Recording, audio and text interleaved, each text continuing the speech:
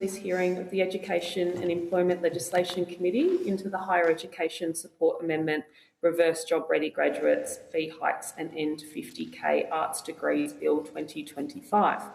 I begin by acknowledging the traditional custodians of the land on which we meet today and pay my respects to their elders past and present. I'm chairing this hearing from Adelaide and pay my respects to the Kaurna people. And of course, we extend that respect to all Aboriginal and Torres Strait Islander people joining us for our hearing today. The committee will be conducting today's hearing both via video conference and in person. I'm joined today by the Deputy Chair, Senator Kovacic, who is with us by video conference, Senator Faruqi, who is in the room in Canberra, and I believe we'll have Senator Mulholland later in the day also via video conference. These are public proceedings being streamed live via the Parliament's website, and a Hansard transcript is being made. I remind all witnesses that in giving evidence to the committee, they are protected by parliamentary privilege. It is unlawful for anyone to threaten or disadvantage a witness on account of evidence given to a committee, and as such, action may be treated by the Senate as a contempt. It is also a contempt to give false or misleading evidence. Witnesses also have a right to request to be heard in camera. The Senate has resolved that an officer of a Department of the Commonwealth or of a state shall not be asked to give opinions on matters of policy and shall be given reasonable opportunity to refer questions asked of the officer to superior officers or to a minister.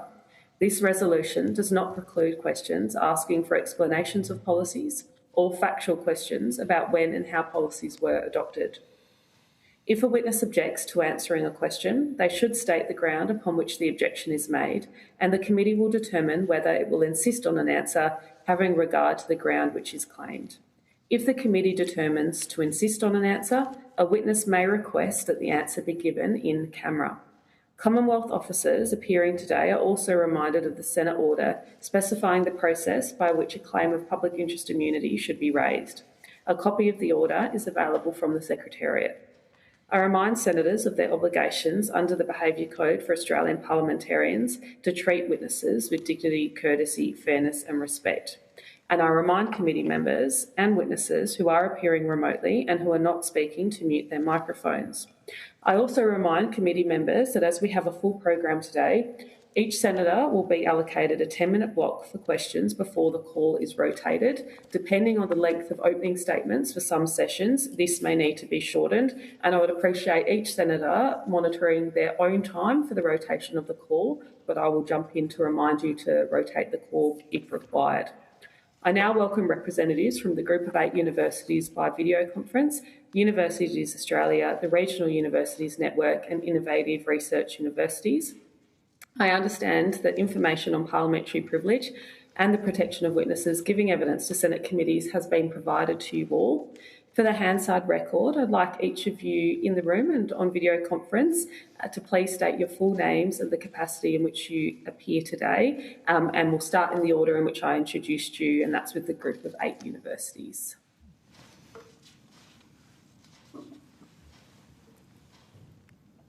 Dr. Matthew Brown, Deputy Chief Executive of Group 8. Thank you. And from Universities Australia? Luke Sheehy, Chief Executive Officer of Universities Australia. Alec Webb, Chief Executive Officer of the Regional Universities. And from the Regional... Alec Webb, Great. Chief Executive Officer of the Regional Universities Network. Great. And did I miss the Innovative Research Universities? Thank you, Chair. Paul Harris, Executive Director of the Innovative Research Universities. I believe I've got opening statements here from the Regional Universities Network and the Innovative Research Universities. Don't believe I have them from the others. So if anyone would like to make an opening statement, you're welcome to do so now. I'll let you organise yourself in the room. Thanks, Chair. Look, given I'm here in the room, I might start. I'm Luke Sheehy, CEO of Universities Australia. I thank you, Chair, and members of the committee for the opportunity to appear today. As CEO of Universities Australia, I represent all of Australia's 38 comprehensive universities. Together, our members educate more than 1.5 million students each year. Right now, the cost of going to university is becoming a barrier for too many Australians. Students are paying more and they're taking on more debt. And that is shaping who goes to university and who misses out. This is worth talking about. Universities matter, not just for individuals, but for the nation. There is a growing narrative that university is not necessary, that it's not worth it. That narrative is wrong and it's dangerous. For individuals, higher education changes lives. It opens doors, it lifts wages, and it leads to more secure work. For the country, it builds our future. It powers productivity. It builds the workforce. It drives research and innovation, and it underpins the industries and jobs Australia is counting on. Universities are not a nice to have. They are a need to have. And if we believe that, we must fund them properly. Access to all of post-secondary education, whether TAFE, apprenticeships or university, is essential to people's success in our economy. We will fail Australians if we put barriers in the way of Australians getting the skills they need. Which brings me to the Job Ready Graduates package. This policy is not working. It's a barrier to opportunity. It's pushed costs onto students, driving up debt. It's failed in its core objective by not meaningfully changing student behaviour. It's pulled around $4 billion out of the system since 2021, and it's weakening the system. It needs to be fixed, and it needs to be fixed now. Let's be clear, though, about what this bill does. It cuts students' fees on one hand and quietly cuts funding on the other. Without additional Commonwealth investment, it strips a further $1.3 billion from the system each and every year. That's not reform, it's cost shifting. And when government steps back, students pick up the bill. Not always through fees, but through fewer services, less support, and a diminished university experience. Lower fees mean very little if the system delivering that education is being hollowed out. That is the reality this bill creates, and it comes at exactly the wrong time. Universities are already under pressure. The government is not funding our sector the way it used to. International education, long a stable funding base, is now actively constrained. That revenue is not being replaced. So we are being asked to do more with less again. This is not sustainable, because we cannot keep pretending the system can absorb these cuts without consequences. It just can't.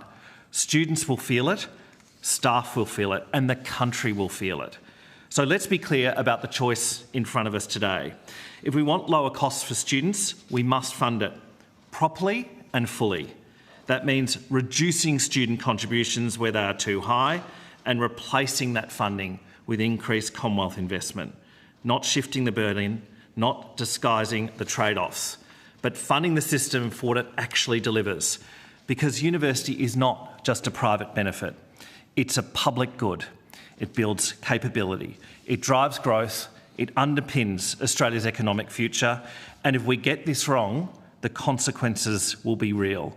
Fewer students, less opportunity, a weaker skills pipeline, and a country that falls short of its ambitions. Our message is simple: fix job-ready graduates, but don't do it on the cheap. Lower costs for students and fund it properly, because if we don't, students will still pay, just in different ways. Thank you, and I'm happy to answer any questions of the committee. Thank you very much. Does anyone else have an opening statement they wish to make? I'm happy to go next, Chair. Thank you. We appreciate the opportunity to participate in this hearing, and on behalf of the members of the Innovative Research Universities, we thank the committee for focusing on the critical issue of fixing the Job Ready Graduates policy. We agree that there is an urgent need to reduce the most expensive fees for university students so that a 3-year arts degree does not cost the student over $50,000. If we care about intergenerational equity, fixing JRG must be a priority. Our IRU analysis clearly shows the increasing financial and social costs of the JRG policy. Overall, students are paying more, government is contributing less, and universities are receiving less funding for their core mission of teaching and supporting students. Fewer students from low socioeconomic backgrounds are enrolling in university, and this decline is much worse in the courses with the highest fees under the JRG policy. We believe that pricing some students out of certain degrees at the point of entry is fundamentally unfair. It undermines their future and also Australia's future. We support the goal of the Universities Accord to increase tertiary participation, particularly for underrepresented students and communities. But under this policy, we're going backwards. Without reform, the Accord's central goal of a fairer education system that can deliver the skills Australia will need in the future will not be met. We agree with the need for urgent JRG reform, but the amendment bill does not provide a comprehensive solution. We understand the constitutional limitations, but our modelling shows that the bill would result in a funding cut to universities of $1.38 billion per annum. This is on top of the $813 million cut already implemented by the JRG policy. Without increased government funding, this would end degree programs and academic careers. Our estimates are that it could impact up to 8,400 university staff. Instead of this bill, we need a comprehensive reform package that includes both student and government contributions. The IRU has set out clear principles and costings for reform. We support the principles and the three-step process outlined in the final Accord report to unwind the JRG, restore public funding, and leave no student worse off. Our modelling shows that full JRG reform would require a 25% increase in the money government is currently investing in Commonwealth-supported places. But to proceed step by step, starting in the first instance with stage 1, would require only a 10% increase. JRG is creating a two-track education system and society.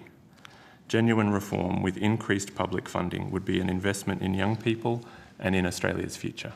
Thank you.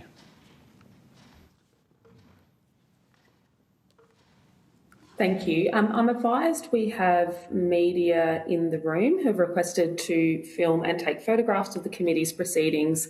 The committee, as a matter of principle, agrees to this, but if you have a concern with that at the table, please let me know via the Secretariat in the room, and if you object to being filmed or photographed, the committee will consider that request. I remind the media who are in the room that this permission can be revoked at any time. You're required to follow the direction of Secretariat staff and to not take photographs of witnesses, documents or of the audience, and to not film or take images during suspensions or after the adjournment of proceedings.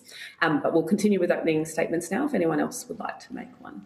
Thank you, Chair. While the Regional Universities Network supports the intent of this bill, unfortunately we cannot support the bill itself.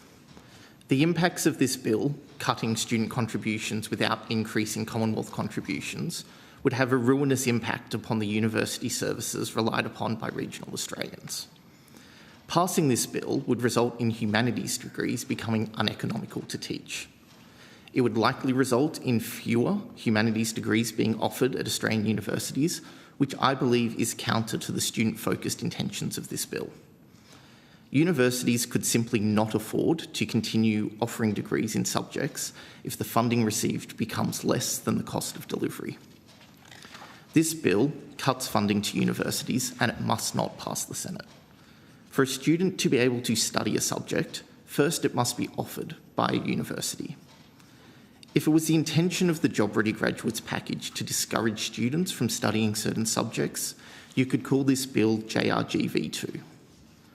Regional universities operate in the thinnest student markets in the nation via networks of geographically dispersed campuses. And we firmly believe that students should be able to pursue their passions and study the subjects they wish wherever they reside.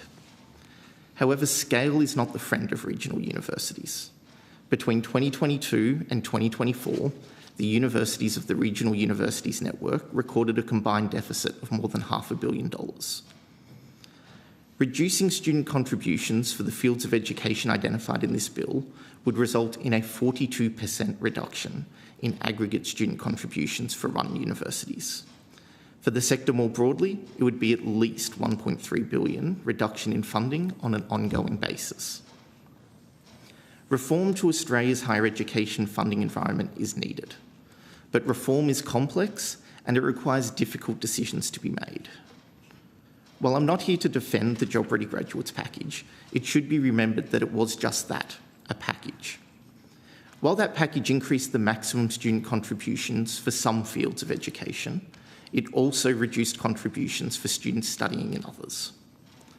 For every arts student adversely impacted by the Job Ready Graduates package, you can find a student studying education or nursing who benefits from it. A student enrolled in a Bachelor of Education today is paying less in real terms for their degree than they would have in 1992. Yet for those studying the humanities, it is more than 3 times as much. Reform to Australia's higher education funding environment must be nuanced, it must be comprehensive, and it must be, at its core, principled and fair to all students and all universities.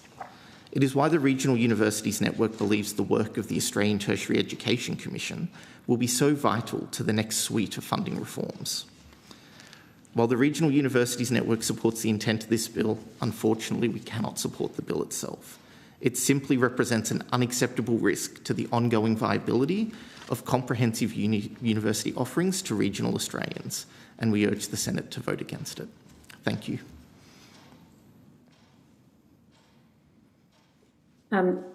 Thank you very much. Senator Kovacic, I'm having some connection issues, so if I drop out, I might need you to jump in as chair until we resolve those. Apologies.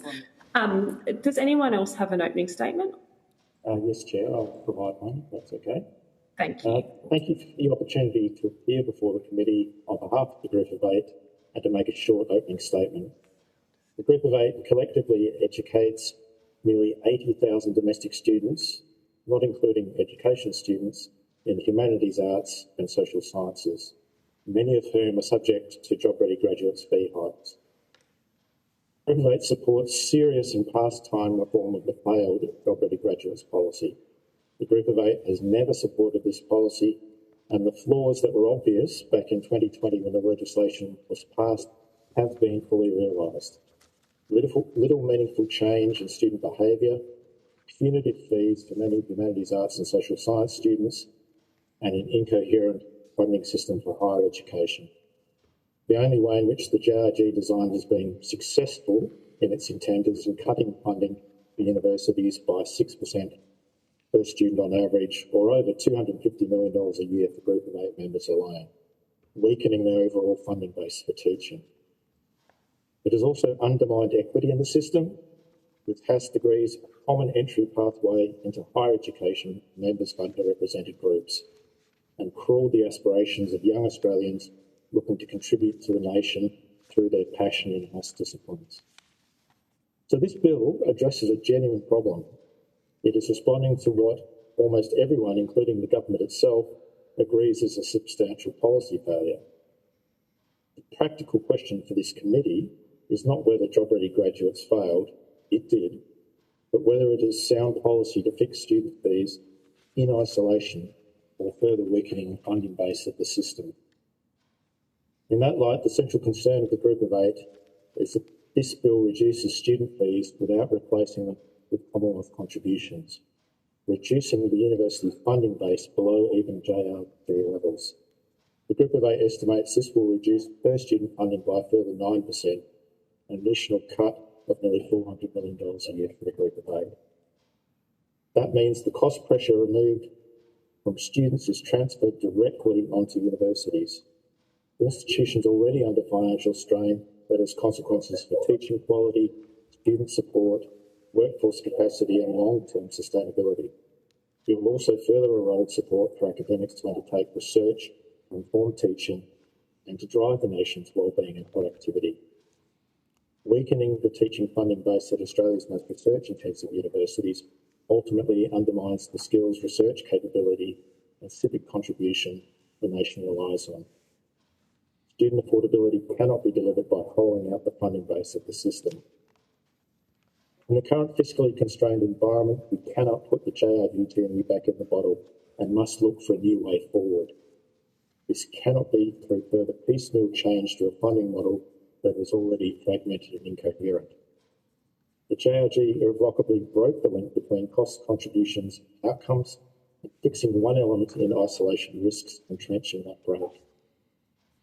The university's accord identified the JRG as a policy failure and also recommended an Australian Tertiary Education Commission, or ATEC, as a steward for the system. The ATEC has now been legislated by the Parliament, and the ATEC needs to take a system-wide, evidence-based approach to funding reform. Otherwise, the entire Accord project will be an unsustainable edifice built on sand. The ATEC is here now, and the start of the 2027 academic year will mark 6 years since the introduction of the JRG. No more kicking the can down the road. It's time to reform the system once and properly. Therefore, the Group of Eight's recommendation is straightforward, that the government formally task the ATEC, working with the sector, to develop a comprehensive and durable response to the failure of job-ready graduates, including both student and Commonwealth contributions. Thank you. Thank you very much. I'm going to kick off with questions, and I'm putting them to all witnesses in the room. I'm happy for you to jump in and answer as you see fit. But in the first instance, I'm keen to get a sense from those of you who were involved in the sector at the time the former coalition government's GRG changes were introduced about the consultation process for this package and whether you thought that consultation package fit the scale of the change. Thanks, Chair. I think I might jump in. I wasn't at Universities Australia at the time, but I was the Executive Director of the ATN Universities. There was consultation from then Minister Tehan directly with Vice-Chancellors, but it wasn't a proper process. And then there was an announcement around mid-June where we got a briefing as a sector. It was during the COVID period, so I do recall it being online. And our rough calculations at the time was that it was about a $740, $750 million cut from the system, which of course we were correct, which we calculate now as getting close to $1 billion each year. There were serious amendments requested by the sector in the Senate consultations and hearings on the bill. I recall talking to senators in this hearing about that. In those hearings, they were ignored, and of course the bill passed unamended, which I think is a great disappointment because some of the things that we identified then could have been fixed at the time. The increase cost to students, particularly in arts and humanities, 104% increase in fees for those students was seen as a problem at the time, and of course the decreased resourcing for students, particularly the students we teach in STEM, such important disciplines for the country, was also identified as a problem. But to your point, Senator, my recollection is consultation was very poor. I acknowledge the government and then put the JRG reforms into the Accord process, which we spent a significant amount of time looking at. The recommendations of the Accord final report are clear, and my colleague Paul Harris has already outlined those in his opening statement. But I would remind this committee that that report is now more than 2 years old. And we have had two federal elections since the Job Ready Graduates was introduced. And our message, I think, collectively today is let's get on with it. It's time to fix the fees, but also have fairer funding for the system so we can grow and to deliver for Australia and Australians. Thank you. And can I just confirm, at the time this legislation was being brought through the Parliament, was it supported by the sector? Look, this is an interesting one because I think Universities Australia took one view, slightly nuanced, but certainly I can recall that the G08, Matt Brown has, I think, referenced this as well already. G08 and A10 and others wanted to see the bill have amendments. We have to remember the context in which we were at the time. We had a freeze of funding and we had no indexation on funding. This allowed for some good things to happen in the system, but a lot of things that we were worried about. I remember at the time ATN proposed 6 amendments. There were amendments proposed by my predecessor, Katrina Jackson, and Universities Australia, certainly amendments proposed across the board. Unfortunately, they weren't taken up. What we did get was a promise of a review of the JRG, which then rolled into the Accord. Yeah, okay, thank you. Over the course of this inquiry, we've received a number of submissions that have flagged that the impact of this, or the impact of these policy changes, was effectively that the former coalition government reduced funding for teaching and learning, and that these changes shifted more costs onto students and the sector. Are you able to quantify how much was taken out of teaching and learning, or is anyone at the table able to do that? Yeah, so Chair, our calculation was it was around the $730, $740 million per year, which has crept up now to more than 800. I can provide more detail on notice. Universities Australia has released a critical challenges document for finances of the higher education sector. We released our latest version of that in February. That's available on our website as well, which outlines the cuts and the ongoing cuts. Our calculation since 2021, it's nearly $4 billion taken out of the system, with more students for us to have to teach at the same time. So we're doing a hell of a lot more with a hell of a lot less in this system, and we're still delivering for Australians, but we want to make sure it's fair. But I'm happy to take that on notice and table more detailed information based on our analysis. And I know some of my colleagues have done some good analysis as well. Yeah, Senator, if I could just add to that, Paul Harris here. We've done some modelling of the impact on students and the impact on government contributions and university-based funding. So in our latest publication, we set out the kind of impacts, the financial impacts of JRG. So in 2024, for example, compared to pre-JRG rates, and we've adjusted for inflation and student load and so on, overall, students are paying $368 million more in 2024 than they would have been under pre-JRG rates. Some students, as Mr Webb said, are paying less under the JRG, but students in the highest fee bands, including humanities and business and law, are paying approximately $1.3 billion each year more than they would have been under pre-JRG. Government in 2024 contributed $1.18 billion less, and universities as a result received about $813 million less in 2024 than they would have under pre-JRG rates. Thank you very much for that. And if there is further information which any of you would like to table quantifying that impact, I'm sure as a committee we'd be grateful to receive it.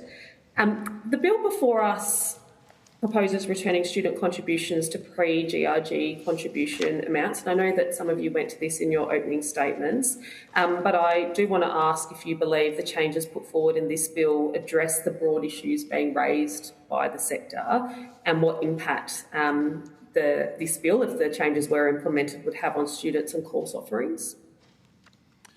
Well, Senator, as I made clear, and I think all of my colleagues across the university sector have made clear, this bill has good intent, and we don't want to see people taking three-year arts degrees at $53,000, $57,000 a year. I remember a point in time when the Labor Party campaigned against $100,000 degrees. We're getting close to $100,000 degrees. That's unacceptable, and I think it breaches a threshold standard in the community around what people expect to pay.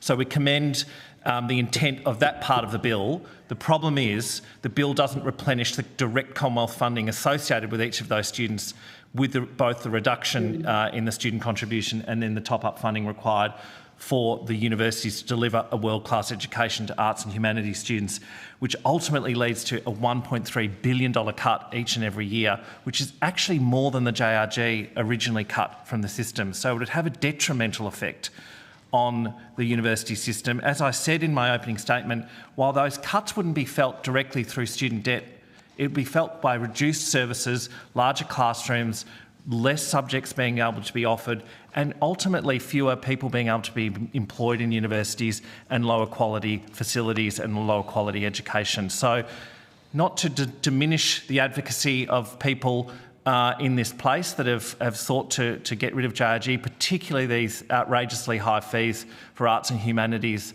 and three-year degrees, but certainly the result of this bill, should it be enacted, would be a further devastating cut to the university sector and would diminish the experience of the nearly 1 million Australians that we enrol today. Thank you. I mean, we've got, we've had the ATEC legislation recently passed the Parliament, and I understand the ATEC is working at the moment to better understand what the true cost of teaching and learning is. I wonder if you're able to comment on the complexities of that work. I understand a few of you might be involved in it, and whether you think that sort of analysis and understanding is going to be important to informing future policy changes in this area going forward. Well, Senator, I'm part of the working group that's looking at costing and pricing in higher education, which is designed to have the evidence base to replace job-ready graduates, and I commend the interim ATEC. I think the ATEC becomes an official agency of government this week, but the interim ATEC's certainly been working on that. Stephen Duckett is chairing that work. He is an eminent Australian coming from pricing and in the health system. We're doing good work in that. It's looking at what it costs across the Australian system with all the variables, including in regionality, and I'm sure some of my colleagues would want to talk to this. How do we deliver a world-class education to all Australians in different disciplines, irrespective of where they might live or where they might grow up or where they seek to get an education, and then make those recommendations to government. What we also asked for in the ATEC bill, which is interrelated to this work, Senator, is for the ATEC to make recommendations on the student contribution. That wasn't realised through the passage of the ATEC legislation. That's a disappointment. It's now still a matter for government and it's still a political decision. We want to take the politics out of how we fund universities and the politics how we set university fees. Fees should be fairer. They should be cheaper. They shouldn't be more than $50,000 for students. Certainly the costing and pricing work will assist the Commonwealth in making recommendations on what we should pay for a reasonable cost to universities, including the student contribution. But we want to see fair rates set, and it's now continues to be a political decision of government. And if I could just... Thank you very much. Oh, sorry, just... I didn't mean to interrupt. Just to add quickly to what Mr Sheehy's been saying, we think that the work that's happening on costing and pricing is really important. We think the ATEC should have a clearly defined role to provide advice to government on student contributions and government contributions and the overall cost of higher education. But we have a situation at the moment where some students are paying 13% of the overall cost of their degree. Some students are paying 93%. In some degrees, the government puts in $1,300 per year to support the cost of delivering the degree, and in other degrees the government puts in $32,400 each year. So we clearly have a system that's not fair, and I don't think we need to wait for detailed costing and pricing work to make some immediate changes to support students and universities when we can see that the current system is so clearly unfair. Okay, thank you very much. I'm just about to pass the call to the Deputy Chair, but just before I do, can I confirm, does anyone on this panel support the passage of this bill as it currently stands? No. No. No. Okay, thank you. I'll pass the call now to Senator Kvassy. Thank you, Chair. And just for my own clarification as well, I think, Mr Sheehy, it was you that made the comment around that you support the intent of the bill or you acknowledge the intent of the bill, but that it would actually deliver a worse outcome than the current JRG system. Did I understand that correctly? That's correct, Senator, and it's because of the failure of the bill to request additional funding to compensate for the loss in student contributions, particularly for those students in the arts and humanities discipline. And our calculation, I think it's pretty consistent across the analysis of my three colleagues with me today, is around $1.3 billion each and every year, which is more than what the job-ready graduates took out initially in 2020, 2021. Thank you. And I note your comments around the start of this program and the consultation, or the very basic consultation that you referenced during the COVID period. And so it took effect in 2021, and the current government, the current Labor government, kept it in 2022, 2023, 24 and 25 budgets across all 4 budgets. So effectively it's sort of out of the 5 years it's been in effect, 4 of those 5 years have been with the current government. Has it consulted with you during this time as to any changes that the sector would like to see to the program? Well, regretfully, Senator, it's now bipartisan policy, so we're relying on talking to people from right across the political spectrum in this place to advocate to abolish JRG. Certainly, I acknowledge that the government put a review of JRG into the Accord process. The Accord terms of reference were announced in November 2022 or 23. I mean, we got an Accord report in February 2024, there were certainly many ideas in that process that were looking at how we reform both the Job Ready Graduates Package and the Higher Education Contribution Scheme, or HEX Help. Our frustration is, on behalf of students paying more than $50,000 for their degree and our universities doing more with less, is that this policy remains in place. It's not that hard to fix. It just requires some political courage and it requires some additional funding. And Senator... Thank you. And my question is to each of you, have any of you been consulted in relation to this in the past 4 years? Senator, I would just build on what Mr Sheehy said. The way that we've been involved in discussions about the future of the Job Ready Graduates policy was primarily through the university's Accord process, which we were heavily involved with. And I guess just to quote the final Accord report, the final Accord report called for urgent remediation of the Job Ready Graduates policy. So we've been feeding into that process all the way through. Sure. So has there been any consultation outside the university's Accord process? Certainly we're always taking any opportunity we can to speak with government and anyone else who's interested about the need for urgent reform. Sure. I guess my question is, and I'll be very clear now to each of you, my question is, has the government come to your organisations to seek your feedback in relation to the JRG scheme? Senator, what I will say is Universities Australia is represented through me and others, Vice-Chancellors, on the Costing and Pricing Working Group. This is one mechanism to deal with the overall funding issues from Job Ready Graduates, because Job Ready Graduates is not just what students pay, which is often the most talked about publicly. It's certainly the overall amount of funding we get per student, per discipline.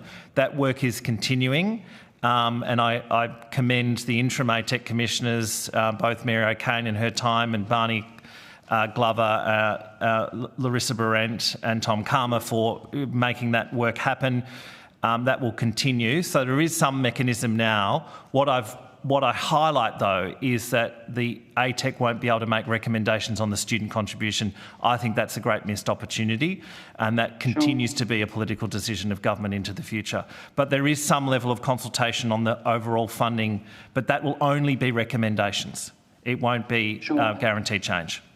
Yeah, what I'm just trying to understand is the scale and scope of any direct consultation from government to each of your organisations in the sector, because I don't think anyone's actually really answered that for me. Senate, to answer your question, no one's from the government has directly, outside of the Accord, reached out to the regional universities network for consultation on Job Ready Graduates. Thank you. I appreciate the clear answer. And would that be the same across the board, Mr Brown? I think you're trying to answer the question as well. Yeah, just broadly speaking, as raised by my colleagues, the government did charge the Accord process with raising all of these issues, but to my understanding, there's been sort of no direct consultation on the details of remediating Job Ready Graduates, although we do continue to raise it, as do my colleagues, at every opportunity. Thank you. I appreciate that. Mr Webb, I note your comments earlier around the impacts to regional universities, and I would like to get a sense of where you feel this would be felt most keenly, I guess, in terms of locations, in terms of courses, if this bill were to be passed, and where do you expect the strongest impacts to be, whether that's regional, outer suburban or equity-serving universities? It would absolutely be with regional universities where the impact of this bill would be felt the most, and especially for regional Australians. So the tyranny of distance is real for regional Australians. There is not multiple universities in regional communities or towns.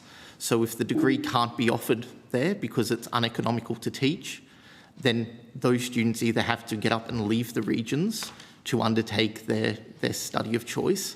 It's not like Sydney or Melbourne where you just, walk across the road and you're on a different university campus.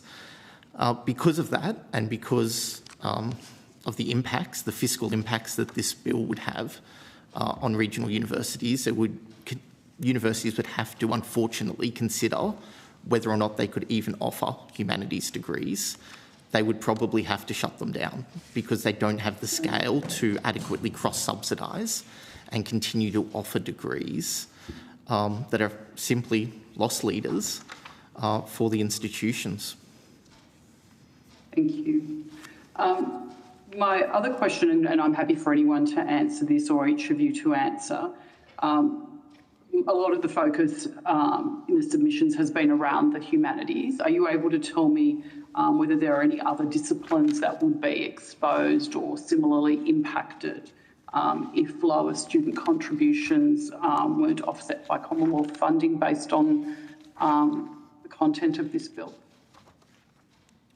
Senator, the bill would affect courses in the humanities, arts and social sciences. It would also affect business and law courses.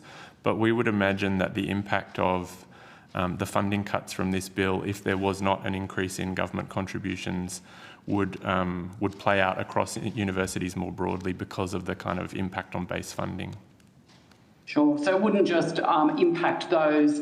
That's where the direct impact would be, but then the associated impact throughout the universities would be around a broader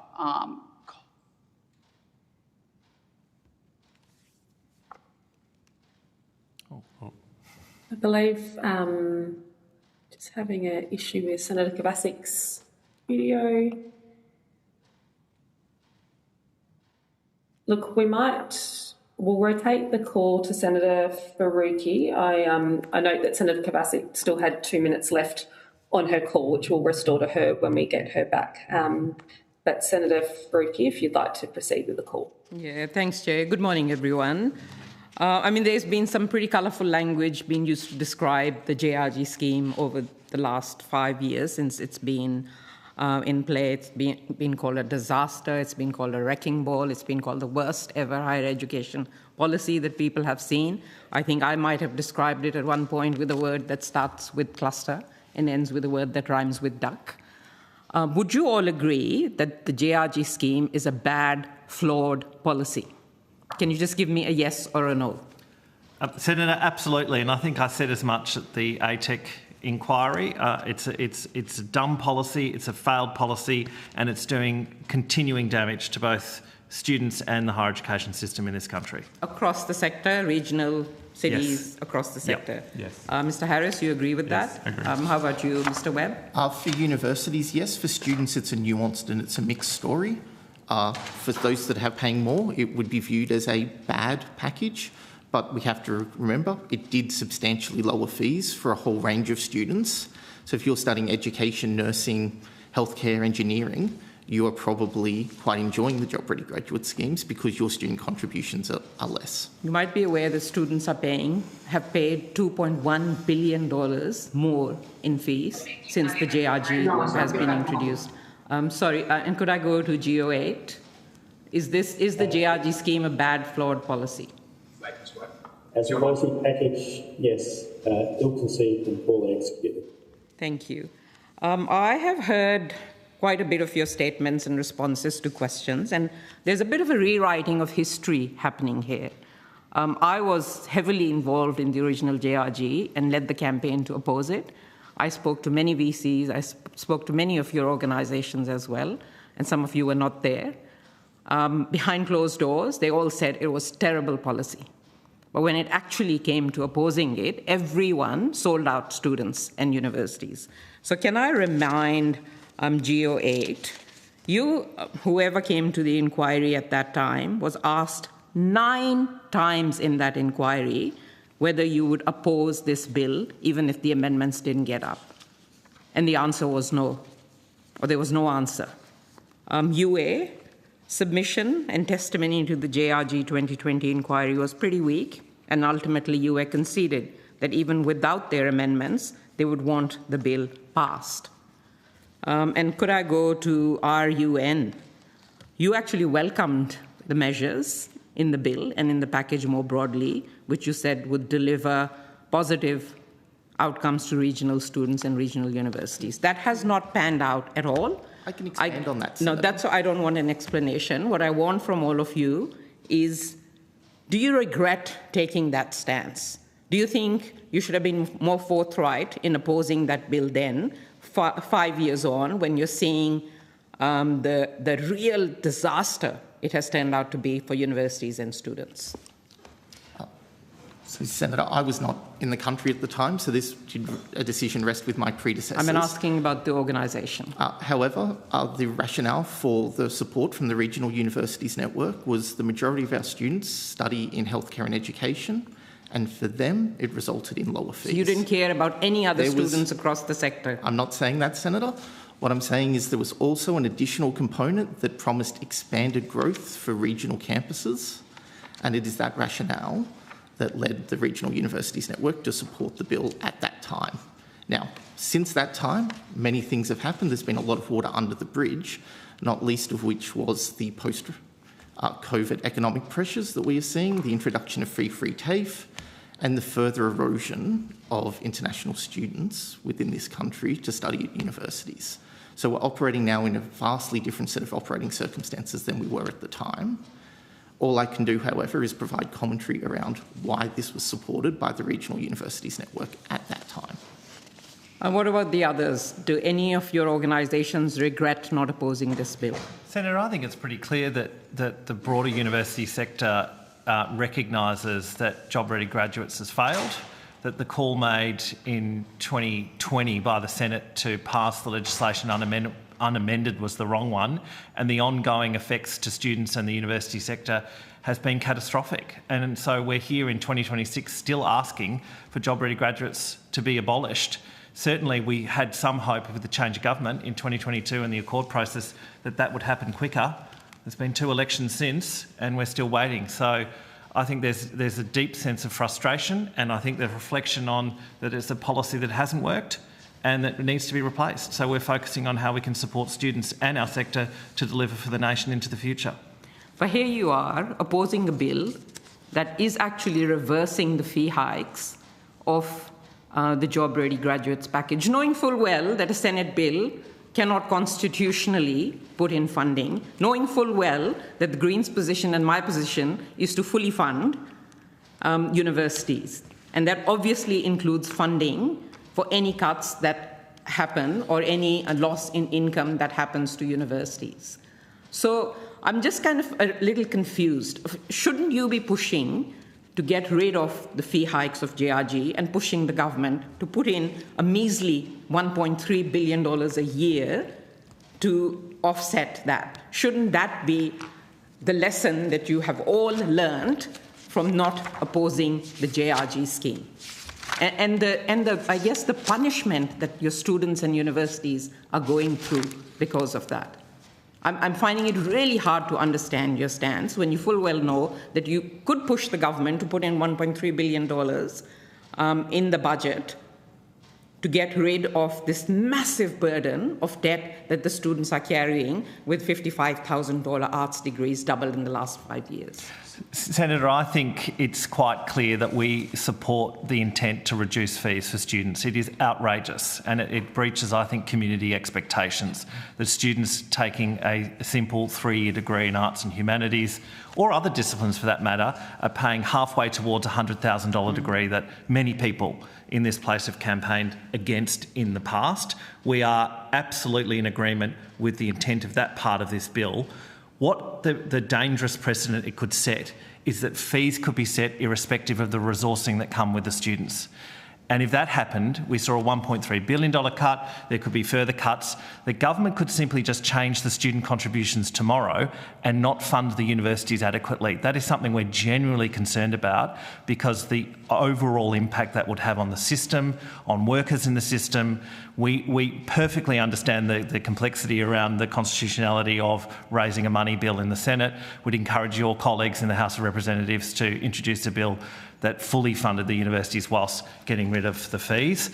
But certainly the advocacy from you and others, Senator Pocock and others, on getting rid of JRG has been most welcome and strongly supported by the university sector because at the end of the day, the nearly 1 million students going to our universities should have fair access through affordable fees. Now, we acknowledge that there are lower fees in this package for big cohorts of teaching and nursing. That's a good thing. But if you're reducing the overall funding to students or to the system by nearly $1 billion each and every year, and then you added another $1 billion cut to it, there would be unintended or intended consequences on service, on standards, on infrastructure, on workers, so many other things. So not to diminish the advocacy for students, but we want to make sure that the system is able to deliver for those students into the future. How urgent is it that the government reverse the fee hikes and fund universities to the tune of $1.3 billion at least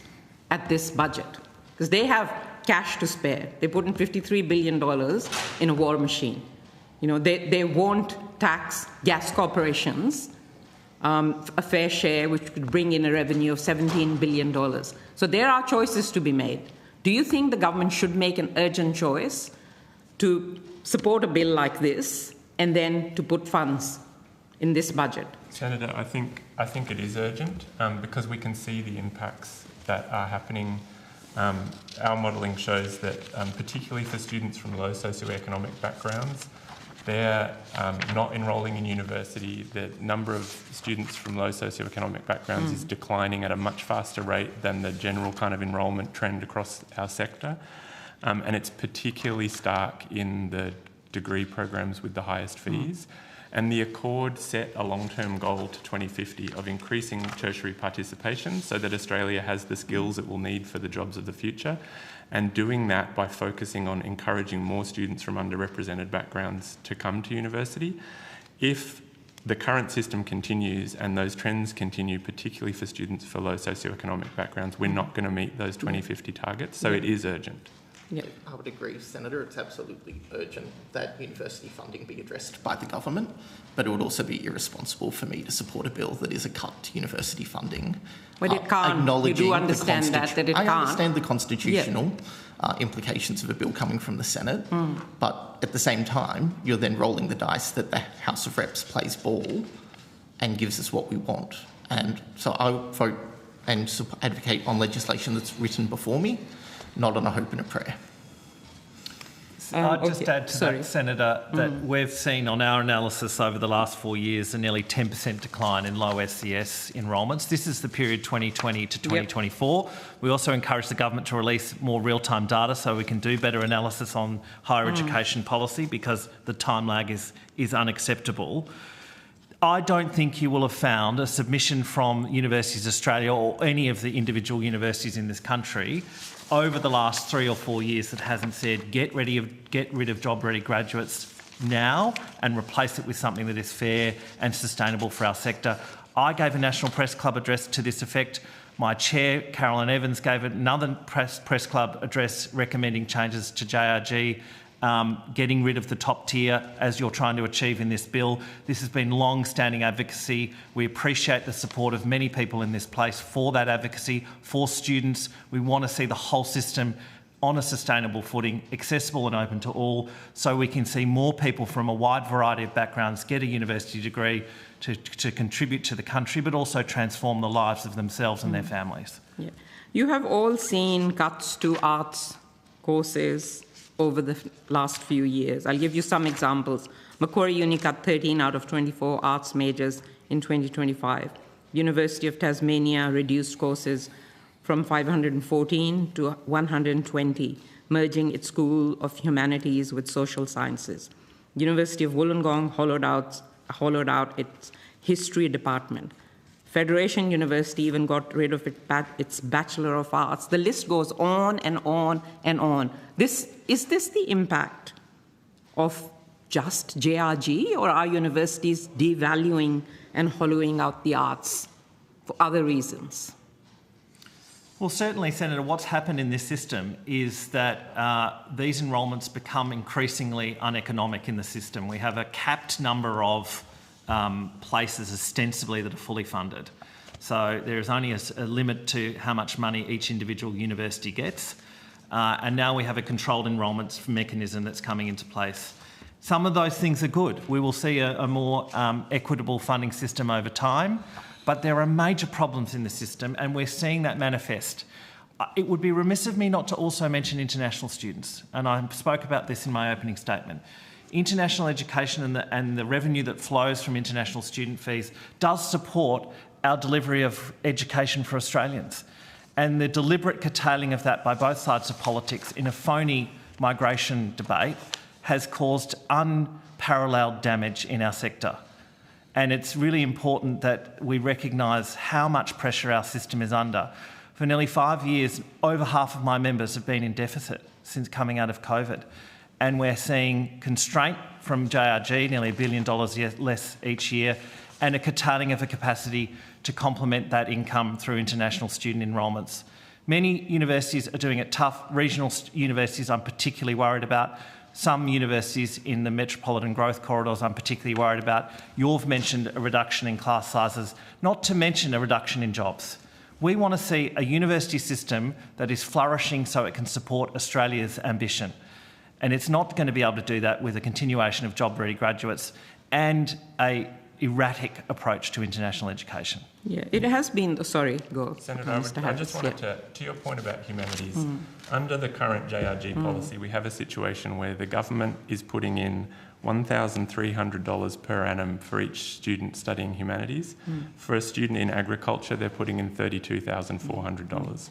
And I think we have a situation now where there's a narrative in the community about degrees costing more than $50,000. I think that is having an impact on the choices that students make, particularly students from underrepresented backgrounds. As the proud father of a daughter in Year 12, I know kids in Year 12 are thinking hard about their choices because they do know that some of these degrees cost a lot more than they used to. Yeah, and I talk to those students every single day who are making choices not to go to universities because what they love, they can't study because of the burden that it will create. So I guess... And Senator, you're well over time for your block, so I do need to rotate the call to Senator I just have one more question, if you could come back to me. Well, if there's time in the next 3 minutes after Senator Kovacic, I will. Senator Kovacic. Thank you, and my apologies for the disconnection earlier. Just to finish off my question, I just wanted to confirm that in your view that the bill in its current form as it currently stands would actually impact the delivery of teaching across the broad spectrum of different degrees, not just those degrees which you've pointed out will be the most impacted. Those cost measures or cost-cutting measures that would be required would actually carry through the entire sector. Senator, if I can answer it this way, we get funding for each student with the direct grant and the student fees. We also complement that funding in our university sector with international student revenues. We can cross-subsidise disciplines through that amount of funding. It's not directly tied to the activity. And so, therefore, any cut to the system impacts all students. And that's why we think the Job Ready Graduates is a universal failure. Obviously, we acknowledge that it has made it more affordable at the student fee level for a number of disciplines, but also terribly unaffordable for students in other disciplines. But that capacity for universities to cross-subsidise, both through what we get in domestic funding, which is relatively limited, but certainly through international students. So it would, as I said in my opening statement, an additional $1.3 billion out of the system would be catastrophic for all students in our universities. Thank you. That's all from me, Chair. Thank you. Senator, could I just add to Luke's comment? This would have a huge impact on the capacity of universities to prosecute their entire public mission, not just teaching, not just in humanities, arts and social sciences. And I would note that Job Ready Graduates actually included a 16% cut in funding for universities to deliver science and engineering, so already a built-in impact. But also that decrease in our funding pool would have huge impacts, particularly at the Group of 8 on our ability to prosecute our research on behalf of the nation. So Group of 8 funds about $10 billion worth of R&D every year, at 20% or so of the total national effort. So that's part of the structural issues that we face in higher education, structural issues around having to cross-subsidise research, but also now, with the passage of this bill, cross-subsidising teaching in what would be somewhat of a Pyrrhic victory for HASS students to decrease their fees but then completely gut the funding for the courses that they are studying. Thank you very much. That concludes our time for this session. I'd like to thank all the witnesses who've appeared before us. Also, in noting that you did offer to provide some further information on notice, we're asking for that information to be provided to us by the 12th of May 2026. But thank you again and go well. I'm sure we will see you soon. And I will now be calling our next witnesses from Charles Darwin University and also the University of Newcastle appearing via video conference. Just check that I believe we've got everyone by video. If I could ask each of you to please state your full names and the capacity in which you're appearing today, and we'll start with Charles Darwin University. Professor Fiona Colson, I'm the Acting Vice-Chancellor of Charles Darwin University, and I have Penny Zibiak with me, our Director of Planning and Performance. Great, welcome to you both. And from University of Newcastle. Professor Alex Zelinsky, Vice-Chancellor and President of the University of Newcastle. Great, welcome to you as well. Would anyone like to make an opening statement before we kick off? I do have a couple of words just to put in context. Sure, please proceed. And so do I. Great. Well, thank you, Chair, and thank you to the committee for the opportunity to appear today. Charles Darwin University is Australia's northernmost university. We are a dual sector institution delivering both higher education and vocational education and training across the Northern Territory, including regional and remote communities. Our student cohort includes a high proportion of First Nation students, regional, low socioeconomic and mature age learners, and our role is closely connected to the Territory's workforce needs, particularly in areas such as health, education and community services. We welcome the intent of this bill to improve equity, consistency and transparency in student contribution settings. From our experience, these settings do influence student decision-making, particularly for equity cohorts, and can shape patterns of enrolment across disciplines. At the same time, our experience in the Northern Territory is that participation and course choice are influenced by a broader set of factors, including access, preparation, support, and the practical capacity of the system to deliver in key areas. In particular, in workforce priority disciplines, growth is often constrained by factors such as placement availability and delivery capacity, rather than student demand alone. We also see that changes to contribution settings can have flow-on impacts at key transition points, particularly for students moving from enabling pathways into undergraduate study. Our perspective is that reforms in this area are most effective when considered as part of a broader systems-aligned approach that supports both student participation and delivery capacity, particularly in regional and remote communities and contexts. We welcome the opportunity to assist the committee and expand on our experience. Thank you. Thank you. Okay, we can move to our next opening statement. Thank you. Thank you, Chair and members, for the opportunity to appear today. As Vice-Chancellor, I represent the University of Newcastle as a regional university with over 39,000 students with a long-standing commitment to equity. Almost 1 in 2 of our students are first in family to attend university. 1 in 5 of our students come through a pathway program and are low SES. We also have the highest enrolment of Aboriginal and Torres Strait Islander students in the country, with over 1,700 equivalent full-time students. So we're proud sector leaders in the equity space, and we commend the government for their commitment to equity and access embedded in the University Accord. But our funding structures are out of step. Job-ready graduates is an ideological policy choice that assumes some degrees have more value to society than others, or that price signals alone can shape workforce supply. It is unfair to students, and its flawed assumptions result in perverse outcomes, making unfunded over-enrolment a structural norm, creating an over-reliance on international students in capital cities, and critically underfunding essential degrees such as engineering. HECS was originally designed as a shared investment, student paid part and the government paid part. That balance has now been completely distorted.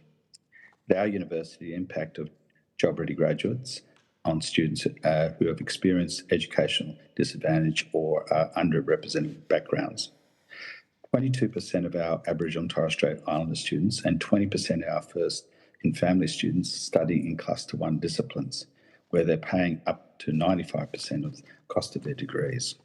These outcomes work against the national aspirations for greater participation in higher education. In fact, the number of enrolled cohorts in Cluster 1 for Aboriginal and Torres Strait Islander and First in Family is falling since the legislation was introduced in 2019. The government has an opportunity to reset fairness and equity in the system and remove barriers by resetting pricing for students.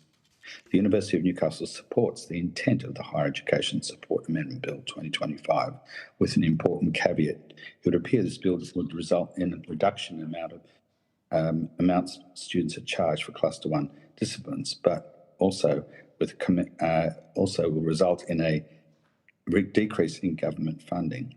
So if this happens without a commensurate increase in government funding, universities like ours, like my own, won't be able to afford to deliver Cluster 1 degrees at all. In fact, the cost to us in first year, we estimate, is $22 million. It's critical that any change to student fees is accompanied by a change in Commonwealth funding. Thank you. Thank you very much.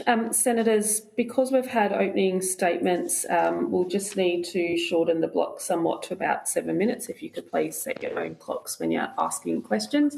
I will kick off though.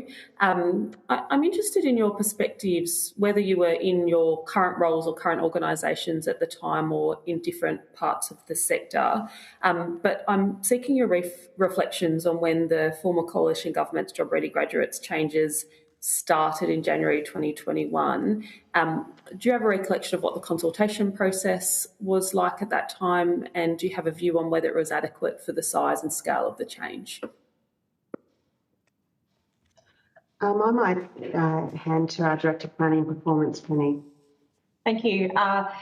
So we were consulted. I guess it's worth noting that this was during COVID, when we were all dealing with, business continuity and the impacts of COVID on our institutions. So I think it would be fair to say it was rushed, and we had a lot on at the time. I know from Charles Darwin University's point of view, our feedback into this was certainly around concern on the significant hike in Cluster 1, but also some of the impact on critical areas like psychology and social work. And to that end, that led to the pathways for social work and psychology being put in a separate price bracket. So that was one piece of feedback that was considered and adjusted as part of our consultation.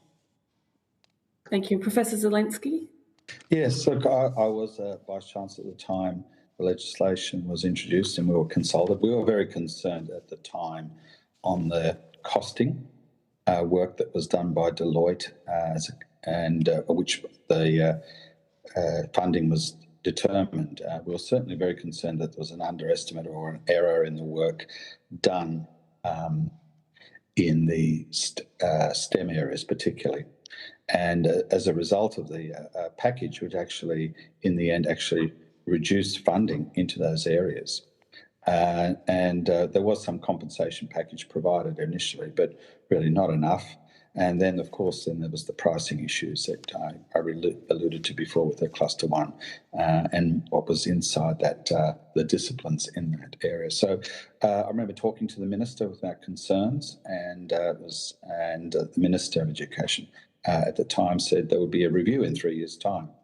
There was a change of government, and we had instead of having a review, we had the accord was conducted, and this kind of issue was put into the accord, and the accord now was done. That work started nearly 3 years ago, and we're still nowhere near getting JRG looked at. Now it's been referred to ATEC to look at the pricing and costing of this package and get it reformed. It's urgent. It's really is. It's taken significant money out of the sector. You heard from the CEO of Universities Australia, Luke Sheehy. He said that elegantly. At a sector level, it's several $1 billion, but for institutions, it's hurting us. And my own university really can't afford to be educating more STEM people, engineers.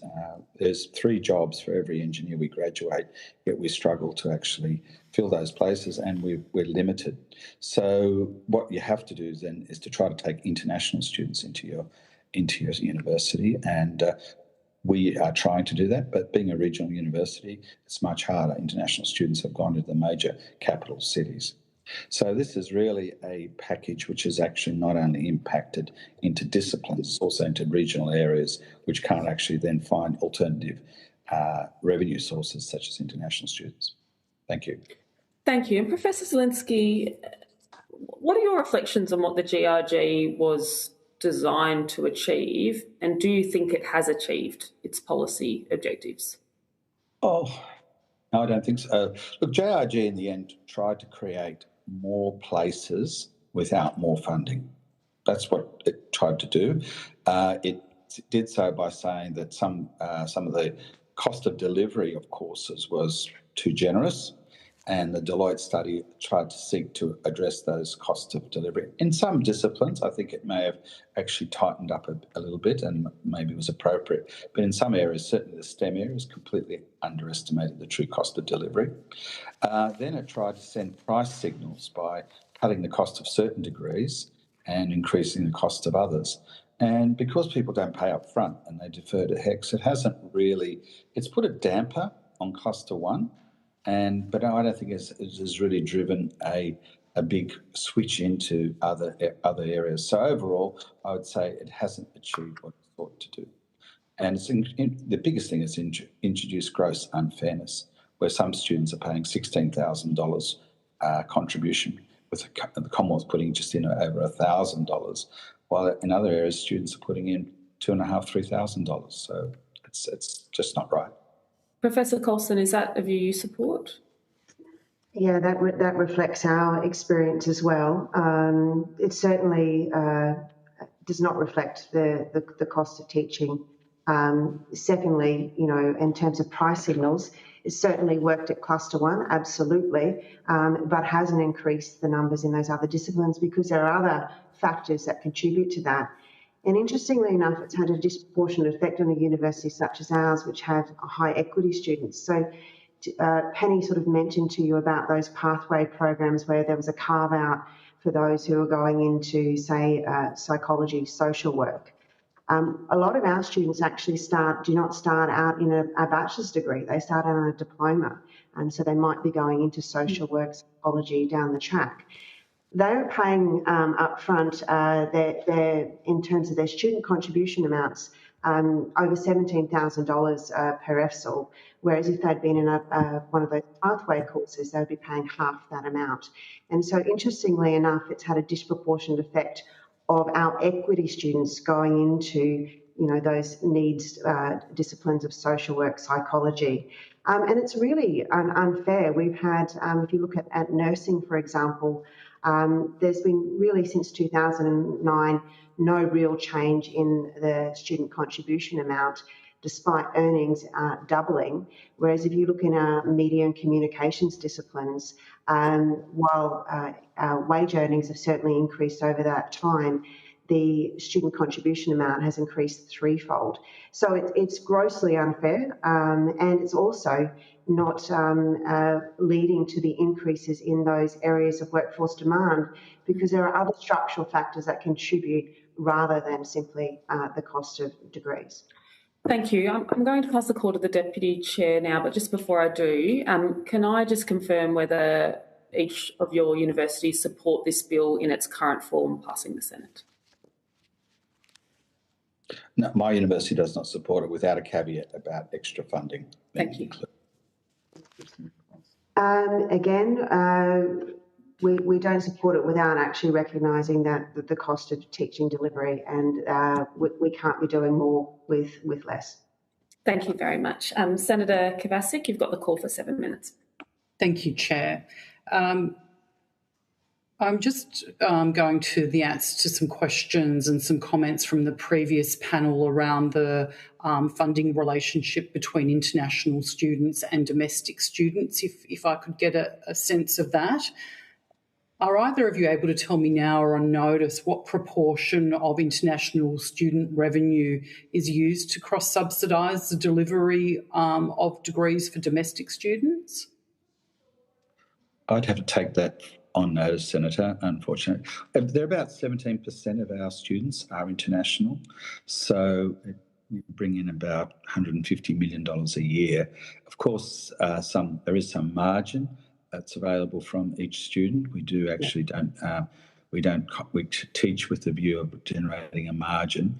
It depends on the courses. Some courses have more margin than others, and then we use the margin to really operate the university in every way.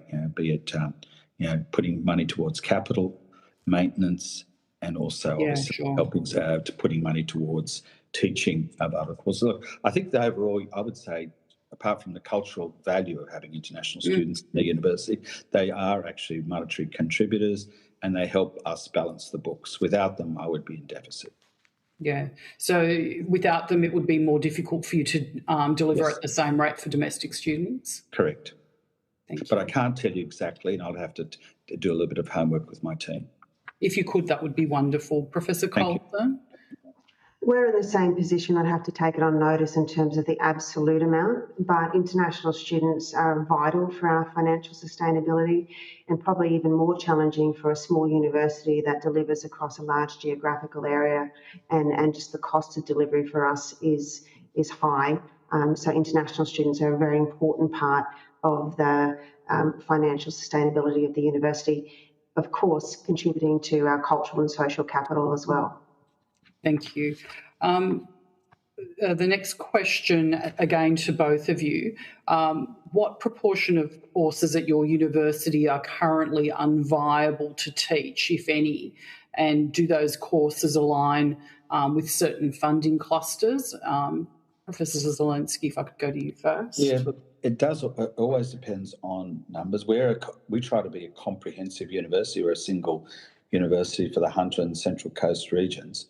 So we try to offer as many courses as we can, or programs, I should say. And then within those programs, there can be compulsory subjects, part of an accreditation, and sometimes there are electives.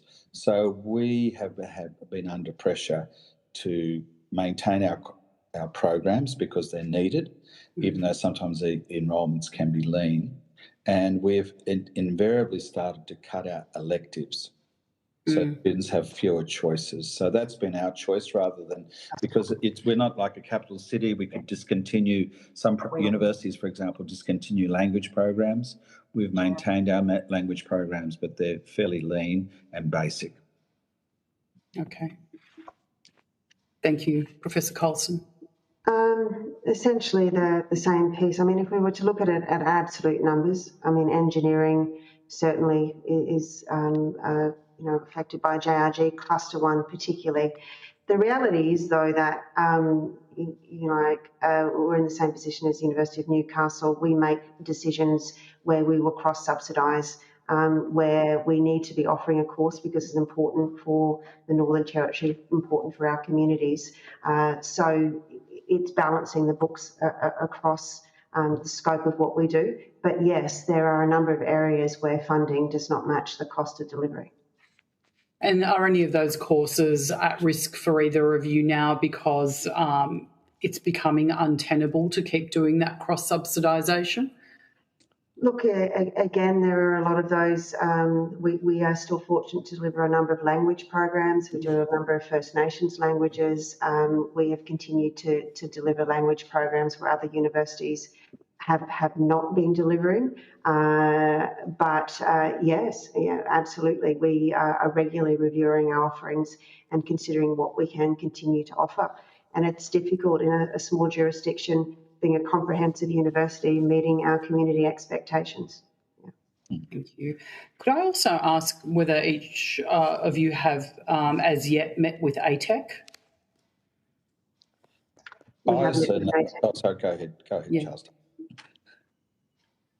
So we've had our initial conversations.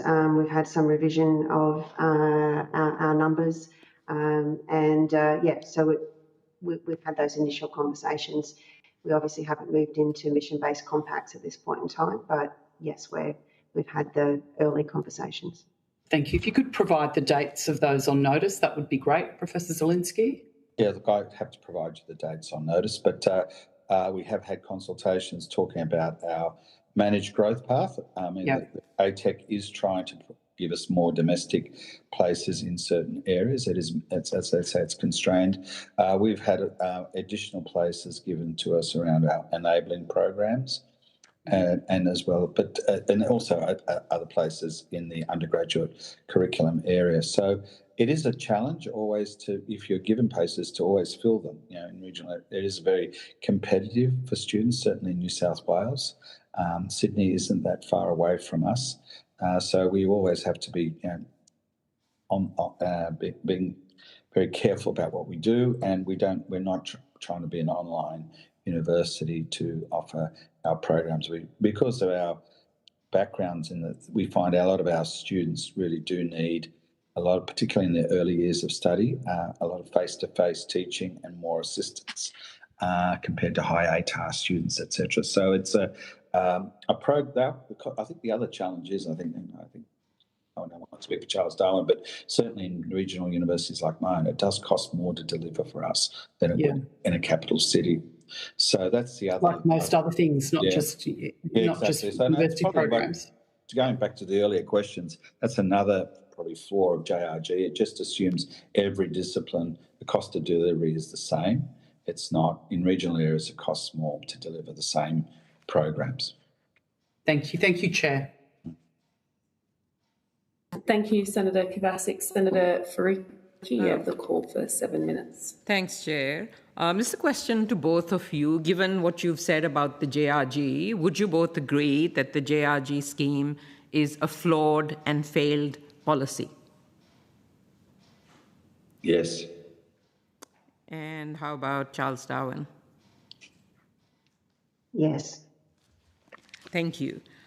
Many of the people who've made submissions to the inquiry strongly support the bill that we're inquiring on today to reverse JRG fee hikes, because they look at it as a necessary interim measure to address the most inequitable and ineffective elements of the JRG framework. And there are others who are aware that Senate bills can't appropriate funding, but they have said that they support the intent of the bill. I think, Professor Zielinski, you said that, and want the government to provide Commonwealth funding to make up for the shortfall in student contributions. So I guess this question is to both of you. Is there an urgency in supporting this bill to reverse such inequitable and horrible fee hikes, which has resulted in $55,000 humanity degrees, and for the government to in parallel, to provide the funding in the budget to boost Commonwealth funding to make up for reducing student burden? From what we've heard, the estimate is $1.3 billion a year, which is quite a small amount to reverse such a horrific piece of legislation. Would you support this bill if it came with funding? As you know, like I made it very clear in the second reading speech that that is the intent, but we cannot have that in a Senate bill. So would you support reversing the fee hikes if it came with the funding? Yes, I would, and I think that's very important.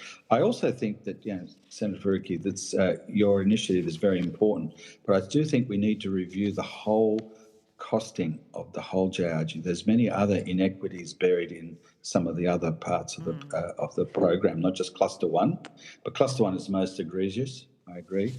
So that's what you're trying to do there. And I really think that the government should be really asking ATEC to get on with this cost review and then resetting the pricing as soon as possible and not putting it off. Thank you. Yeah, Professor Zielinski, you might be aware that ATEC is not looking at student contributions. And so there is a time to go still to come up with a broader solution, but the most egregious impacts of JRG can be removed in this budget if there was pressure on the government to do that. Could I go to Charles Darwin University as well? Yes. In short, yes. We certainly support that review and recalibration of student contribution settings. It is about equity and system coherence. We would also highlight that this is not the only thing that needs to be reviewed, and reversing fee settings will not by itself address workforce shortages, and there is a broader review around system capacity that needs to be considered. Of course, but things can happen in a stepped manner, and there's an urgency, you would agree, to removing the fee hikes. Yes. Yeah. Thank you. Professor Zelensky, if I could go to you, in the 2020 inquiry, and I was there as well like you, on the JRG, you stated that my university welcomes the JRG package. I'm just wondering if you've kind of reflected on that. I know you said that there was transition funding at that time, which was promised. Did your university get any? Was it worth supporting that bill at that time? And do you regret not opposing the bill more strongly? Well, I guess you have to fight for various things.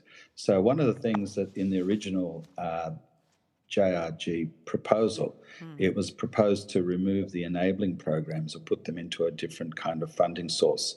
So I actually, and a couple of other vice-chancellors, a few other vice-chancellors, really lobbied hard to save our enabling programs, which are, I think is the core of what my university stands for. So you actually have to sort of see what are you going to fight for and really die in the ditch for. And that was what I made my choice with a number of colleagues, and we got that change done. And the minister accepted that.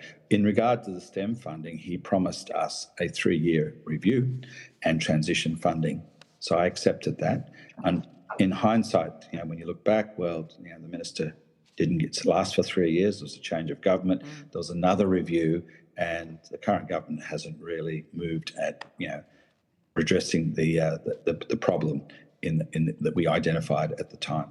So it's kind of, I'm just giving you my opinion there, Senator. So thank you for the question. Yeah. Do you know how much the JRG scheme is costing your students in particular? I have an overall estimate that has been done by some experts, which is, since JRG was introduced, it has cost students $2.1 billion extra, and $1.7 billion of that has been under the current Labour government. I'm wondering if you have an estimate of how much more it is costing students who are doing the courses where fees were doubled. Look, I haven't actually done that, only because it kind of reminds people of bad news in the sense that of the impact. But certainly our funding in certain areas was reduced with the cuts in government contribution, with the student contribution going down. In certain courses, we saw the impact. To my university, it's probably of the order of $60 to $80 million a year reduction in those cluster areas where the change was made. So that's but I haven't modelled, or we haven't modelled the exact impact other than what we've estimated. Like an arts degree is over $50,000 a year, and that's and then you multiply it out. Of course, we can do that. We haven't really modelled the impact, but I'm aware of the funding implications to my institution. How about Charles Darwin? We haven't done that modelling, and I think we would also be seeing it, as I said, in some of the other sort of disciplines, such as diploma of psychology and other things. So we'd have to take that on notice. We don't have the numbers. In the 2020 inquiry on the JRG bill, the Vice-Chancellor, Professor Maddox from Charles Darwin University, said at that time, "We believe that rejecting this bill outright is not a positive outcome for the sector or for our university." Would you admit today that Charles Darwin University got it wrong? That it is a negative outcome for the sector and for your university? It has been a negative outcome for the sector. It has been a negative outcome for our university and for our students and graduates. I appreciate what Professor Zelensky said around, the negotiating position of universities and really needing to have some surety of funding in some of the key areas. But yes, benefit of hindsight, and certainly, the fact that it has not been reviewed in the time frame that was originally promised.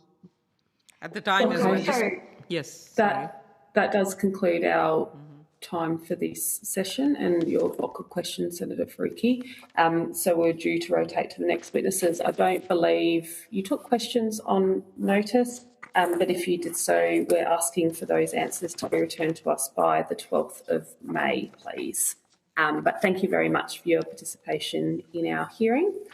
We have one more panel before the break, so I'll now welcome representatives joining us from Western Sydney University, the University of Technology, Sydney, who are both coming via, here we go, we've got Professor Parfitt, and also QUT. So I've got Professor Parfitt from UTS, and I'm just waiting to see if we have the others online. I'm here, George Williams. Great. Hello, Professor. And then it appears we have a witness in the room as well. Great. Okay, I think we are all in our appropriate places. Great. Welcome to you all, and thank you for participating in this morning's hearing. Just before we get underway, I might ask each of you to please state your full name for the Hansard, and we'll start with Distinguished Professor Williams. Yes, it's George Williams here, Vice-Chancellor from Western Sydney University. Thank you very much. And from QUT? So Margaret Shield, Vice-Chancellor of QUT. And John Byron, Principal Policy Advisor. Great, welcome to you both. And Professor Parfitt. Andrew Parfitt here, Vice-Chancellor at UTS. Great, thank you. Does anyone wish to have an opening statement? Yep. Yes, Professor Williams, you can proceed. Okay, happy to start. Thank you very much. And at our university, we welcome this inquiry. We think it brings much needed scrutiny to this critical area for students and our sector, indeed our nation. We come, as you see in our submission, from the point of view that we think the JRG policy has failed and does need not only urgent repeal, but of course a much better designed system. We see it as failing on its own merits. It was designed in order to influence student choice, but it's been shown, and the data is very clear, that the policy fundamentally misunderstands how students decide between courses. You only have to look at the data to find that there aren't many students switching from philosophy to maths, for example. Less than 1 in 50 students are choosing anything of that kind. And what it does is it puts an intensely market-driven system at the heart of student choice, but in a way that simply does not reflect student behaviour. So it's failed, essentially, on that key objective. The second point we would make is it's clearly failed on fairness, and you can see the reaction to $52,000 arts degrees. People who have debt until death, they simply never can pay off the amount that they accrue during university. It's unfair. That's $52,000 versus $14,000 for maths. And it's demonstrably a system that does not give students a fair go. And it's a driver of the two-track system that we have in Australia, where university increasingly is out of reach for people from poorer backgrounds. And the data from the IRU is very clear, a 10% decline in low SES students, but up to 20% low SES student decline in something like law, where we desperately need more people from a variety of backgrounds studying those type of degrees. So we've had this long enough to know that this is a long way from delivering a fair go and access to education for all in Australia. And the third and final point is that we would say this is failing the nation. Education is a critical driver of productivity, social cohesion, prosperity. It is the most important intervention a government can make in building a prosperous and strong society. And what we know is that this is actively undermining many of the key building blocks of the society we want to reach. It will get in the way of the 80% attainment target that the government rightly has under the Accord for 2050. It exacerbates intergenerational equity, where my students are clearly telling me how unfair it is and how the nation is affected by people who got the benefit of free education or low-cost education now imposing what they see as exorbitant fees. It's undermining their sense of belonging to Australia. And it's also, when you add in an unfair tax system and also housing, education, tax and housing, that's a trifecta of things that's hitting young people very hard at the moment. And in our view, starting with education, one of the lowest cost interventions, is the right place to start. And finally, it fails the nation because it's actually turning people away from the very skills they need at the moment. We need people with good arts degrees. In the world in which we live, we frankly need more philosophers, historians and the like.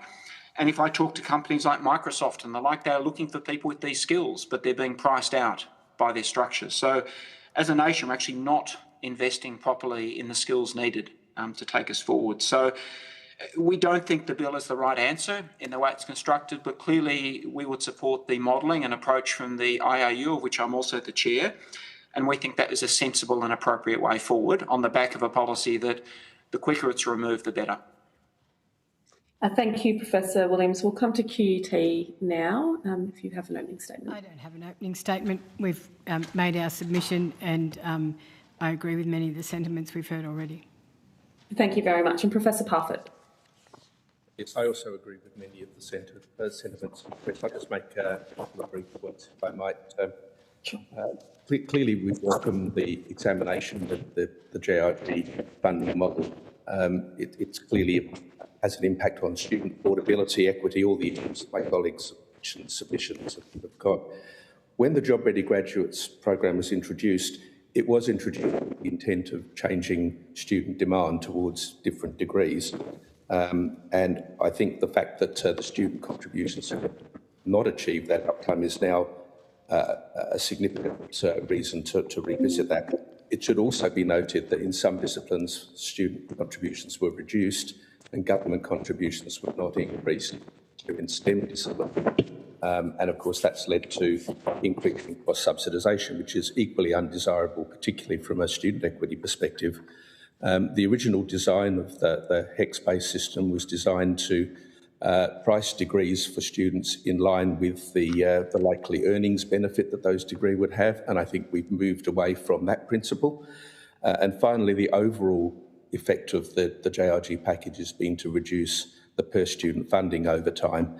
I think I've made the comment at other hearings and submissions that for UTS that's nearly $2,000 per student now, which is quite a significant financial reduction to university, which impacts student services, the environment, infrastructure, has a whole lot of benefits. This particular bill, unfortunately, if we just address the student contribution, would likely cost UTS in the long term an additional $48 million.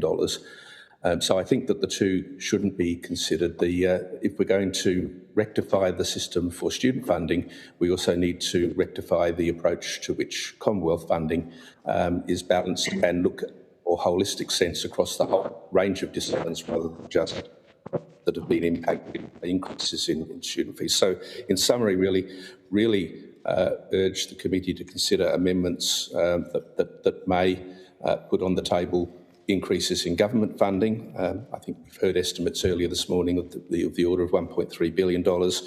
Really, affordability for students is a priority, but equally we have to ensure that we fund university education to the extent that it delivers the outcomes we need for the nation.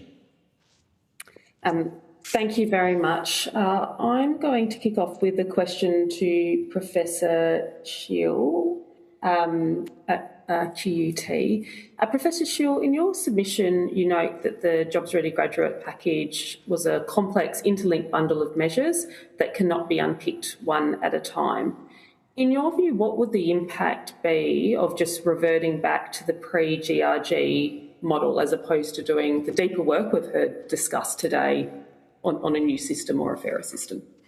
So, Senator, the question depends on whether you're talking about just the student contribution aspect of it or the whole range of measures that were in the JRG. In particular, we've focused on the most egregious, which is the cost of the humanities, but the change in the way that we were funded, for example, in science degrees and science faculties has had an impact across the board, and you're seeing that the kind of situations with not only our universities cutting back in some areas where the student contributions had an impact, but also that overall cost of teaching. And there are a range of other measures in there. So some of which we welcome, as you heard from Professor Zielinski, certainly it gave us the flexibility at QUT to establish a pre-tertiary program that we hadn't had before under the previous model. It gave us flexibility around how we could move between places between undergraduate and postgrad that wasn't there. So it's not just the student contribution, and so I think the number of measures and the whole approach, both to the original intent, which was a sort of a cultural kind of try and steer people away from the kind of skills they acquire in arts degrees, but also the reduction in the number of in the funding per student overall means that, you know, we could fix this one, but it'd be putting a band-aid or taking a band-aid off one aspect of a flawed package. And I think we also need to reassess the demand and the needs going forward in a world that's changing very rapidly, where we need the critical thinking, as I think Professor Williams said, around the kind of critical thinkers that an arts degree or an analytical capability of a science degree.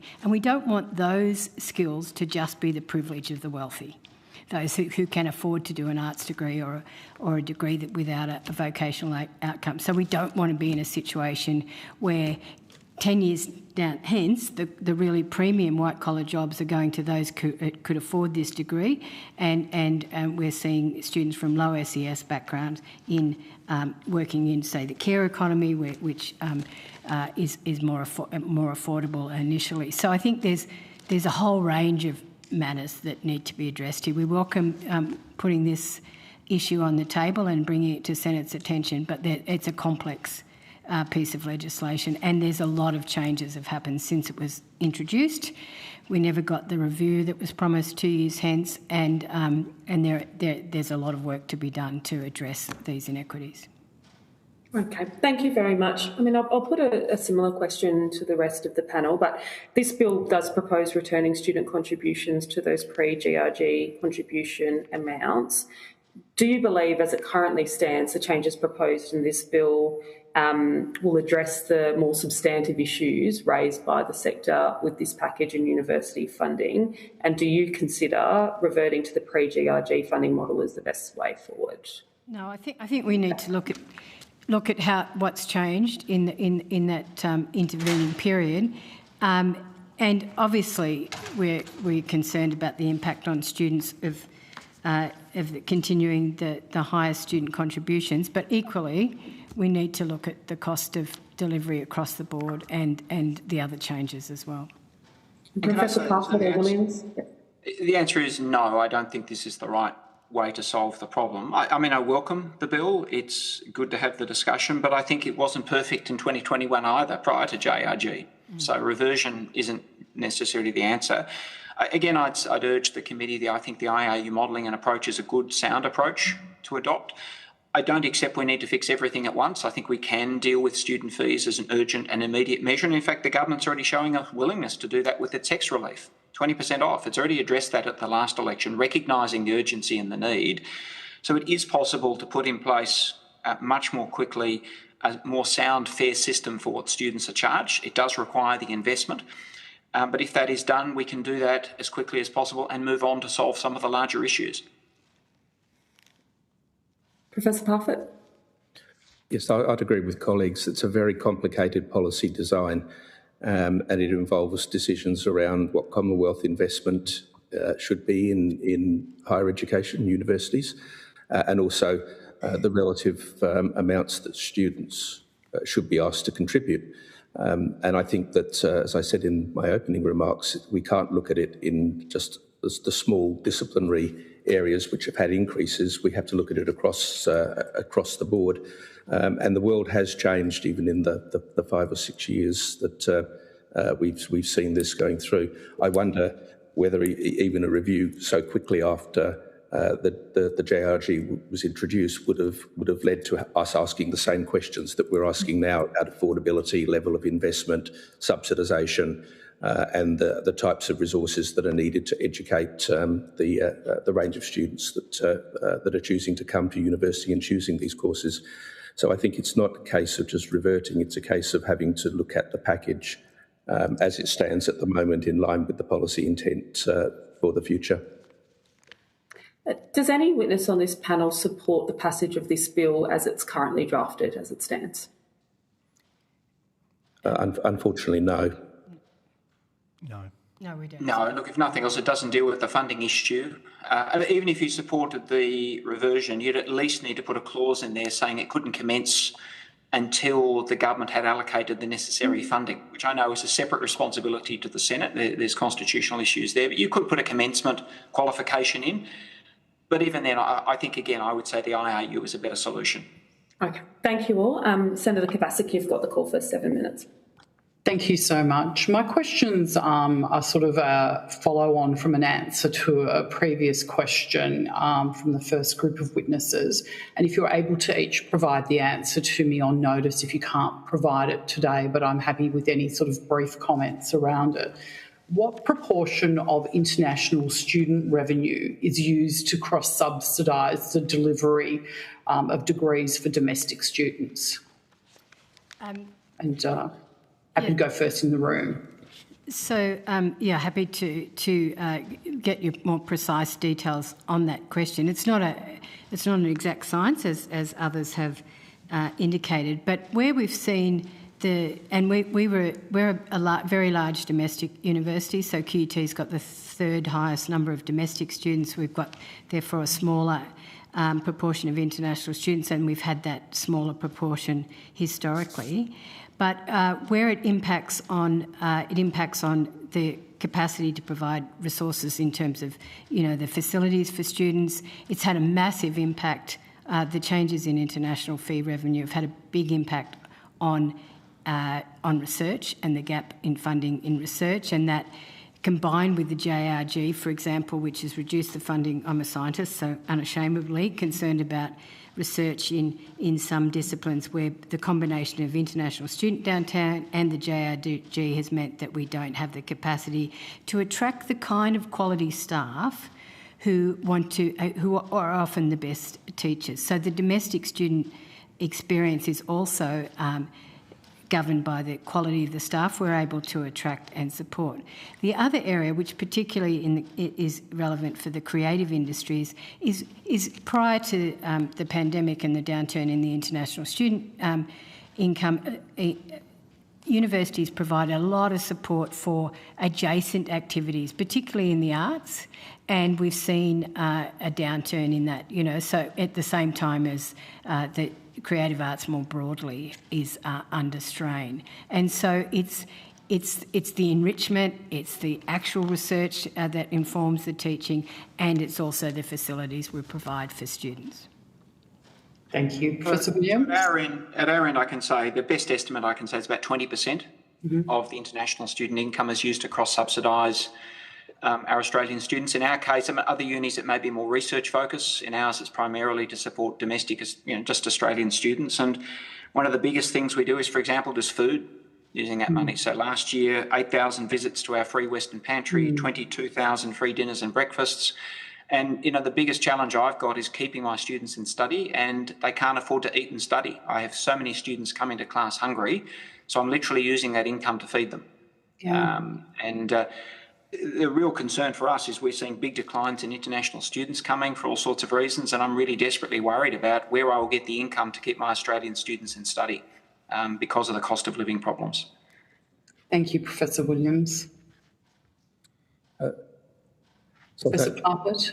Yep. So it's, again, very similar to my colleagues. Clearly, the capacity to attract international students and the revenue that they bring does support the overall student experience, and it supports a whole range of things, not just direct subsidies of the cost of delivery, but all of the campus environment and experience. It's very hard to put a number on the degree to which the cross-subsidisation goes directly to the teaching of students, but it does impact on our staffing profile. There is no doubt, however, that for many universities, and I'd include UTS in that, the absence of international students would fundamentally change the character of the environment in which students learn at universities, and our capacity to be able to deliver the infrastructure, the resources, the environment that they've come to expect. So it's a pretty critical part of Australia's higher education. It is arguable as whether or not we should be as reliant as we are on international students, but the fact is that we are, and I'll attempt to provide something that gives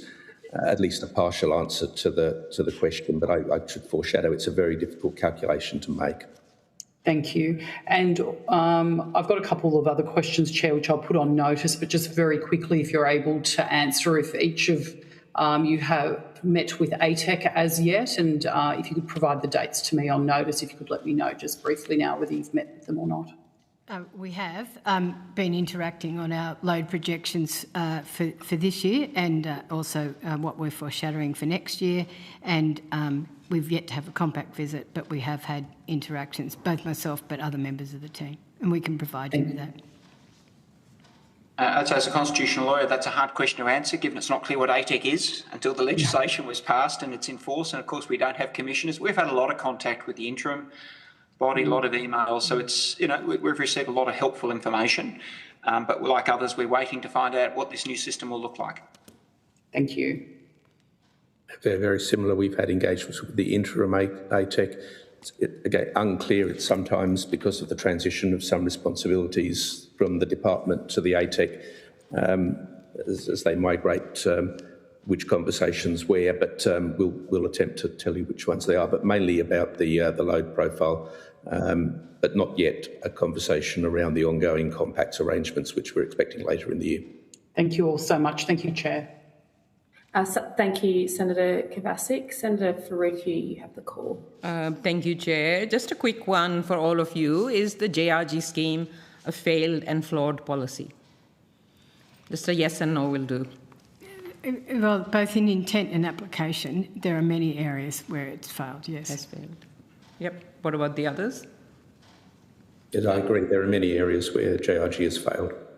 Mm-hmm. Yep, I'd say yes. I've described it as one of the top 5 policy failures by the Commonwealth this century. It has that much of an impact upon Australians. Yes, and I would agree with you there, Professor Williams. A few of you have highlighted the complexities of the problems with the higher education system, and we're all aware of them. They've been exposed in Senate inquiry after Senate inquiry as well over the past few years.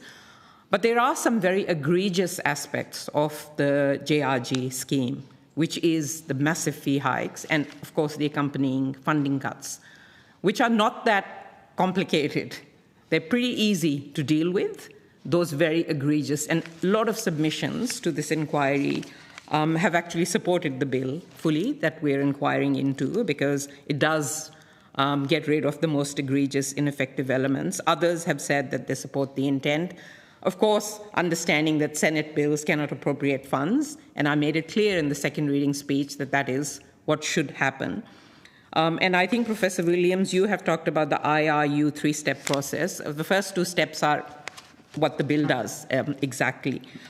So I guess I'm just kind of asking shouldn't there be pressure put on the government to get rid of the fee hikes and fund the commensurate money required in the next budget? Wouldn't that make things a little bit easier or much easier for students who are being crushed under this burden of debt, taking them 40 years to pay it off, and deal with the funding aspect as well? Like, how urgent is it to do that? Look, from our perspective at Western Sydney Uni, I speak to students all the time. It is desperately urgent. We are deterring students from coming to university who desperately need the benefits of a university education and the social mobility that brings. And to be frank, unless you've got the bank of mum and dad supporting you, often you can't even survive at uni across the 3 years, and too many are leaving with a high debt and no degree as well. So it is an urgent problem. We supported the government's reduction of HETS debt, but it does nothing for new students coming into the system, and we need to get to the root of the problem, which is the cost of the fees. And in terms of the bill itself, Senator, I mean, from our point of view, we'd support the bill. You could amend it to build in the IRU classifications, again, not a major change, and put a clause in that says this commences when the funding is allocated. Okay, and then that provides... So you would support the bill with those changes? Yeah, if it's IRU and it can't move forward unless the funding is allocated, yes. And I know you've already referenced that. It's just a matter of how you build it in, of course, as a Senate bill. In the circumstances. But for me, the bottom line is students are being turned away from university because of high fees. And remember, the arts degree is the degree and gateway of choice for women, Indigenous, low SES students. It's the highest cost degree, lowest graduate earnings, and many will literally never pay it off in their lifetimes because they'll never earn enough to do so. And that will affect their ability to get a housing loan. And this spirals throughout much of their lives. And not surprisingly, it hasn't led to students changing between degrees. This policy has deterred students from going to university from poorer backgrounds. And the data is very clear in showing the impact of that. 1 in 10 have disappeared from the system after this has come into place. Yeah, thank you, Professor Williams. Would the others agree with Professor Williams' assessment of the current bill if it included what Professor Williams said? Would you support that to get rid of this egregious issue that students and universities are facing? Well, I mean, and there's two aspects to that, as Professor Williams indicated. We did support and welcomed the government's 20% cut in the debt for those students that were still carrying that debt, and I think we need to acknowledge that. There's the deterrent effect and the difference between the low and high socioeconomic capacity to undertake these degrees. We're actually going to launch an arts degree because we are so confident that this is such a flawed policy that eventually it will be overturned. We didn't have an arts degree previously, and we absolutely think that's important for the future going forward. It also is impacting on student choice within degrees. So we have a program called QUTU where we seek to encourage the breadth of our education, and students from poorer backgrounds are not choosing the higher cost elements of those because they fall into that cluster funding one. So it's complex. We're comfortable, I think the IRU recommendations is a good start, but we do need to have, and I've been in and out of government a long time. I'm nervous about something which is premised on a promise that may not eventuate. So I do think we need to look at the whole thing. So you want students to keep having this burden of debt for years to come? We do not want that. Well, no, then you need to yes. you need to say that these fee hikes need to urgently go. You're not actually saying that. I'm not saying that. I'm saying the whole bill needs addressing, but we would welcome addressing the fee hikes. Professor Parfitt, yes, just really quickly to you, is it an urgency to get rid of the fee hikes and the funding cuts of JRG? It's an urgency, but in the context that it ends up being funding neutral for universities. So I agree with my colleagues. It's egregious. The intent of the original JRG implementation didn't come to pass. I agree that the sooner we can reduce the burden on students, the better. But equally, if we don't address the overall funding equation, all students at university will suffer from a further loss of funding. Professor Parfitt, late last year, UTS staff voted overwhelmingly no confidence in your leadership.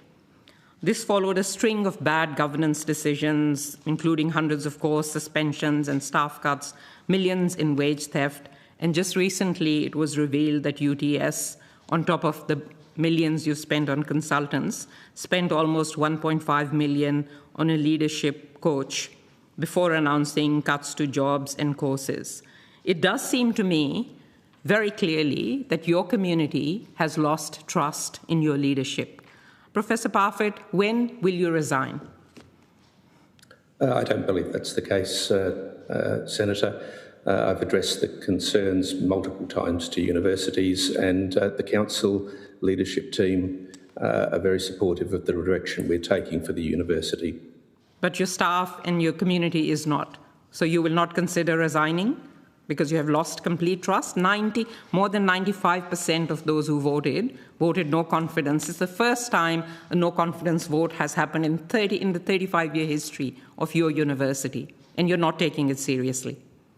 Senator, it's up to Mr Parfitt whether he chooses to answer the question or not, but I do feel we're straying from the relevance of the bill before us, which the witnesses have attended to discuss. So, Professor Parfitt, it's up to you whether you choose to respond or not, but we are also due to go to the break. Thank you, Chair. I'll choose not to respond. Okay, thank you, Senators, and thank you to everyone who has joined the committee to give evidence on the bill before us. We appreciate your time and participation in our committee's processes. If you are providing information to us on notice, we ask that that is provided to us by the 12th of May 2026. But thank you to you all. You're dismissed, and the committee will now suspend for 15 minutes, returning with the next panel. Thank you.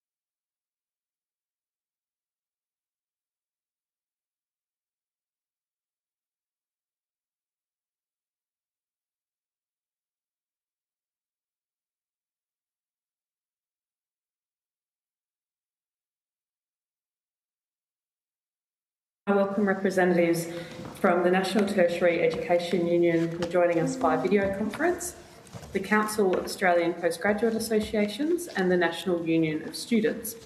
I understand that information on parliamentary privilege and the protection of witnesses giving evidence to Senate committees has been provided to you all.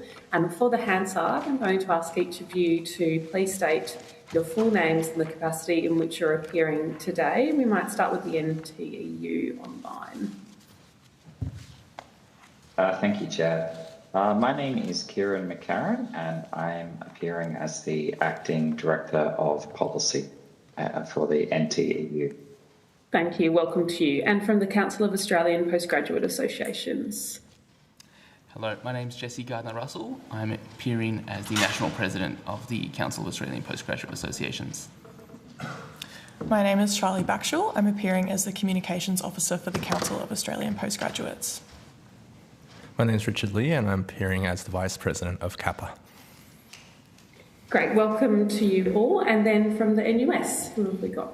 My name is Felix Hughes. I'm appearing as the National President of the NUS. And my name is Charlie Elwood. I'm appearing as the President of the ANU Students Association with the National Union of Students. Thank you. And again, welcome to you all. I'd like to offer an opportunity for those in the room to make an opening statement if they wish to do so. We might just start, though, with Mr. McCarran. Did you have an opening statement for us? Yes, I do, Chair. Okay. Perhaps you proceed and then we'll come to those in the room. Great. Thank you, Chair, and committee members for the opportunity to appear today. The National Tertiary Education Union represents over 28,000 staff working in Australia's higher education and research sector. We have opposed the Job Ready Graduates package since it was first announced in 2020, and we welcome this bill as a necessary first step in undoing its damage. As confirmed by the Accord final report, the JRG has been a demonstrable policy failure. It failed to shift student choice, only encouraging 1.5% of students to change first preferences. It pushed the cost of a 3-year arts degree beyond $52,000, saddling women, First Nations students and students from low SES backgrounds with disproportionate and life-changing debt. By reducing the public contribution and increasing the average student contribution, the JRG has cut Commonwealth funding to the sector by about $1 billion annually. The NTU supports the spirit of this bill. Reversing the most egregious fee hikes and ending unjustifiable $50,000 arts degrees is long overdue. However, and this is the central message the NTU brings to the committee today, this bill should pass along with additional government action on funding. As drafted due to constraints on Senate appropriations, this bill reduces student contributions without restoring the Commonwealth funding that was stripped out by the Morrison coalition government in 2021. While a number of large universities can comfortably absorb this cost, it would leave small and regional universities in a difficult position. Our position is unambiguous. The bill should pass as a part of an immediate committed package of government action to deliver a new and fair managed growth funding model that restores pre-JRG Commonwealth contributions per student place indexed to today. Thank you very much. Thank you so much. We'll now go to the room. I'm happy for whomever would like to go first to give an opening statement. Thank you so much for having us from the Council of Australian Postgraduates Associations here today. We're the peak body for representing about 570,000 postgraduate students studying in Australia, and we're really pleased to be here to provide our testimony on the proposed bill. So my nonna is a citrus farmer, and she came here on a boat from Italy. My mother moved from Mildura to university to study arts and is now an Italian teacher. I moved from Wangaratta to university and I'm now completing my PhD, looking at how to recover people's vision after stroke. Our story is one where the door to higher education was wide open. Professor George Williams, Vice-Chancellor of Western Sydney University, has said that arts degrees are often the foot in the door for people like my mum. And he's right. But under job-ready graduates, 1 in 5 people, like myself and my mum, are no longer enrolling in arts or commerce degrees. The $52,000 price tag is shutting the door on us. For us, job-ready graduates is the monument to all the successive governments' sins in higher education, which gutted student representation, decimated research funding, and corporatised university governance, and is now locking low SES and regional Australians out of university. The centrepiece of job-ready graduates, the price signalling logic, there is some logic there, if university enrolments behaved like commodity markets. Yet, according to Andrew Norton, job-ready graduates only shifted people's originally planned enrolments by 1.5%, and this came at the cost of reducing low SES and regional enrolments in arts and commerce by 19.7%. According to the ABS, there are almost 1 million Australians looking to do work-related training. 26% said that the cost was the barrier, a figure that rises to 43% for those unemployed Australians looking to retrain. The Minister said that Australian universities should focus on the education of Australians, but we are pricing Australians out of education and simultaneously tightening the international education tap at the same time. So who are universities for? But it's not just undergraduates who are impacted. Something that no one seems to have touched on this debate is that almost 40% of university research, like mine, is funded from teaching revenue. So when job-ready graduates has stripped out almost $1 billion of university funding, it's the public research that's hit. Blue Sky research changes the lives of Australians. This hits our members, the postgraduates that are doing 54% of university research hours. It means fewer opportunities and fewer discoveries. Job-ready graduates doesn't just close the door on Australians, it's the monument holding it shut and impacting undergraduates and postgraduates alike. We support the intention of the bill and call on the government as well to back it up in budgetary changes. Thank you. Thank you. I'm speaking as a domestic coursework postgraduate student at the University of Western Australia. When I was 17 and applying to university for the first time, I thought I wanted to be a doctor or a vet. I didn't choose science because of the price tag. I chose it because it reflected my interests, abilities, and the kind of contribution that I hoped to make. At 21, after completing my Bachelor of Science, I made the leap into the Juris Doctor, but my underlying motivation hadn't changed. I still wanted to do work that felt useful, rigorous, and socially meaningful. That pathway only became possible because postgraduate study existed as a genuine second doorway into a profession. For many students, postgraduate coursework is not a luxury or an optional extra. It is the point at which they retrain, specialise, or access a profession they were not ready or able to enter at 17.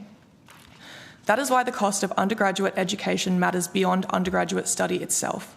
The higher the debt burden at the first stage of higher education, the less realistic it becomes for students to take on that second stage, even where the second stage is necessary for the workforce Australia says it needs. JRG is often discussed almost entirely in undergraduate terms, but many of the workforce shortages it claims to address are postgraduate problems. The Jobs and Skills Australia identifies significant shortages in areas such as teaching, allied health, medicine, ag science and engineering, areas where postgraduate pathways are often essential. In 2022, there were already more full fee paying domestic postgraduate coursework students than Commonwealth supported ones. 50,774 full fee students compared with 48,598 in Commonwealth supported places. That gap risks widening under the new managed growth funding model, which places hard caps on Commonwealth supported places. If universities are under pressure to meet the government's target of 80% of Australians holding a bachelor degree or diploma, there is a real risk that limited CSPs will be shifted towards undergraduate places.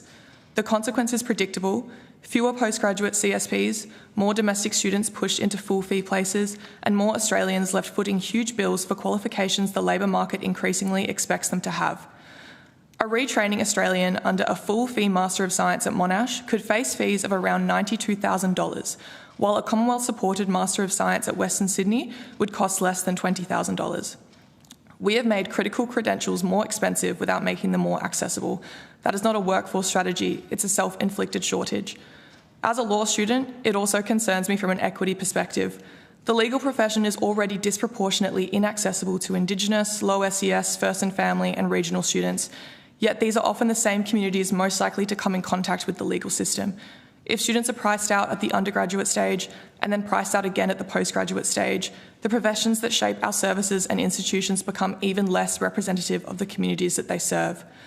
If the government wants more Australians to participate in higher education, meet workforce shortages, and enter the professions our communities rely on, it cannot treat undergraduate affordability and postgraduate affordability as separate problems. Higher education policy should not open the front door through undergraduate access, only to lock the second door when student needs postgraduate qualifications. Thank you. I'll pass to my colleague. Thank you. Chair, members of committee, thank you for the opportunity for the Council of Australian Postgrad Associations to represent postgraduate students across the country at this hearing. So at its core, this inquiry is not just about the fee settings, it's about the purpose of public higher education in Australia. Public universities are not simply training providers responding to short-term labour market signals, they're civic institutions. They sustain Australia's civil and liberal democracy by producing not only skilled workers, but informed citizens, critical thinkers, and also future leaders. When we reduce education to private investment decisions, we erode that public purpose. The job-ready graduate package is fundamentally misunderstood this. It treated students as economic actors who could be price signalled into different disciplines. The evidence now shows that this did not work. Students do not change their behaviour in response to the fee changes. Instead, they were burdened with significant higher debt for pursuing their interests. More concerning, JRG has led structural consequences for the sector. It's not revenue neutral. Despite students paying more, universities receive less public funding overall, contributing to the decline in per-student funding and placing pressure on the research capacity of these universities. This matters deeply for postgraduates.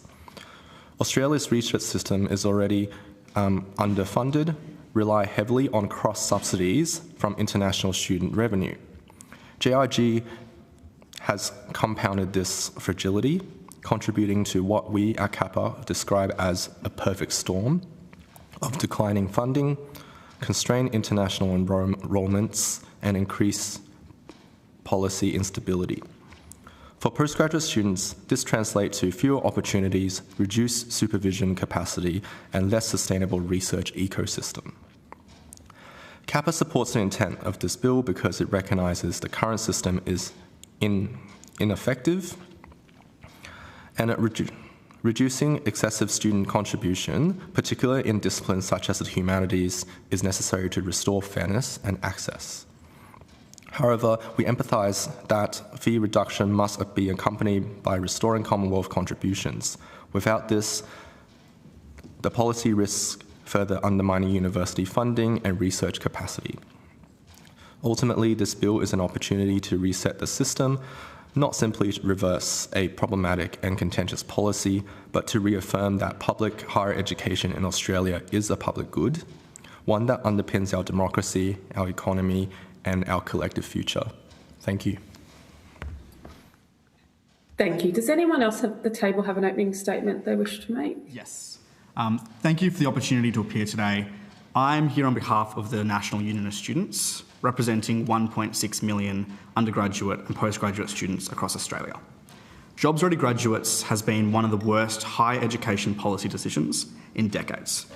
It has made degrees more expensive, it has made the student experience worse, and it has locked out the very students our system is supposed to support. Price signals have not materially shifted student choice, and there is little evidence that the policy has significantly changed demand between fields. It didn't meaningfully change what students study, it changed who can afford to study. Low socioeconomic student commencements are down 9.8%, and the courses with the highest student contributions, low socioeconomic student commencements have dropped by almost 20%. This is not a marginal shift. It is pricing low socioeconomic students out of entire fields. Students aren't changing their minds, they are being priced out. This bill goes directly to that. It reduces the highest student contribution rates and begins to remove one of the clearest barriers that has been put in place. The NUS supports this bill, but reducing fees on its own does not fix the system.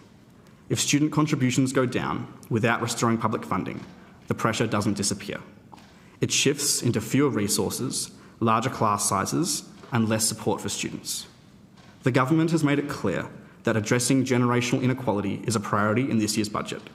That cannot be achieved while the settings of job-ready graduate remain in place.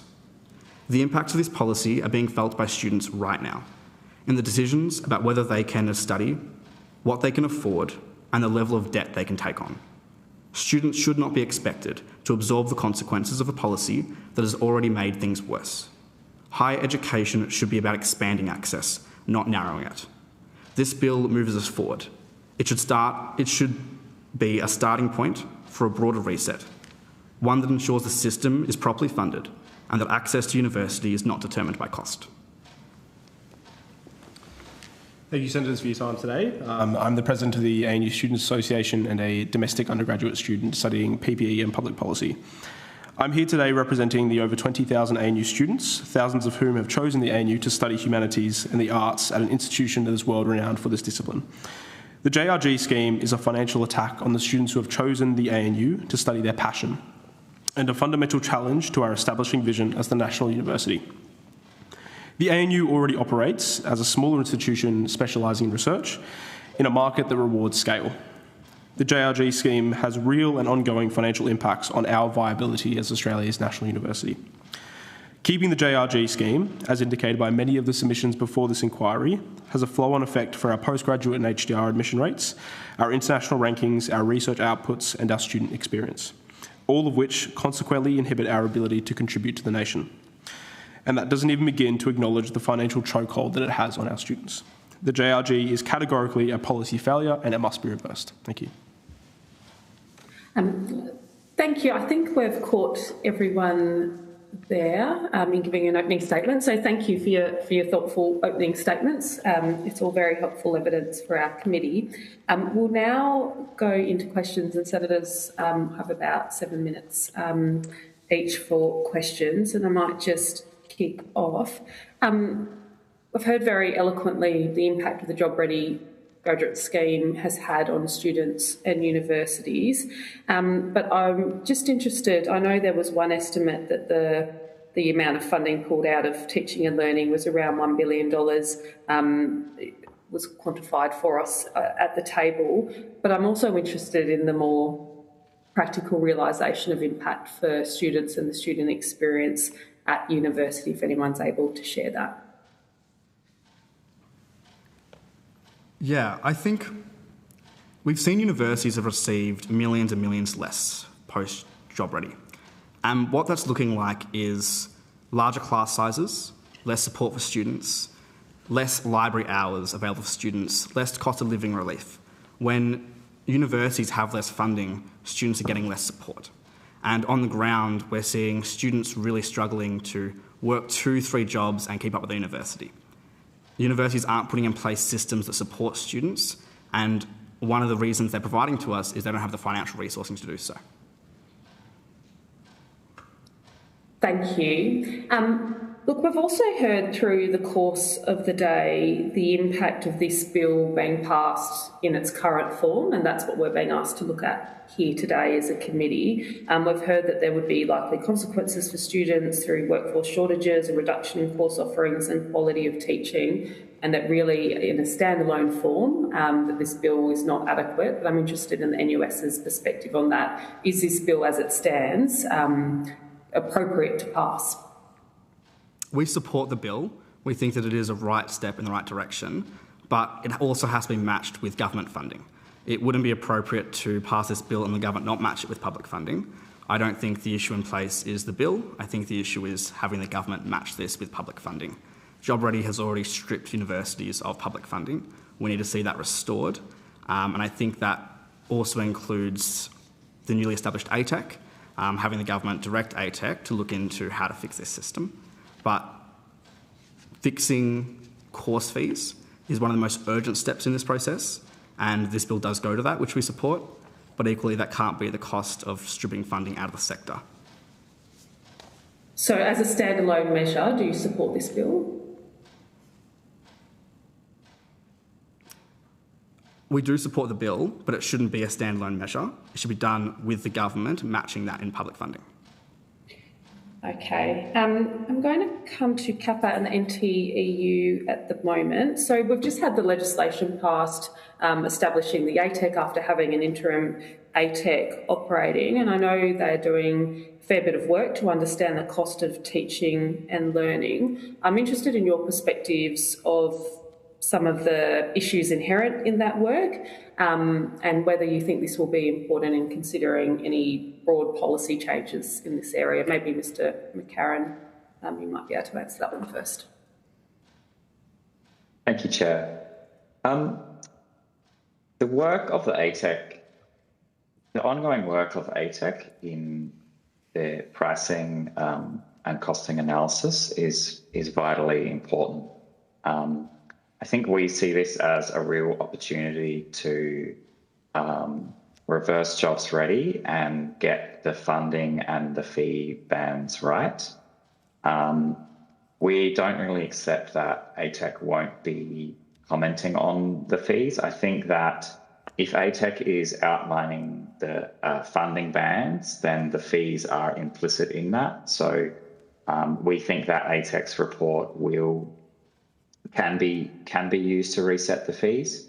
But I suppose we would urge ATEC to look at the true cost of teaching and not replicate the failings of the Job Ready analysis, which was based on Deloitte's study of the cost of teaching, which of course did not consider the fact that there was widespread wage theft, and it did not consider the fact that there was widespread casualisation. So ATEC has an opportunity to look at the genuine cost, and I think coming from that, the government should be able to get a good idea of fair fee bands too. Can you just elaborate a bit further on what some of those nuances and complexities in understanding the true cost are? It is kind of, I think that when the government outsourced to Deloitte in 2019, they basically asked the providers to fill out a survey, and it kind of asked them how many dollars do you currently spend teaching? Do you think that you spend teaching this program? But it didn't ask them what quality of teaching they were giving. It didn't ask them how casualised their workforce was. It didn't ask them if they were paying their staff properly. So it really glossed over a lot of the differences between the universities, and then it just kind of averaged out all the survey responses and said, oh, well, this is how much it costs because this is what they're spending today. We don't think that methodology is correct. We think you need to take a ground-up approach and actually look at what does it cost to teach this at the quality that Australians expect with properly paid workforce. Thank you, Mr McCarran. Can I put that question as well to the Council of Australian Postgraduate Associations? Thank you so much for the question. And, understanding the true cost of teaching is important, but we think that the real question is what is the true cost of quality teaching and quality education? And when it comes to each university, every university has different modes of teaching. Some have adopted, for example, more online teaching, others are more in person. But for us, a real concern has been worrying reports that you might have seen in the news recently of some universities that are using 5-6-year-old content that has been, reused over years. And what we want to see is when it comes to costing what quality education looks like, that we're costing in what it costs to actually produce to pay our teaching staff appropriately so they can produce new content, new material that's based on the most up-to-date research. Okay. Thank you very much. I'm now handing the call to Senator Kovacic, the Deputy Chair. Senator Kovacic. Thank you, Chair, and thank you all for your time today. I just wanted to get a sense, and I noted one of the answers to the questions around whether you support the bill, and I guess there are some caveats around that in terms of other government funding, but obviously this bill doesn't allow for that to occur. So if this bill were to pass as it stands, given there are no protections or guarantees also around teaching quality, student support or institutional stability, are you concerned that it could lead to a radical reduction in teaching quality, and if passed, obviously as drafted without any additional measures or commitments? I'm happy for anyone to answer. Yeah. It's a really fantastic question. I believe that some of the other submissions, particularly from Andrew Norton and Claire Field, propose some alternative measures that could fit within the bill as a standalone bill, looking at how you could restructure some of the bands with the current level of funding. But as it stands now, are you concerned about the impacts to the delivery of teaching quality to students? Well, I believe that if the bill were to be passed as it stands, then we would recommend that the I'm trying to find the word. The alternative pricing of the bands proposed by some of the other higher education experts be looked at and incorporated if there was to be no change in Commonwealth funding. Okay, so yeah, the bill itself as it stands doesn't deliver the outcomes you seek, but you're open to amendments to it that provide the protections in terms of funding and maintaining teaching quality. That's what's important. Correct. But I think the central thing to note is that we wouldn't want to this does need to be paired with government action. Right. Yeah. So as it stands on its own, the intent is and I'm not trying to put words in your mouth, but trying to assist. The intent is a good one, but on its own, in your view, it doesn't deliver and requires further protections from a funding perspective. On its own, we would recommend that the amendments suggested by Andrew Norton and some of the other higher ed experts be looked at and put into consideration. Okay. So just so I understand, are you concerned that the bill, if passed as is, so without any amendments, so passed as is, would leave universities with a funding shortfall? From our reading of the calculations, that would be a concern, yes. Okay, thank you. And on the basis of that, and I'm happy for anyone else to answer as well, are you concerned that an unfunded effective revenue cut that we would see with this could lead to larger classes, fewer tutorials or reduced student services? That is a possibility, yes. Thank you. Did anyone else want to answer? I'm happy to just note I do agree with that, and obviously any funding and any cut in public funding for universities is unacceptable and will have ramifications on the sector and for student support. But I think the important things to note there are teaching quality. There is already a crisis of teaching quality at universities, which isn't a result of teachers and lecturers, but as a result of universities putting hundreds of students in a lecture hall with one staff member. And passing this bill isn't going to break a fantastic system. The system already isn't working for students, and we aren't seeing enough being done right now to fix that issue. And I don't think looking at this bill and saying it shouldn't pass because it could make teaching quality worse is the NUS's position. Our position is this will have a really good effect in the immediate term on expanding access to university for low socioeconomic students who are currently being priced out, which is urgent, but that has to be done alongside funding from the government, which is not able to be done through this bill. That's what I was about to say. This bill doesn't allow for that. So this bill as it stands on its own will actually reduce the funding. Yes, which is why we say this has to be done in conjunction with government funding. Okay, thank you. No further questions from me, Chair. Thank you. Thank you, Senator Kovacic. Senator Faruqi, you have the call. Thanks, Chair. Hi, everyone. Thank you for coming. I know that you and the people you represent are on the coalface of bearing the consequences, the horrific consequences of the JRG scheme over the last 5 years. I just wanted to clarify something. I think you already know that, but there has been quite a bit of discussion on another form of this bill, which has funding. Senate bills cannot have funding, just to make that clear.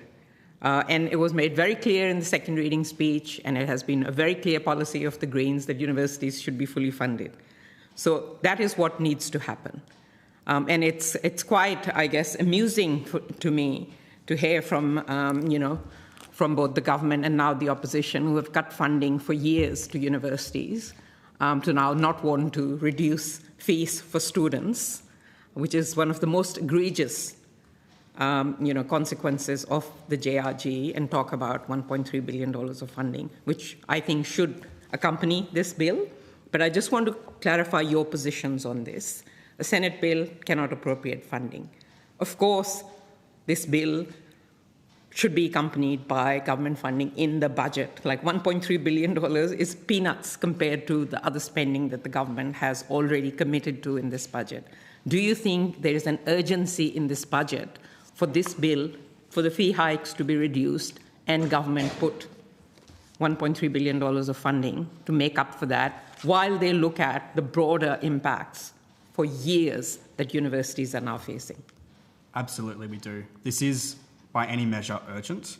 Having a 20% reduction in low socioeconomic students enrolling in the humanities and arts degrees is urgent, and it will have long-term ramifications on those sectors. Students racking up tens and tens and tens of thousands of dollars of debt will have long-term ramifications as they progress into their jobs. And having a system where universities are not receiving proper funding, proper public funding, is a crisis, and it's making students' experience at university worse. All of that together is urgent. The government has talked about that this budget, one of its focuses is generational inequality, and I don't think it's possible to look at generational inequality and inequity without looking at job-ready graduates. Thank you. Could I have a quick response from the others? Of course. We also unequivocally agree. There was some really interesting analysis done by Andrew Norton that showed that under the current HECS repayment thresholds and system, that a arts graduate earning the median wage would never pay off the HECS debt accumulated for an arts degree. Yep. That is unconscionable. That says it all. That says it all. Thank you. How about NTEU? Thank you, Senator.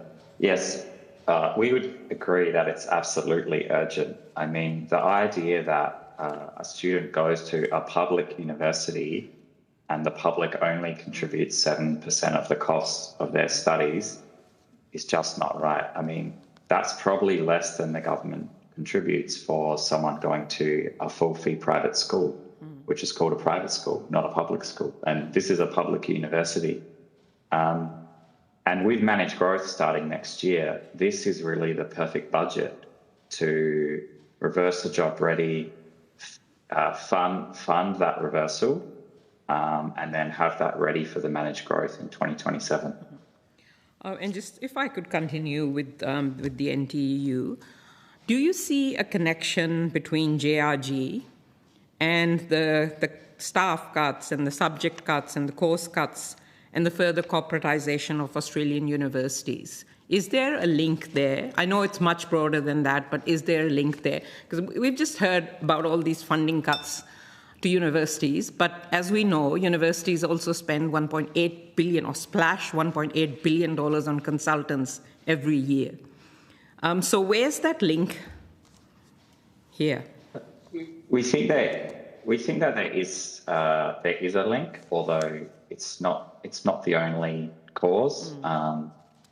The university managements need to take responsibility for the decisions that they make and they can't always blame the government policy settings for their own decisions. But having said that, one of the impacts of the Job Ready was to reduce the total resourcing for many social sciences courses and certain arts courses. And I suppose because the university managements haven't put much priority on those programs, they've seen that as kind of an opportunity to cut a lot of those programs.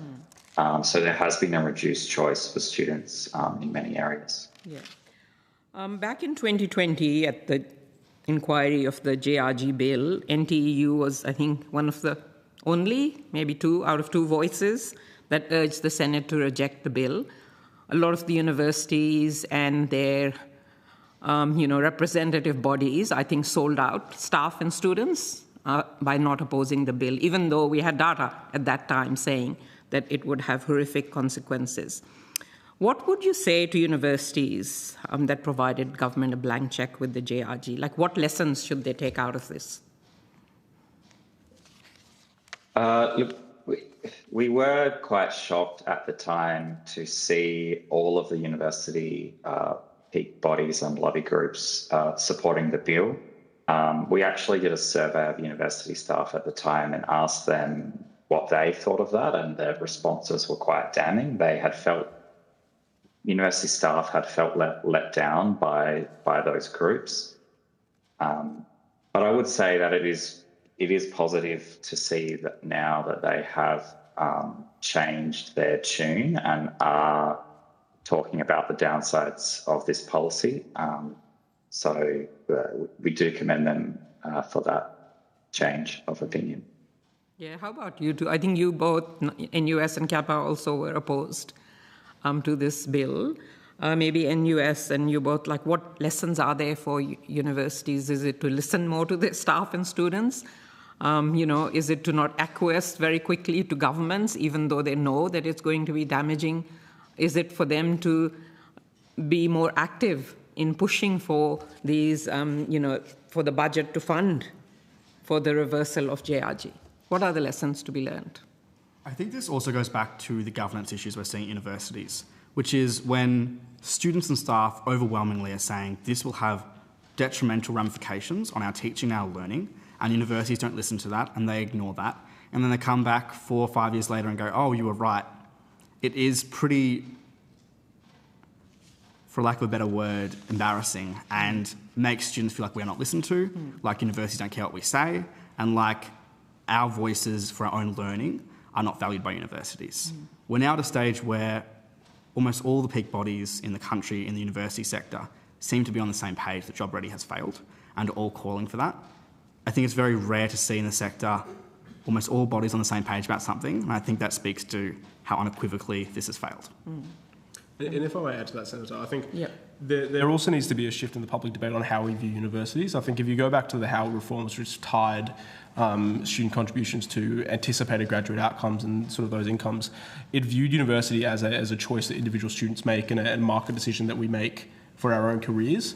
But I think there needs to be a real sort of tone shift to look at universities as fundamentally a public good and fundamentally a contribution to society. I mean, we see consistently there is world-leading research in Australia and obviously at the ANU, which fundamentally changes the way our society works. And I think there needs to be a real sort of tone shift from governments, from the media, from the public that really platforms that perspective. And I think the consequence of that will be a prioritisation of public funding. Do you have anything to add?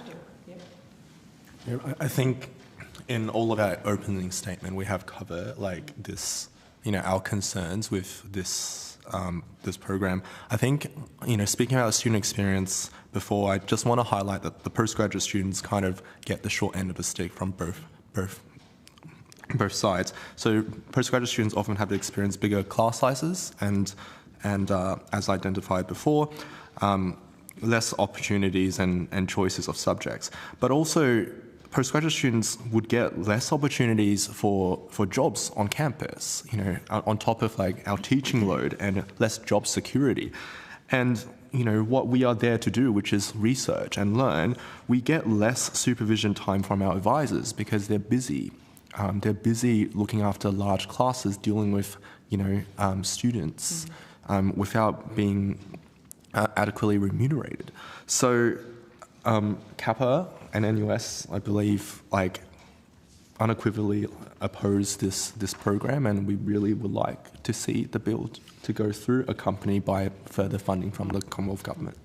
My last quick question to all of you, as I know we're running out of time, is can you, given the damaging impacts of JRG fee hikes and funding cuts, but one estimate from the Australia Institute is that it's cost students $2.1 billion over the last 5 years since JRG was introduced.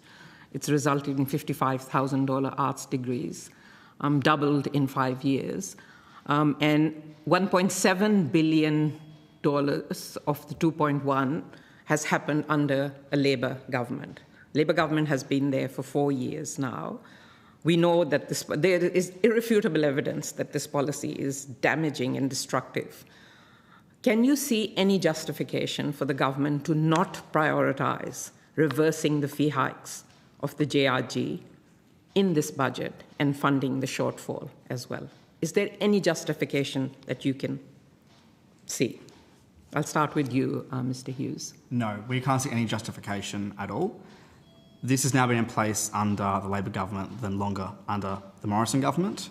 We know at the time that the opposition opposed these measures, which we were really appreciative of, but these measures are still in place. And the longer they are in place, the harder it will to reverse the long-term implications this will have, particularly when you look at things like having universities where low socioeconomic students are finding it impossible to get into degrees. And I know this is not going to fix everything, but it is a first step to fixing something that is very egregious. How about you, NTEU? We don't think so either. I mean, it's a matter of priorities for every government, obviously, but we really believe that this should be a priority, and we would urge the government to make it their priority. And Kappa, I've got the final word. Look, the government commissioned the University Accord. The Accord final report recommended reversing job-ready graduates, and the University Accord it's not a pick-a-mix of solutions or recommendations. It was meant to be done as a package. The government's done part of that. This is the remaining part that needs to be done alongside research funding and PhD student stipend support. These are the things that have been left to the wayside, and it's now coming back to hurt Australians and hurt our higher education system. Thank you. Okay, that now concludes this session for the panel. I'd like to thank each of you who have provided evidence, both in written form and through your testimony today. We very much appreciate your engagement with our committee and its work, but you're free to depart or to log off now. We'll now be calling our next panel, which includes the National Advocates for Arts Education and the Council for the Humanities, Arts and Social Sciences. I believe all of these witnesses are joining us in the room.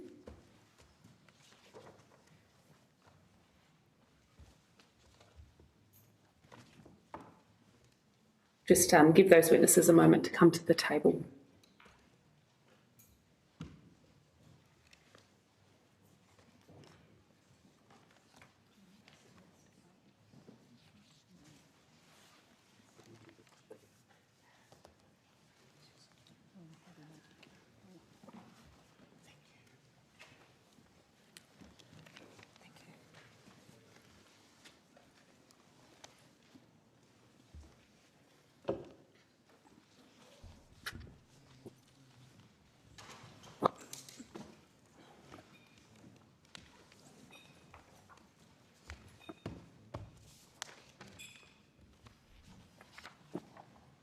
Okay, I think we're ready to go.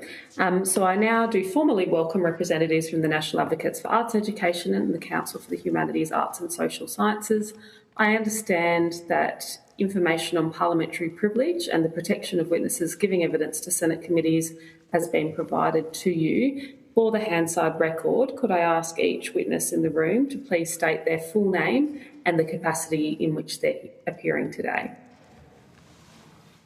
I'm Francis Robert Bongiorno, Frank Bongiorno, and I'm the President of the Council for the Humanities, Arts and Social Sciences. Chess. I'm Naomi Christina Smith. I'm a board member on the Council for Humanities, Arts and Social Sciences.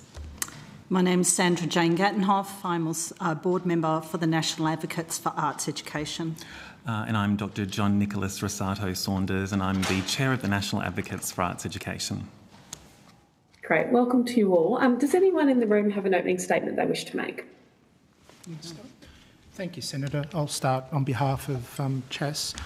So I'm Frank Bongiorno and I'm President of the Council for the Humanities, Arts and Social Sciences. CHAS, founded in 2004, is a peak body of humanities, arts and social sciences, or HASS organisations, including academic discipline associations, universities and members from HASS-associated industries in the GLAM sector, galleries, libraries, archives and museums.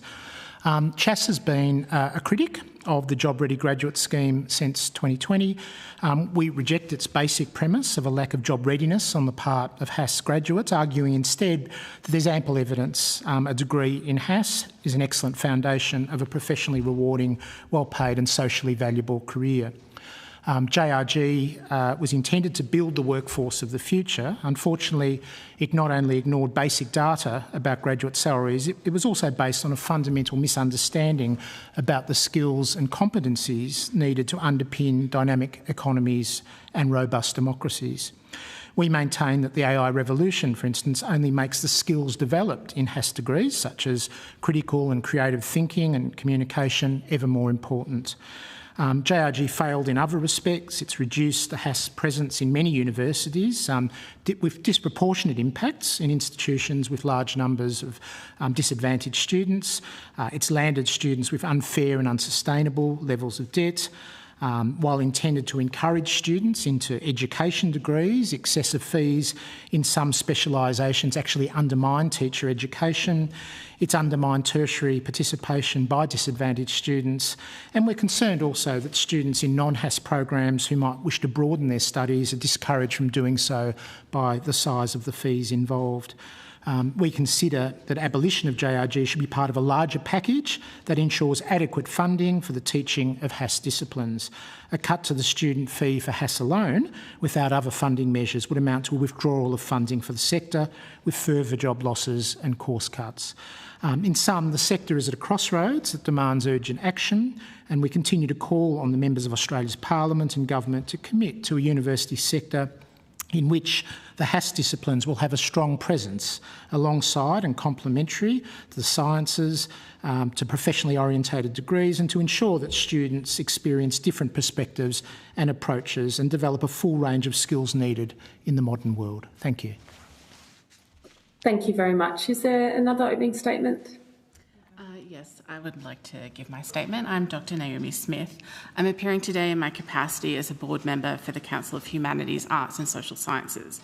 I'm also a senior lecturer in sociology, a Bachelor of Arts program leader and Deputy Associate Dean of Research in the School of Law and Society at the University of the Sunshine Coast. I'm also the current Vice President of the Australian Sociological Association. I've been teaching sociology across metro and regional universities for 16 years. My statement will argue that the Jobs Ready policy is not and has never been fit for purpose and should be immediately dismantled. It is well documented that the supposed pragmatic approach of the Jobs Ready legislation has not achieved the anticipated outcome of redirecting students towards predicted skills shortages. Jobs Ready has intensified long-term inequality amongst those least able to bear it, including First Nations students, First and Family students, women and other equity groups. This is expressed in two ways. For those who will follow their interests and try and bear the cost, it means a much higher cost of education overall. For others, particularly in outer urban and regional areas where there are higher numbers of students in equity groups, it may mean forsaking higher education altogether, effectively locking them out of long-term social and economic mobility. When students do arrive on campus to begin their studies, they're greeted by the other side of jobs ready, understaffed and underfunded parts of a university that must nonetheless deliver a full program of study without the resources to do so. This has created a poorer teaching and learning environment for students who are, in essence, punished for not making appropriate or rational choices about their futures. Despite this, degrees like the Bachelor of Arts still effectively equip students for successful and wide-ranging careers with strong employment outcomes. This is because they train students to think creatively, originally and broadly about the world, skills which will be needed to balance a world full of complex, interdisciplinary problems. One of the delights of my career is students who reach out and tell me that what they have learnt from sociology has made them a better doctor, a better teacher, or a better scientist. Ensuring that the humanities and social sciences in higher education survives and thrives benefits students from all degrees.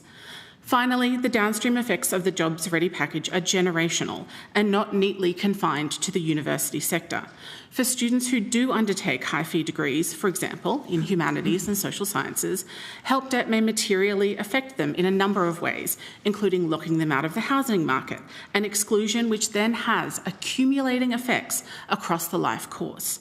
By any metric, the Jobs Ready framework is a failed policy that should be urgently disbanded before the inequalities it produces are further compounded. Thank you. Thank you very much. Any further opening statements? Yes, thank you, Senator. Dr. John Nicholas Saunders and I appear on behalf of the National Advocates for Arts Education, a coalition representing around 10,000 arts educators across Australia. Our members span dance, drama, media arts, music and visual arts, united by a simple goal, that every Australian student has access to high-quality arts education. We strongly support the Higher Education Support Bill amendment this year and would reverse the Job Ready graduates fee hike and seeks to ease the burden on creative arts students. Australia's arts education system is under significant strain. Since the introduction of Job Ready graduates, we've seen declining participation across schools and universities. Enrolments are falling, courses are disappearing, and pathways into the creative arts are narrowing.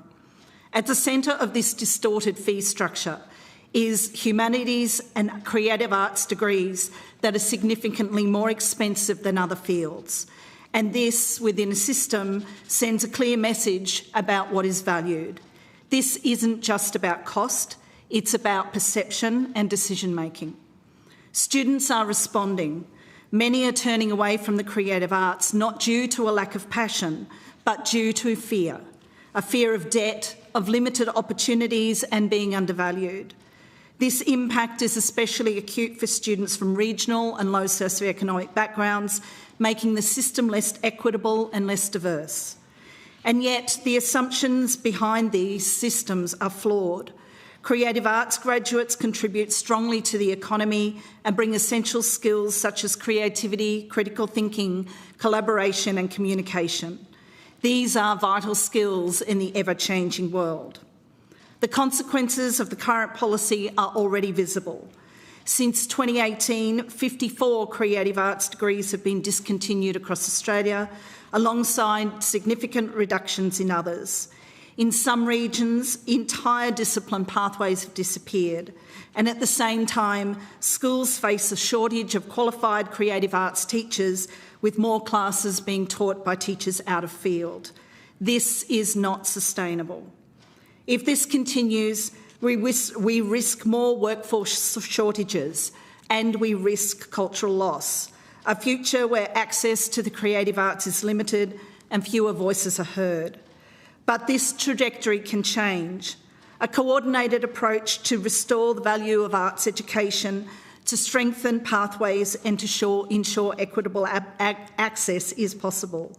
It requires investment across schools, higher education and the creative sector, and a recognition that the creative arts are fundamental to our society, economy and well-being. This bill is a vital step in this direction. The question we ask ourselves is, what kind of future do we choose? One that limits potential or one that nurtures it? On behalf of the National Advocates for Arts Education, we urge you to choose the latter. Thank you. Thank you very much. Is that the conclusion of opening statements in the room? Yes, thank you. Great. Thank you very much. Okay, Senators, I'll now be rotating the call among us. Our Senators will have the call for 10 minutes each. Senator Mulholland, I'll start with you. Thank you, Chair, and thank you very much to our witnesses for joining us. I'm interested in getting a bit of a picture of the engagement and consultation that occurred with each one of your organisations when the Job Ready Graduate Program changes came in January 2021. If you could both both organisations could touch on the consultation and engagement that you had at that time. Yeah, I'd be happy to. Yeah, we did a submission. I wasn't a member of the board at the time, but I believe there was engagement and a submission.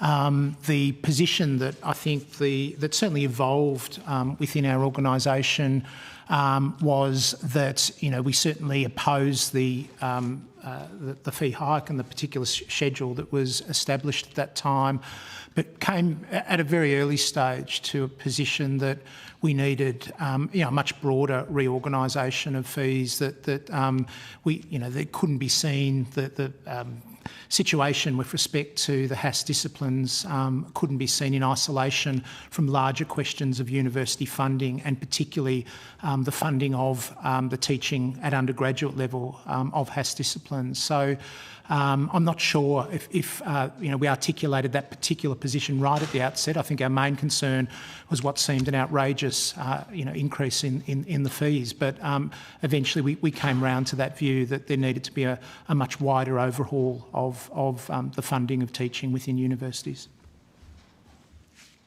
Thank you. And from the National Advocates for Arts Education. Thanks, Senator Mulholland. We had very limited engagement. We did write to the then Education Minister, the Honourable Dan Tehan, at the time in August 2020, and we've since written, I think, to every Education Minister since then, expressing our concern. We highlighted the inequities that were outlined in the Job Ready Graduate Scheme, and the data that we've been collecting year on year, we've continued to share with ministers and their advisors since then. But we really haven't received, I would say that it's more of a one-way consultation and communication rather than real engagement. Okay, thank you. And can I say thank you for the work that you've put into your submission. It was an incredibly detailed submission and some really interesting data as well in there. So thank you, just to pull that out, and the same for CHASS. Both of your organisations have stated throughout your submissions that you have been fairly consistently critics of the Job Ready Graduate Program, and that in more or less the position of both organisations is that it has missed the mark as far as its original intention around trying to produce more job ready graduates. What I'd just like to get some feedback on and some thoughts from both organisations is sort of this premise also that, and I have to declare I'm a humanities and arts and law graduate myself, so you've got a fellow traveller here. But this premise that those faculties weren't necessarily producing job-ready graduates, and particularly I think a couple of the submissions have called out, in particular, AI and the rise in AI, that now more than ever we need critical thinkers in our workforce. So I'd just be interested to get your thoughts in sort of summarising a lot of the work you've put into these submissions around this premise that these faculties and degrees weren't producing job-ready graduates, and what actually the reality is of the workforce of the future, what the skills and challenges are that we need. Well, the research, Senator, thank you for the question. The research we're able to lay our hands on along the way in dealing with this issue suggests that graduate outcomes for arts graduates, for humanities graduates, for social science graduates are roughly similar to those in the STEM disciplines. So, in fact, I think some of the data on starter salaries was a little higher actually in the HASS disciplines. But, more generally, we know from our various organisations, various discipline and professional organisations that have done work around this from time to time. I'm a historian. You'll be hearing from the Australian Historical Association later today. It's done work on graduate outcomes. Our students, basically find jobs. They are well prepared for lifelong learning. They're well prepared for the adaptation that modern workforces require of them.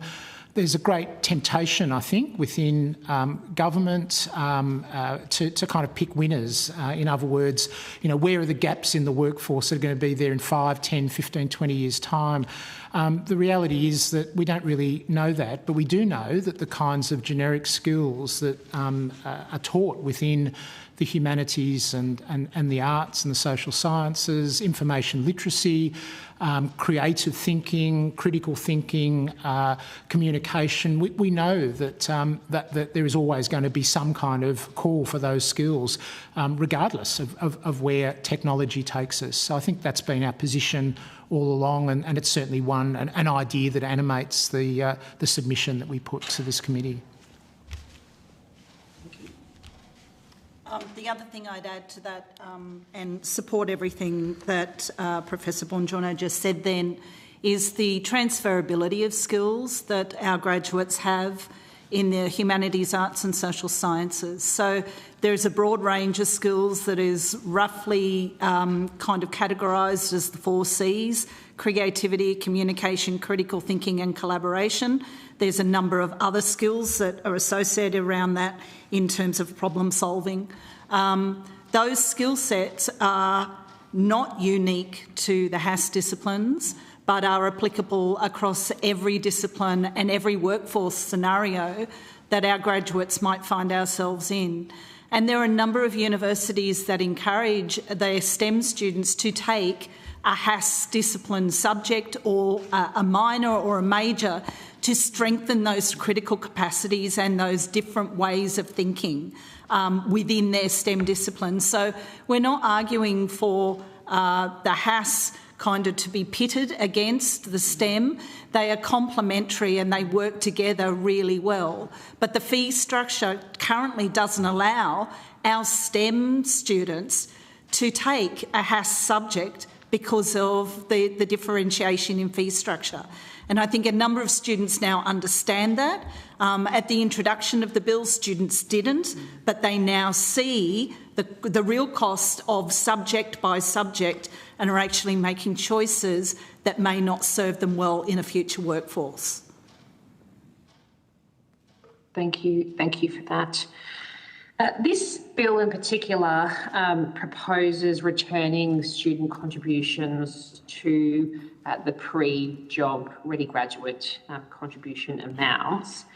Do you consider reverting to the pre-job ready graduate model as the best way forward?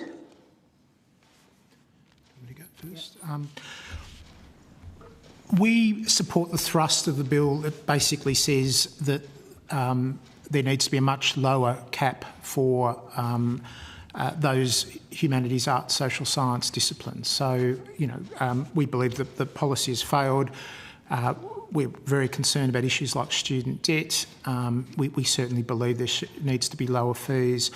I mean, I've obviously seen various models around for how a new schedule could be devised. I think the Innovative Research Universities devised one at one point. There've certainly been ideas floating around about how that could be done. And I think that there does need to be a broader reorganisation of the schedule of fees. So clearly, simply reducing the fees for humanities, arts and social sciences won't be enough. It does, obviously pose a risk that we end up with less money in the sector.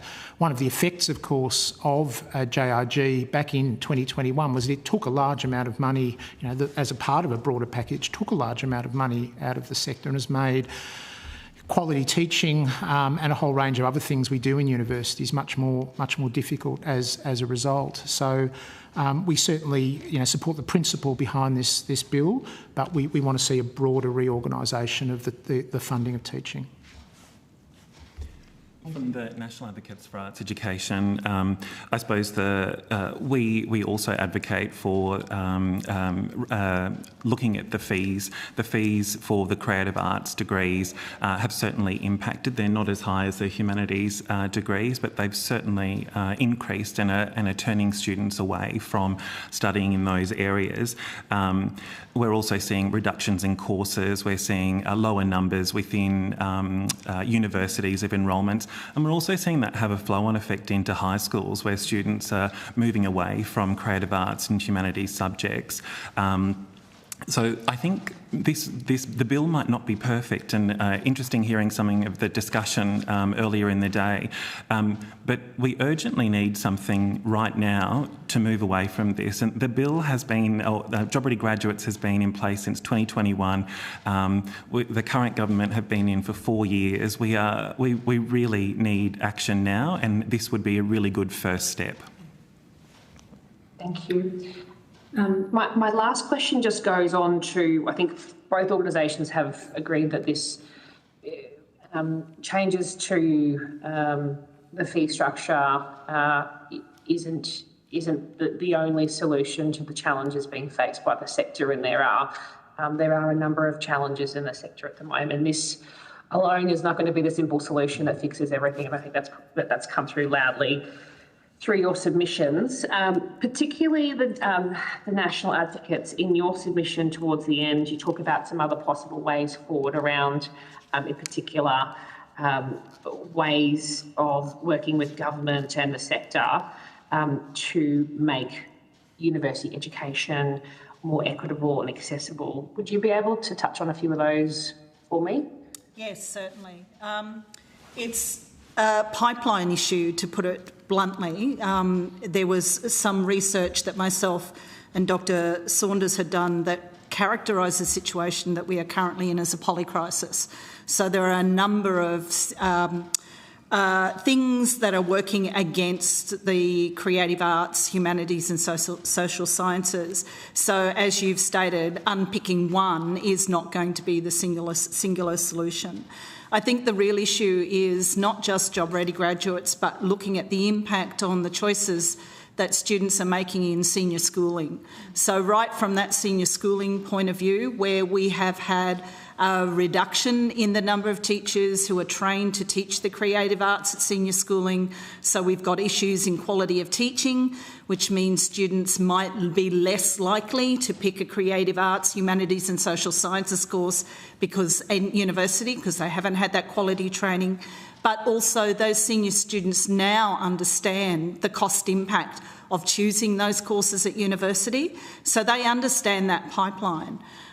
So if we look at senior schooling, we need to look at the quality of teacher training and the delivery of curriculum there, then what happens at universities, and then importantly, what that means for the pipeline into the creative arts sector from National Advocates for Arts Education point of view is really, really important. We predict that within 5 to 10 years we're going to see a number of jobs in that sector disappear simply because we haven't had enough training at university level to be able to support that workforce.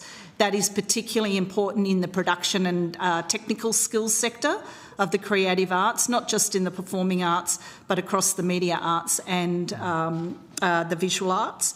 So we are going to have a pipeline issue within 5 to 10 years of an unsustainable arts and creative sector.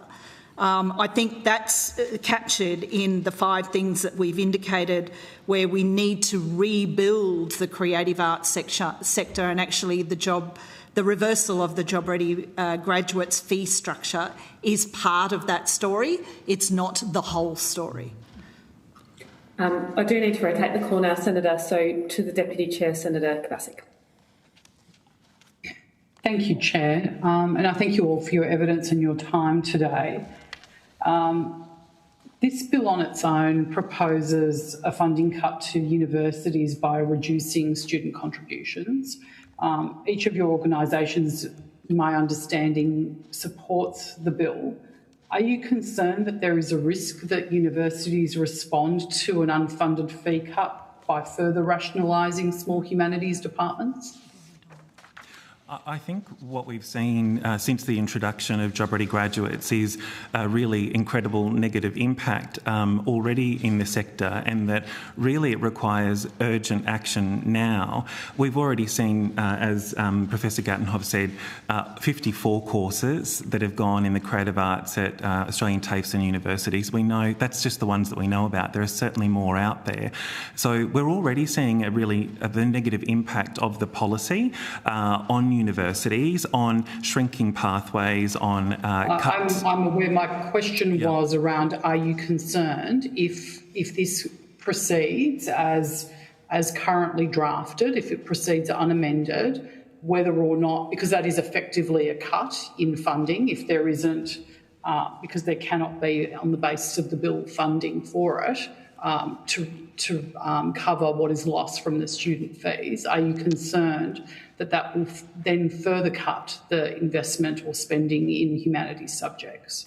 I think a global look at this needs to be undertaken. I think there are concerns with what that impact might have within those faculties and schools of creative arts within universities. But we're also seeing that as a result of the current structure that they're already disintegrating. So it's such a fragile position. And I suppose our frustration is that we've been calling for change and action and equity within the education system for 5-6 years. And this is really the first time that we've had an opportunity to highlight and flag some of these concerns more broadly. Sure. I guess the thing that I'm trying to understand, which is a bit confusing for me, is I don't understand the logic behind supporting something that provides less funding, but then by the same token we're hearing evidence that students don't respond to price signals. So for me it sort of doesn't make a lot of sense, and I understand the concerns and the issues with the current system, but the purpose of this hearing today is in relation to the bill that has been put forward and what the impacts of that bill are. And that's what I'm trying to understand in terms of the position of each of your organisations. And then if I could extend it even further, but I would like an answer to that question about if there are no other safeguards outside of this bill, because currently as it stands there are none, then how does that prevent universities from closing low enrolment arts or humanity programs? So as you'd be aware, Senator, that universities, and I can't speak for all universities, but I can speak from my own experience at the Queensland University of Technology. We have had a shrinking of our courses to date, and universities make that decision based on student numbers and EFSL on the ground. What we know is that there are a significant reduction, and I'll use one of our areas as an example, film and screen. We've seen a 48% reduction just this year in the number of students opting for film and screen as first preference as compared to previous years before this bill was in place. So a 48% reduction in the number of students coming in.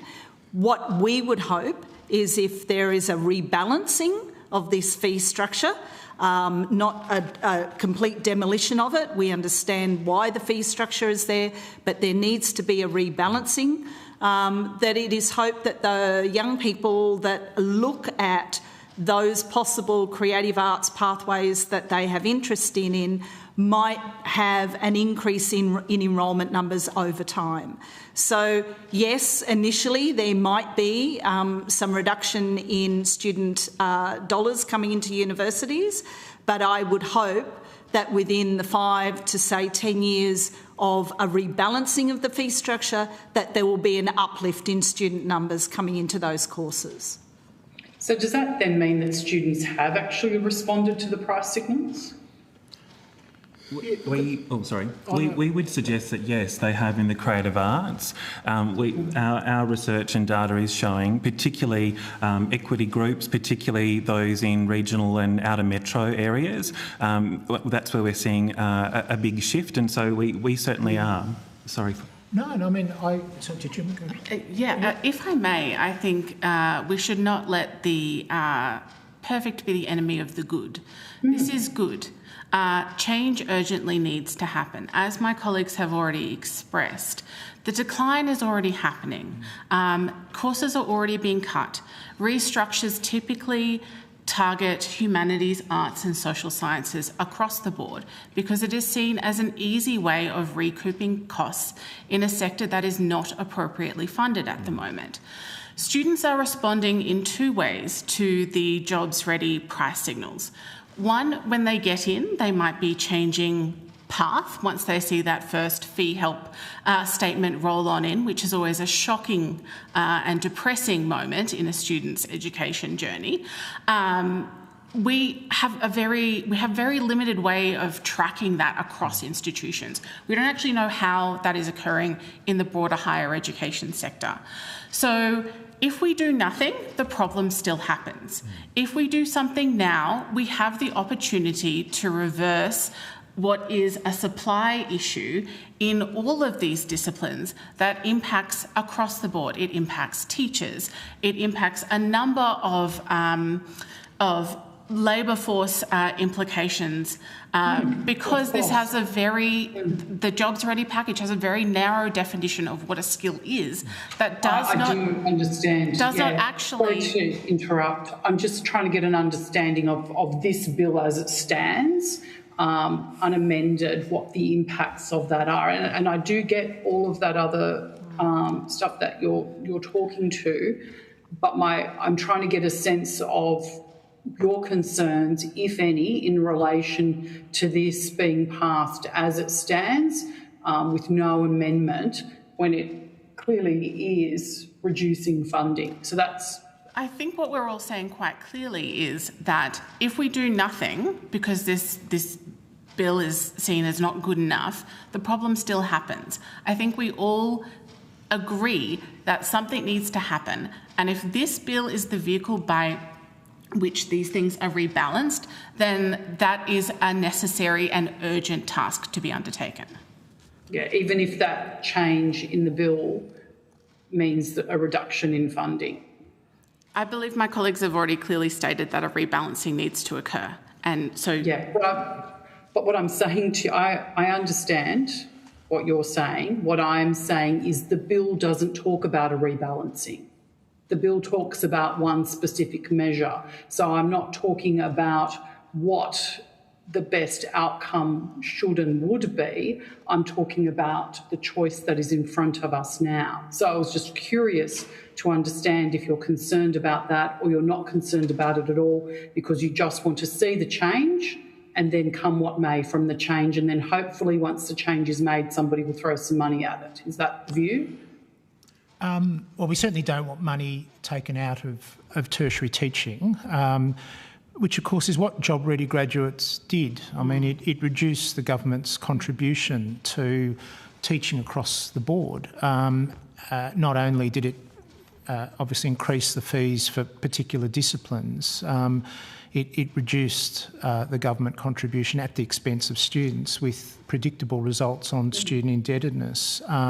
So no, we certainly don't want more money to be taken out of the system, but and I think you ask a good question in the sense that we can't attribute every problem in the humanities, let alone the university sector, to JRG. I mean, clearly there has been a decline in the HASS disciplines in terms of student enrolments over a longer period. It's actually not confined to Australia. There are a number of pressures that are clearly,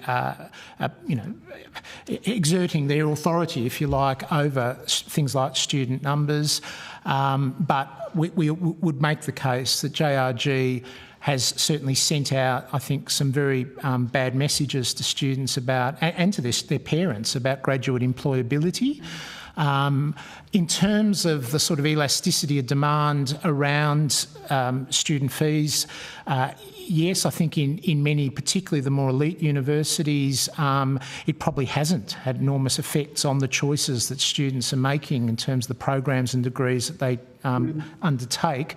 But there does appear to be some emerging evidence around a general participation in tertiary education, because I guess these disciplines disciplines have often been the pathway into tertiary education for low SES students. It was mine 40 years ago. I mean, never even contemplated that I'd do something like law, or well, I guess law's included in these, but it was always humanities, arts. These were the kinds of things that were held up as a kind of a way into tertiary education. I think that particularly for regions, suburban universities, which have disproportionate numbers of students from more disadvantaged backgrounds, there is emerging evidence, produced by innovative research universities about general participation in the tertiary sector and the effects of these kinds of fee schedules. I think too, Senator... We'll need to reiterate after this. Sorry, please continue. I think they are two sort of separate but connected issues. One is about students paying fees that are unfair, and the other is about properly funding our universities. And I think we see both of those as being problems that need to be addressed. This bill, I think, addresses one of those problems. The other problem is the adequately funding higher education in Australia, and there is no plan on the table to do that at the moment. So this is a step in the right direction, I think, in our view, and we hope that more is to come.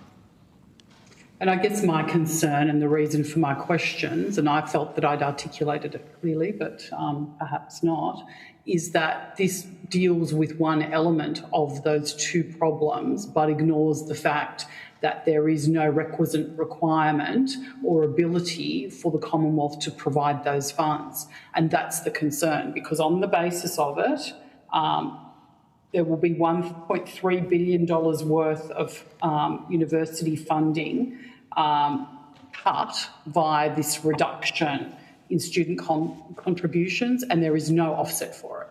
So in my mind, just on a very basic thinking of it, is, well, that's $1.3 billion out, nothing in. Surely that impacts the student experience and the ability of universities to teach. Well, I think it underlines the pernicious nature of the policy in the first place, frankly. I mean, it underlines the fact that this... But does it underline... So we're not... So this isn't an inquiry into the policy. This is a hearing into this bill. And I understand your views and your positions. You've articulated those very clearly. I'm trying to understand... Sorry, Chair, could I interrupt? It's cutting very much into my time.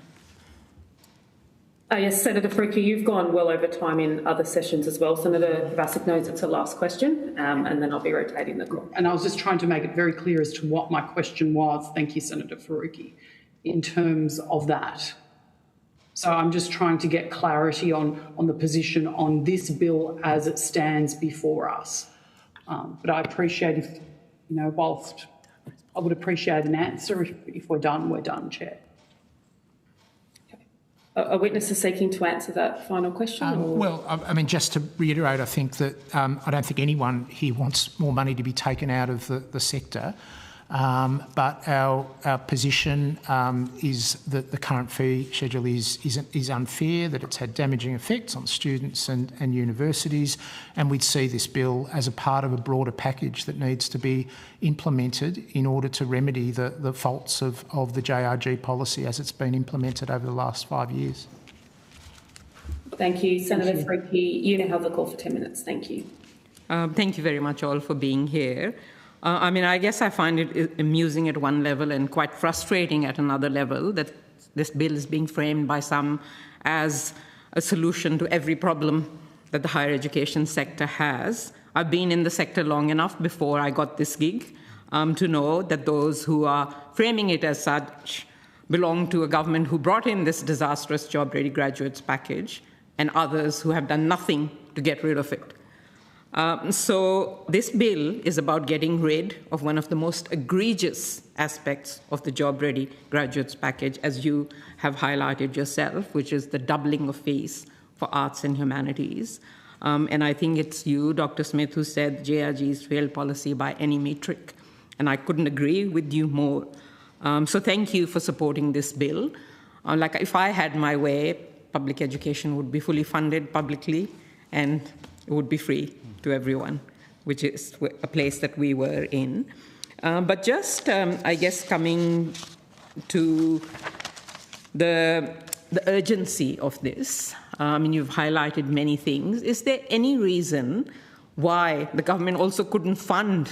We've spoken a lot about the 1.3 billion cut in funding if this bill is passed. Obviously, this bill is a Senate bill, can't have funding appropriated to it, but there's nothing stopping the government from funding universities to the tune of 1.3 billion. I know that we need much more funding, and I've been advocating for it for a long time. Is there a reason to prioritise funding in this budget for universities?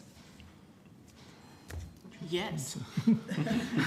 I think the higher education sector has been asking for this kind of strategic intervention for a long time, both in research capacity and from the teaching side of things. I think there is a general attitude within higher education that we've really hit a crisis point, particularly in 2025. There were so many restructures and retrenchments across the sector. And it points to the fact that the way higher education is being funded at the moment is simply unsustainable if we suspect to have a thriving and vibrant tertiary education environment in Australia into the future. And Australia used to be proud of the fact that this was one of our key exports. And I see none of that pride in how this sector is funded. So I think, yes, it needs to be urgently addressed. And we would all hope that the government would take a bipartisan approach to achieving this. Yep. Could I just clarify with you as well, because there's been a lot of argy-bargy about would you support this bill and what impact does it have? Do you, from what I hear from you is, and correct me if I'm wrong, that you support this bill as a first step to trying to rectify the failings of the job-ready graduates, because it is having a horrific impact on universities, on students, on arts and humanities education overall. We need to reverse the narrative for our young people that moving into a choice or a pathway around humanities, arts and social sciences is not a deficit, it's a positive. The current narrative says to young people, don't look to the arts, humanities and social sciences, there's no future there for you. But we know young people are passionate and are interested and are engaged, but they're not being allowed to follow those pathways and those choices that will sustain them across the life journey. It's not just a period of 3 or 4 years that they are in university. We're talking about a whole of life engagement. And I think of those young people particularly that may come from a music and dance background, who may have started their training when they're 4 or 5 years old, to be told by the time you get to secondary education there is not a pathway for your talent or your interest, must be a devastating narrative for them to swallow. And I would hope that this bill and a rebalancing of what the fee structure is reverses that narrative and provides hope to our young people. So I saw nods from all of you in terms of supporting this bill. The thing this bill does and recognises is that ever-increasing levels of unfair student debt is not a basis for the continuing expansion and development of tertiary education in this country. I obviously, it basically halves the fees for students in HASS. That's probably about right. I mean, one could imagine other models, other schedules, other balances across different disciplines. I think we need to have a much better debate about the principles that we use to actually set fees. So, is it around, likely future earnings? What role does the cost of the actual course play in all this? Because that sort of does matter. We can't have a situation where you have essentially unsustainable courses proliferating that we can't pay for. So I think we need to have a debate about the principles, but it seems to me at the very least what this bill is doing is recognising that ever-ballooning student debt is not an adequate basis for the system. Now, I mean, yes, our organisation does have concerns that to see this in isolation from a larger package that needs to happen, and that's a position we put unambiguously in our submission. So we stand by that, but we also see that what it is doing is recognising that the current situation is unfair and unsustainable, frankly. Unfair for individual students, unsustainable for the broader system. Yep. So I know I'm running out of time. My last question is something that has irked me in general about the job-ready graduate scheme, and I just want to get your view on that. Universities are not there just as job factories. Universities are there about knowledge creation, about creative thinking, and that's what the arts does. I just wanted to get your view of how public education has moved away from that idea of knowledge and benefit to society to a marketization model. And is that something that is really hurting our higher education? Anyone? I think so. I think there is an inherent moral argument to be made here about the benefit of an educated population in a liberal democratic society. I think it matters that we provide access to education for the citizens of this country for a number of reasons beyond just equipping them to do jobs. I think knowledge creation and production is a sacred thing that we should take a lot more seriously. And the settings of higher education as they currently stand are creating a generational deficit. And that bill will come due. And we don't know exactly when or exactly how, but it will come. And it is coming if things continue in the way they are. I might just sneak in one quick question here as a last one. Do you see any real difference between the coalition government who brought in the job-ready graduates package in treating and devaluing humanities and the Labour government who has kept that for the last 4 years? Like, has humanities been devalued over the last 5 years? Well, I think that the public rhetoric around it has been more favourable in general over the last 5 years. What's been disappointing is that, clearly a commitment that the government has to reverse this policy has not been followed through. So, I mean, in a sense, we felt a more benign environment. I think of... to take another issue in universities, the knocking over of ARC grants, and this created a hostile environment around the humanities under the last government. It has felt more benign, but we have been disappointed. There's great disappointment across the sector in the lack of implementation of that reversal of this policy. I think we agree, and also I think that. That under the current government, we have a national cultural policy for the first time in a decade. So there is some small shifts in signalling of what we value as a country, as opposed to the decade prior when that was really absent and the arts were really under attack. We certainly are not being privileged now, but we're hoping that it's a step in the right direction with national cultural policy should be seen as a whole of government and should be feeding into this conversation about universities and higher education as well. Thank you so much. Thank you. That does conclude our session with you all today. So I'd like to thank you for participating in our committee's work and the submissions you've made, as well as the evidence you've provided to us. If you did take questions, I notice they need to be returned by the 12th of May. We've gone slightly over, so we'll be taking our lunch break now for a period of 1 hour, which means we'll be returning at a little after 2:30 Eastern Time. Thank you. Thank you. Thank you.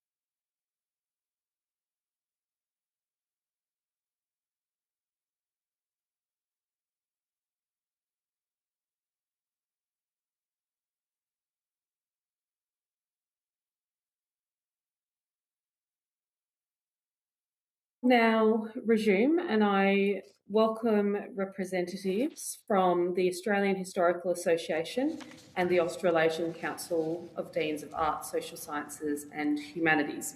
I understand that information on parliamentary privilege and the protection of witnesses giving evidence to Senate committees has been provided to you.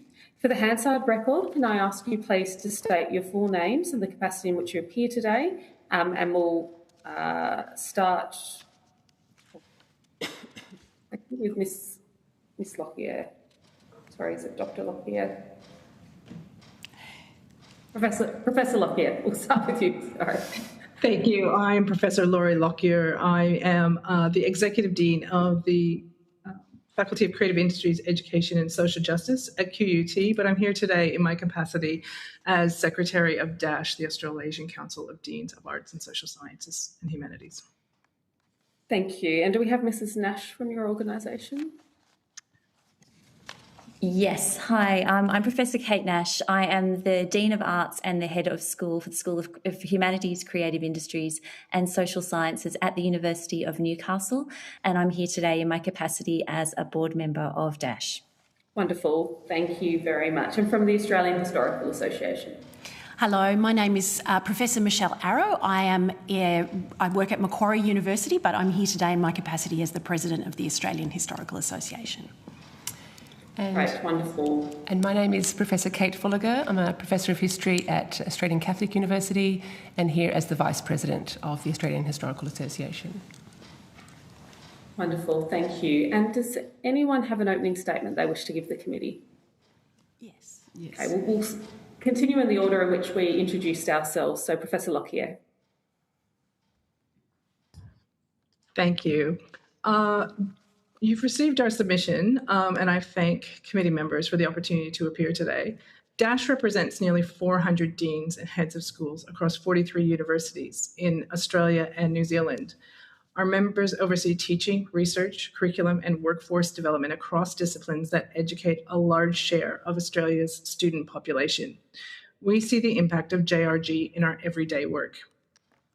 JRG is first and foremost an equity issue. Current settings are asking students in many arts, social sciences, and humanities disciplines to pay substantially more for their education. These are the same disciplines where participation is strongest among students the government has prioritized for inclusion. Students from low socioeconomic backgrounds, First Nations students, regional students, and students with disability. These cohorts already face structural barriers to education. JRG asks them to carry some of the highest levels of student debt because of their field of study. We think this is a fundamental contradiction at the heart of the policy. JRG is also out of step with the workforce and workforce needs. Time and time again, when we talk to our HASS alumni, and these are CEOs, founders, investors, authors, artists, community leaders, who are across every sector of the economy, they tell us the same thing. The skills that set their degrees apart were not the technical ones, but their ability to communicate, think across complexity, and adapt to change. And these are precisely the capabilities that employer groups, think tanks around the world are now identifying as the most critical and fastest growing workforce needs, particularly with the rise of AI. You will have seen those reports referred to in our and other submissions. JRG sends exactly the opposite signal. You will also see in our submission the impacts of JRG are sharpest in regional Australia. And so I'd like to now hand over to my colleague, Professor Kate Nash, fellow DASH board member, to provide some further examples of just that impact at the regional level. Chair and committee members, as you've heard from Professor Lockyer, the Jobs Ready Graduates package raises serious concerns of fairness. And I'd just like to add a little more detail on its impact on regional universities, students and communities, drawing on my own experience as the Dean of Arts at the University of Newcastle. For many regional students, the local university is the pathway into higher education. Regional universities disproportionately enrol and support students who are older, First Nations students, students from low socioeconomic backgrounds and students living with disability. Since the JRG, that pipeline of equity students is being choked off Our submission includes examples from the universities of Wollongong and from Federation University, showing substantial declines in arts enrolments. In my own school, Bachelor of Arts enrolments are down 64% since 2021. Social science commencements have fallen 77%. First Nations commencements across those two degrees have dropped from 37 to 11, and low socioeconomic students have more than halved. This mirrors national trends. We know from the Innovative Research University's analysis that low socioeconomic commencements in the highest band of the JRG are down about 20% between 2020 and 2024. So like my colleagues at Federation and Wollongong, I am facing difficult decisions about programs and disciplines. Students can no longer study art or politics or German in my school. Other fields, philosophy, ancient history, performing arts and languages, now survive as single staff member disciplines, often with little to no choice for students. And yet we know that HASS graduates are the backbone of our regional labour markets. They're the teachers, they're the public administrators, they're the policy and the community service workers. The Jobs Ready Graduates package is not just an equity issue. In regional Australia, it's a capacity failure, because pricing equity students out of the humanities and social sciences programs in regional universities erodes place-based workforce and civic capability.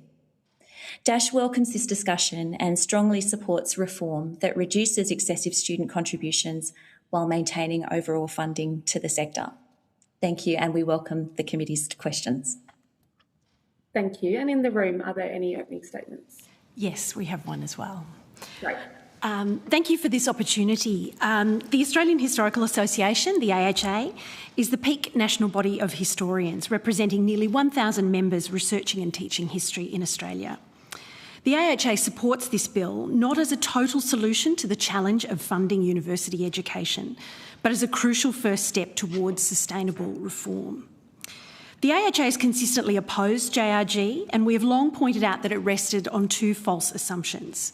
The first, that governments could manipulate student choice through price signals, and second, that humanities, arts and social science, or HASS degrees, produced graduates who were less job ready or less important to the nation than other graduates. As many of the submissions to this inquiry note, the attempt to manipulate student choice has failed. The only thing that JRG has achieved is $50,000 debts for those who have continued to enrol in HASS degrees, damaging the ability of these young Australians to plan their futures. These high fees have meant that some students are also no longer applying to study at all. Enrolments in HASS degrees by students from low socioeconomic backgrounds are down nearly 20%. The second false assumption was based on a pernicious myth that humanities graduates were not job ready. As many submissions to this inquiry also show, HASS graduates can be found in more than 300 occupations. They are adaptable, flexible, they possess transferable skills. Indeed, more than 1/3 of the members of this parliament have arts degrees. A 2022 AHA report showed the top 3 fields for history graduates were business, government and education. The World Economic Forum's latest Future of Jobs report in 2025 noted that analytical thinking remains the most sought-after skill amongst employers. Such thinking is at the heart of HASS education, including history. These skills are even more important as generative AI undermines many established career pathways. The AHA is extremely concerned that fewer and more exclusive enrolments in HASS degrees will have significant implications for the ways in which Australian history, culture, heritage and values are understood, enacted and taught in the future. As our nation faces a deeply uncertain future, we must also ask ourselves, if younger Australians do not undertake the study of our region, our contexts, our antiquity and our values, then who in the world will? Thank you. Thank you very much for those opening statements. I'm going to pass the call to Senator Mulholland in the first instance. Senators, you'll have 10 minutes each for questions. Senator Mulholland. Thank you, Chair, and thank you to our witnesses for joining us this afternoon. I'm one of those self-confessed members of the Parliament with an arts degree, so a fellow traveller indeed. Can I please, having read through the submissions for Dash and also the Australian Historical Association, both organisations have, I think, sort of different positions on job-ready graduates. So what I might do is just to get a bit of a picture from both organisations, if I can, around the level of consultation or involvement and engagement that you might have had when this change was made under the former coalition government back in January 2021. Any engagement, any submissions, sort of positions you might have expressed at that time, and then we can sort of go from there, if that's okay.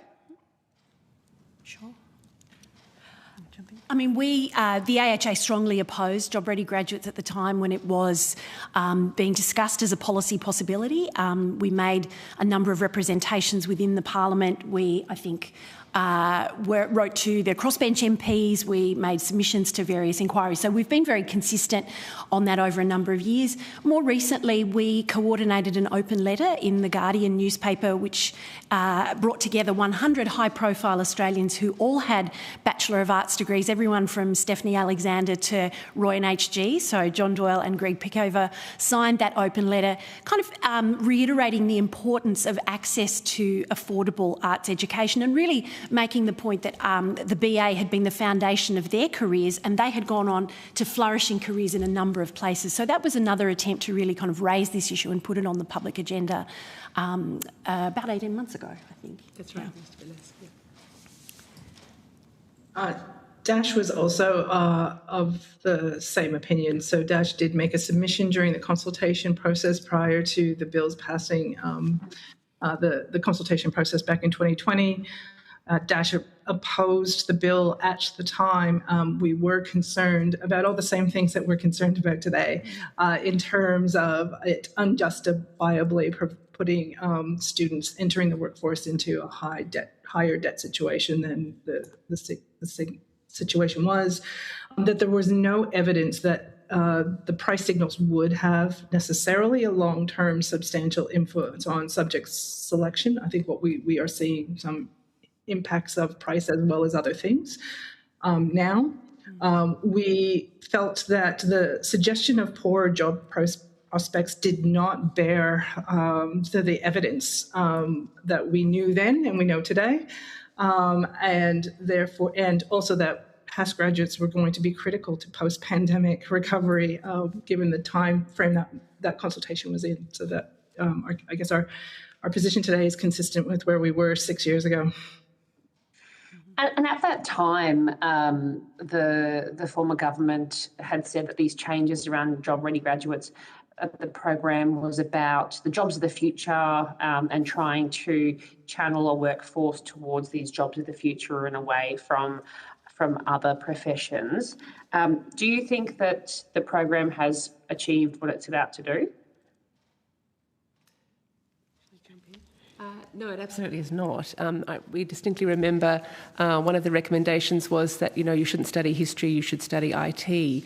I think that, the results, the research for career outcomes is much more dire for anyone who followed that advice. We do think that there's been consistent results for history graduates or for Haas graduates, but we're particularly keen on following the pathways of history graduates, and we know that they are still consistently achieving in professions and have the skill set that is particularly being asked for by organisations like the World Economic Forum. And I think one of the issues... One of the things I think I saw in your submission was that Haas graduates can be found in more than 300 occupations, and from that World Economic Forum report, that analytical thinking remains one of the most sought-after skills for employers. Yes. I mean, I think in the job-ready graduates policy was introduced before generative AI had kind of hit the general public and hit and universities in the way that it has. And I think we would, if you were writing a policy today to encourage people into job-ready careers, you would not design the policy that was the result of that change in 2020. I mean, AI has transformed the ways that the value of humanities, and it has kind of affirmed the value of humanities. When you can ask AI to code for you, it somewhat decreases the value of perhaps doing a degree that has one single set of skills that you're learning. Humanities graduates have many, many skills that they bring to different occupations, and they bring that kind of critical thinking, that adaptability, an ability to kind of determine what's fake and what's real, to determine evidence, to understand evidence and different perspectives. And I think, we think that humanities graduates are still incredibly valuable and important in a contemporary economy as AI is changing career futures very rapidly for all graduates in all occupations. I could perhaps add to that by saying I was doing a deep dive into our graduate employment data this morning, and the Bachelor of Arts, students leaving the Bachelor of Arts have better employment outcomes than students in biomedical science, computer science and science. So it's far from clear that the package has succeeded on its own terms. Thank you. And I'll just, because I'm conscious of time, Chair, so I'll just round off by just touching on particularly about the bill before the committee at the moment. So the bill proposes to return student contributions to pre-job ready graduate contribution amounts. And do you consider that reverting to those pre-job ready graduate model, funding model alone is going to solve the problems that we've got? We know we've got a funding issue, we know we've got a workforce issue, we've got a lot of challenges at the moment in the higher education space.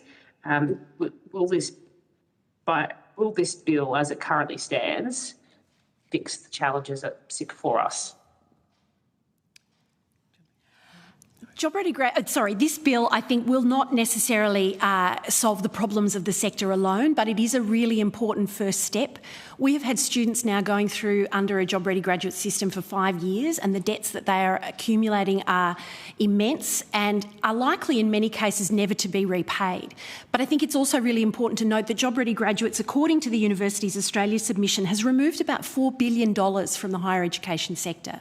So this is a large problem, but we have no timetable for the reform or the removal of this policy. Labor was opposing the policy in opposition when it was introduced. We've now seen one term of government transpire with no clear timetable for when that policy will be removed. So I think it is not a complete solution, but it is a very important part of the picture, and we do need to kind of work on providing a clear timetable for reform, and this will be a welcome start for many students who are bearing those burdens of higher fees.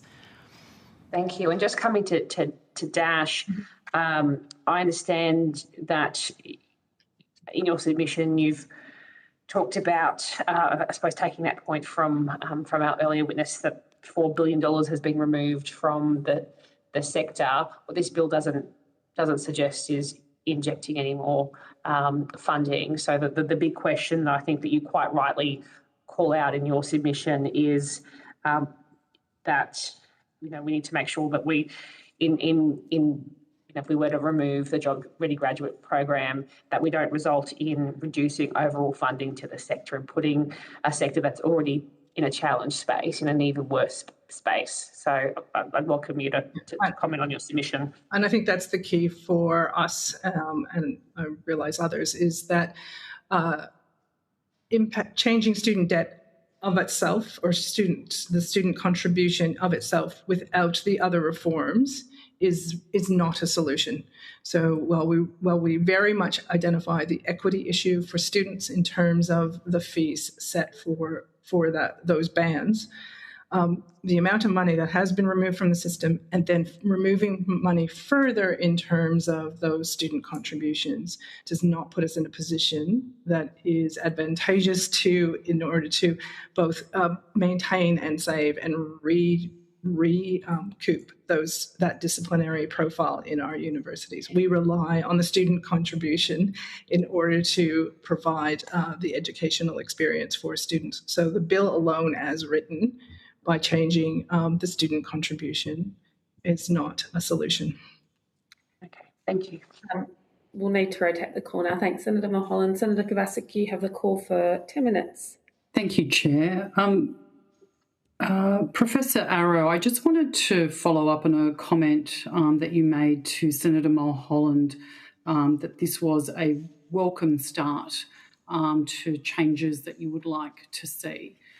I would like to get a sense from you if you've done any work or if you've been provided any information around what will actually happen to history and social science courses or programs if this student funding piece isn't there and there's no requisite contribution from government. So if the bill as it stands is all we have, what do you think will happen? Will there be fewer or more places? Is there a risk that a course or a program may no longer exist, or will things be exactly the same for a student?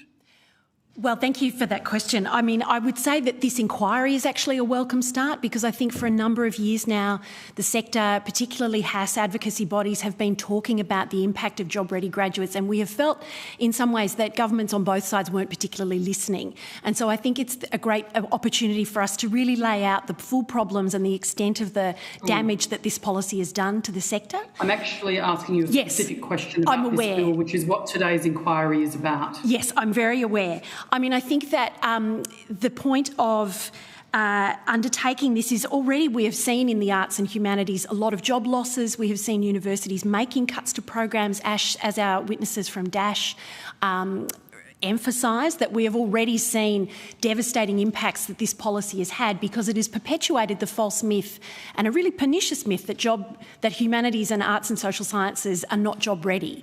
So I'm aware that this will take some funding out of the sector, and I obviously don't want to see any more funding taken out of the sector. But as I also said, Job Ready Graduates has taken $4 billion out of the sector under the previous government. My question is, with this additional $1.3 billion in funding that will be taken out of the sector based on this bill as it stands, what impact do you think that will have on these programs or courses? And is there a risk that some may no longer exist if there isn't the same requisite funding brought in by the Commonwealth?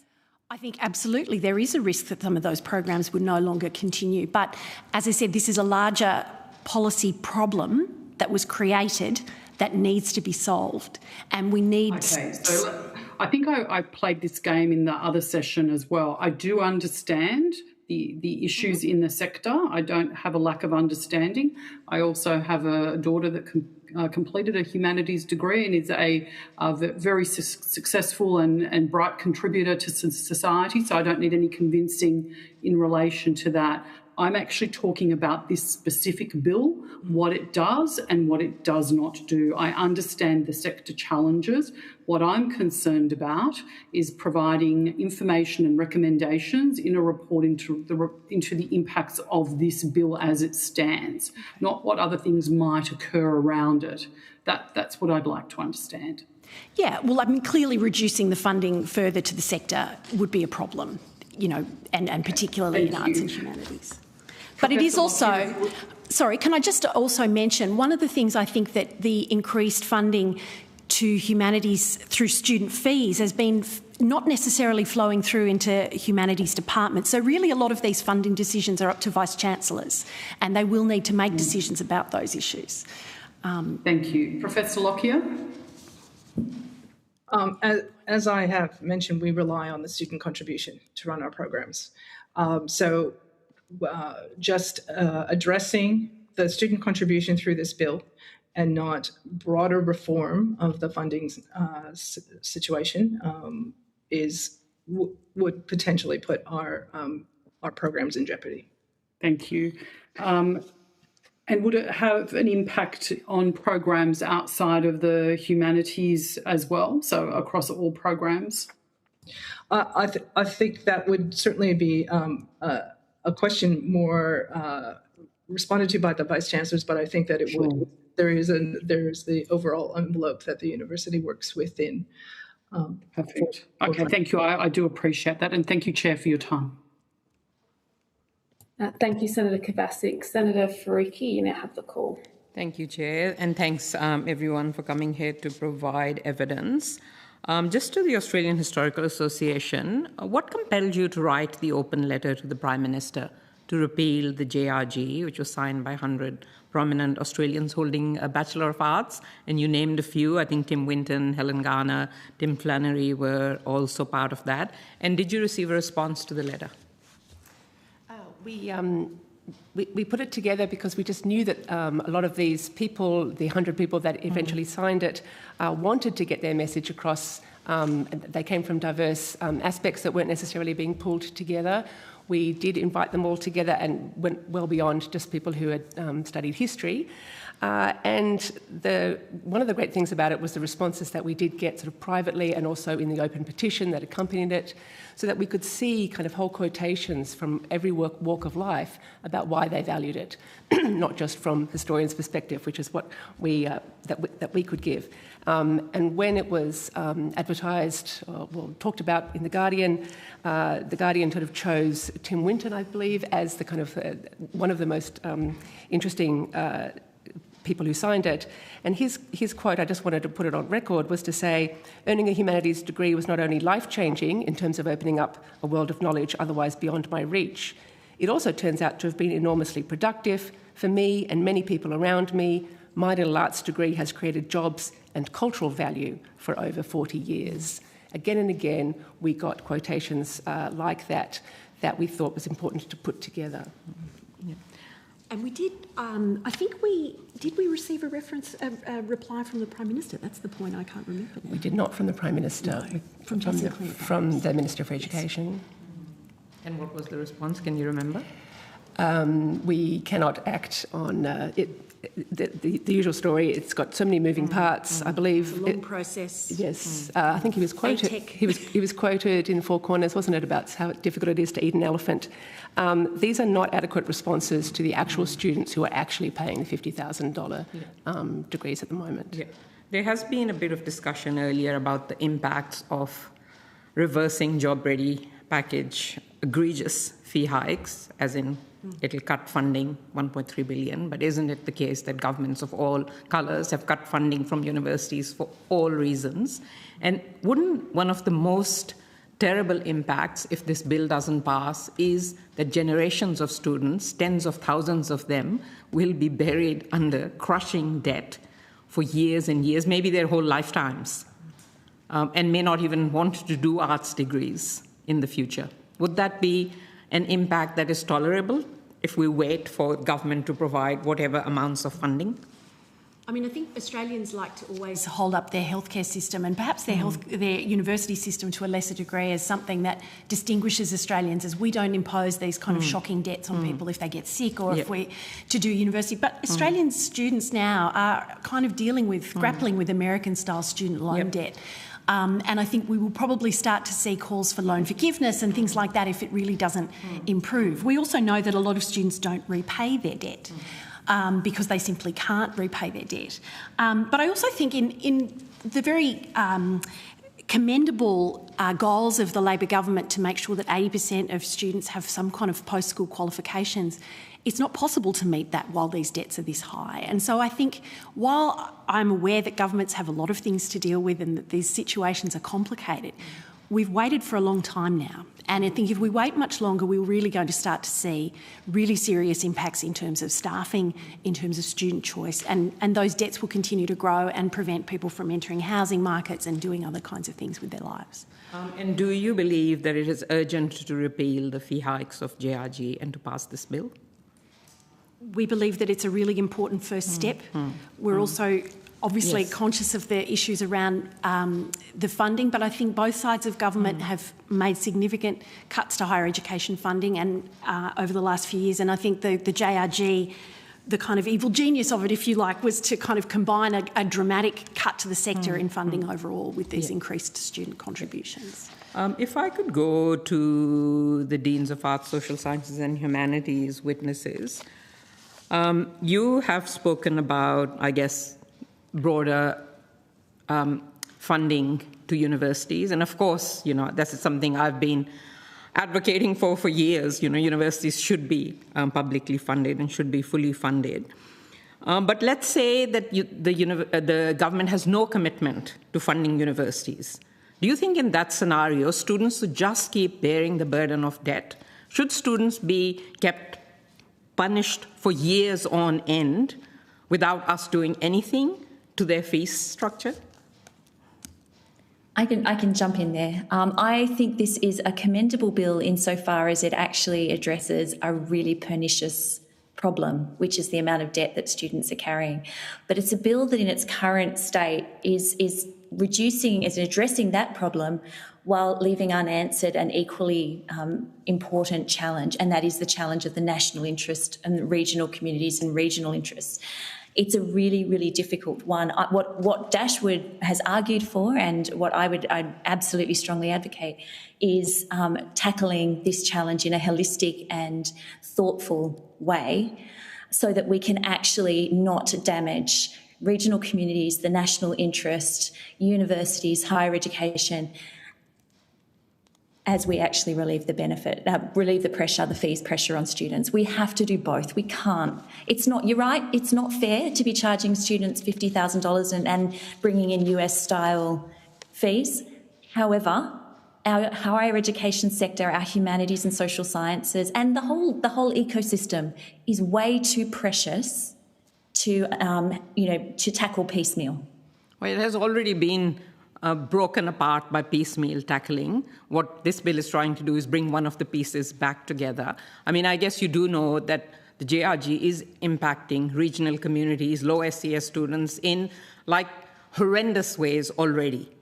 And you might also already know that a Senate bill can't have funds appropriated with it. So obviously, there is a push from us for the government to make the shortfall. It is not up to the Greens to do that, but the government could commit tomorrow to putting in $1.3 billion, which is basically peanuts compared to the revenue they could raise, let's say, from taxing gas corporations, for the gas they export, or not putting in $53 billion for more warmongering. So shouldn't it be the case that advocates like you should be pressuring the government to pass this bill and to put money into this budget of at least $1.3 billion to make the shortfall? That's not a complex thing.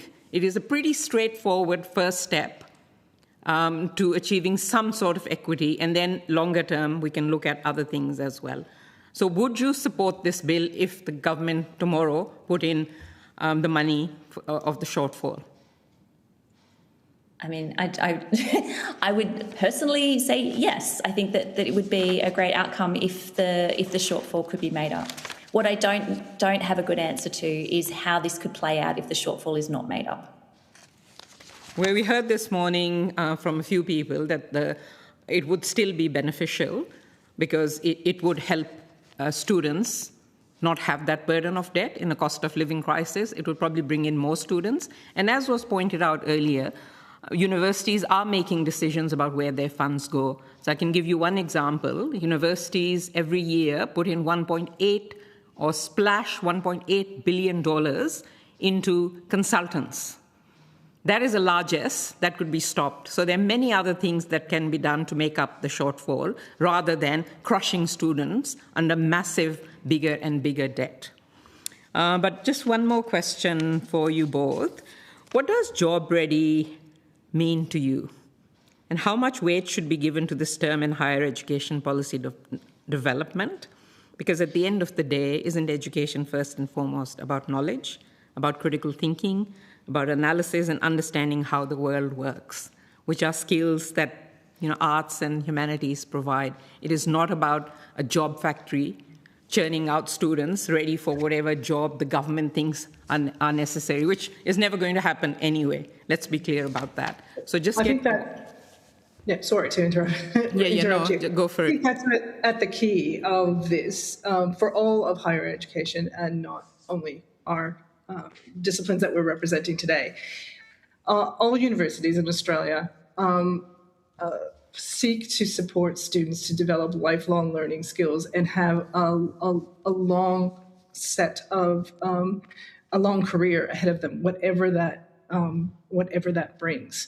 I think that is the narrative around job ready reduced the discussion to the immediate and the here and now, and I think that is a key problem with the framing of this the original bill and that original policy. So I guess that is why Dash is looking for that broader reform, is to recognize where we are as a country now and where we want to go, and how does the university education play a part in that. Certainly helping students make long-term career choices and set themselves up for that is important, and that will always be part of a consideration in terms of a student's future and the people who influence and care for them making those decisions. But that the concept of job ready is short-term and not the focus of what higher education is about today or has been in the past. Could I quickly Thank you, to you? Professor You talk about Lockyer. broader. Sorry, I just have a quick follow-up question. We have a few minutes, no? We have 2 minutes on this panel where I need to wrap up and also provide information on questions or notice. So you're welcome to have another question, but it'll cut into the next panel. Just a quick one. There's a lot of discussion about broader reform. Broader reform can't be done in one stage or with one bill. Would you agree that this has to be a staged process, but with the most terrifying, egregious kind of things to be dealt with first, which the Accord itself said JRG should be reversed urgently? That hasn't happened. Like, I don't understand the reluctance of the witnesses who don't want this to happen as a first step. So I'm hard to understand. I think we do support our reading of the Accord, which is overturning JRG in its holistic form. Okay, thanks, Chair. We would just like to add that our apologies that it's been 5 years. They've been waiting for the government, who did vehemently oppose this policy, to overturn. We are just concerned that the wait-and-see approach, to wait for it to be holistic, has not served our history students anyway very well. So we would like, as Senator Faruqi said, to see this as a first step, and assume that advocacy, particularly from places like Universities Australia, would then double down rather than keep waiting. Thank you. Okay, that concludes our time for this panel. So I'd like to thank you all for your participation in our committee's work. If you have taken questions on notice, they're due back to us on the 12th of May 2026, but you're now free to log off and depart. Thank you very much. And I'm calling Professor Andrew Norton, Dr. Adam Lucas, Dr. James Guthrie and Ms. Claire Field, largely via video conference for these witnesses. Thank you so just much. give everyone a moment to log on.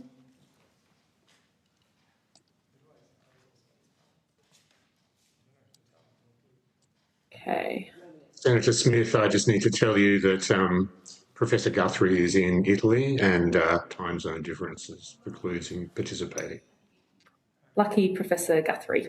It's no problem. Thank you for your advice. In that case, I think we have everyone online with us. So I just will ask each of you to state your full name and the capacity in which you're appearing today. So we'll commence with Professor Norton. Andrew Norton, Professor of Higher Education Policy at Monash University, but appearing in a personal capacity. Thank you. And Dr. Lucas. Good morning, everybody. My name is Adam Lucas. I'm an Honorary Senior Fellow at the University of Wollongong, and I'm appearing in a personal capacity today. And Ms. Field. Thank you. I'm an independent consultant and a PhD student at Torrens University, but I appear in my own capacity. Thank you. And Mr. Thrower. Jack Thrower, Senior Economist at the Australian Institute, appearing on behalf of the Australian Institute. Great, thank you. Welcome to you all. I'll give you each an opportunity to make an opening statement now if you wish to do so. We'll go in the same order in which we introduced ourselves, and please just let me know if you don't have a statement. So, Professor Norton. I guess my opening statement is just that the approach I'm taking is trying to seek a way of getting change here. So I've actually suggested some increases to other student contributions that will offset the budgetary cost of this.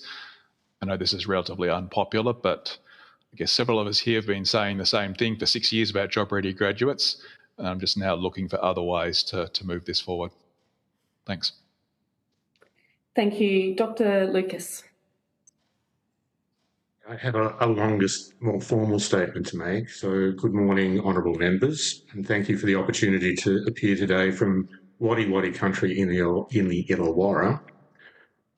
So the federal coalition government introduced the Job Ready Graduates reforms with a clear objective, which was to shift student demand toward areas of labour market need. And the policy mechanism to achieve that objective was differential price signals for different kinds of degrees. And 5 years on, the evidence is really clear that the policy has failed on its own terms. The central assumption of job-ready graduates was simple, that if you make some degrees more expensive and others cheaper, students will change what they study. But that assumption has not held. Decades of research and now real-world evidence shows that students choose courses based primarily on their interests, their academic strengths and their career goals. Fees are a secondary consideration, and that's especially so in a system where costs are deferred through income-contingent loans. So as a result, the policy has not worked as intended. It's increased the cost of degrees, sometimes very substantially, but it hasn't reliably shifted student behaviour in the desired way. Enrolments have changed, but not because students are responding to price signals. Instead, we're seeing underlying trends continue alongside distortions where higher fees are discouraging participation in particular disciplines. The clearest effect of the policy is therefore not behavioural change, but increased financial burden. Higher fees combined with indexation and repayment settings are now producing repayment periods that frequently exceed 40 years. And for some graduates in lower paid professions, that includes some of the professions that JRG purports to advocate, this effectively becomes lifelong debt. So there's a fundamental departure from the original intent of the HEC scheme and income-contingent loans in Australia. Another major problem is how increased costs for some degrees have been distributed across disciplines, which we've heard about some of that earlier, and in turn across different groups of students. The fee increases were not neutral. They were concentrated in disciplines with higher enrolment of women and students from First Nations and low socioeconomic backgrounds. And that's a triple whammy for many Indigenous women who may be first in family to aspire to a university education. So we're now seeing early evidence of declining participation among these groups in high-fee disciplines. And that means that the policy is not only ineffective, it's actively regressive. The fee structures associated with it have also exacerbated the tendency of consultant-driven university executives to further shift their priorities away from their core mission of teaching, research and public engagement. It's precisely those arts, humanities and social science disciplines targeted for student fee increases under this policy that have seen the highest levels of redundancies, subject deletions and course closures over the last 4 years.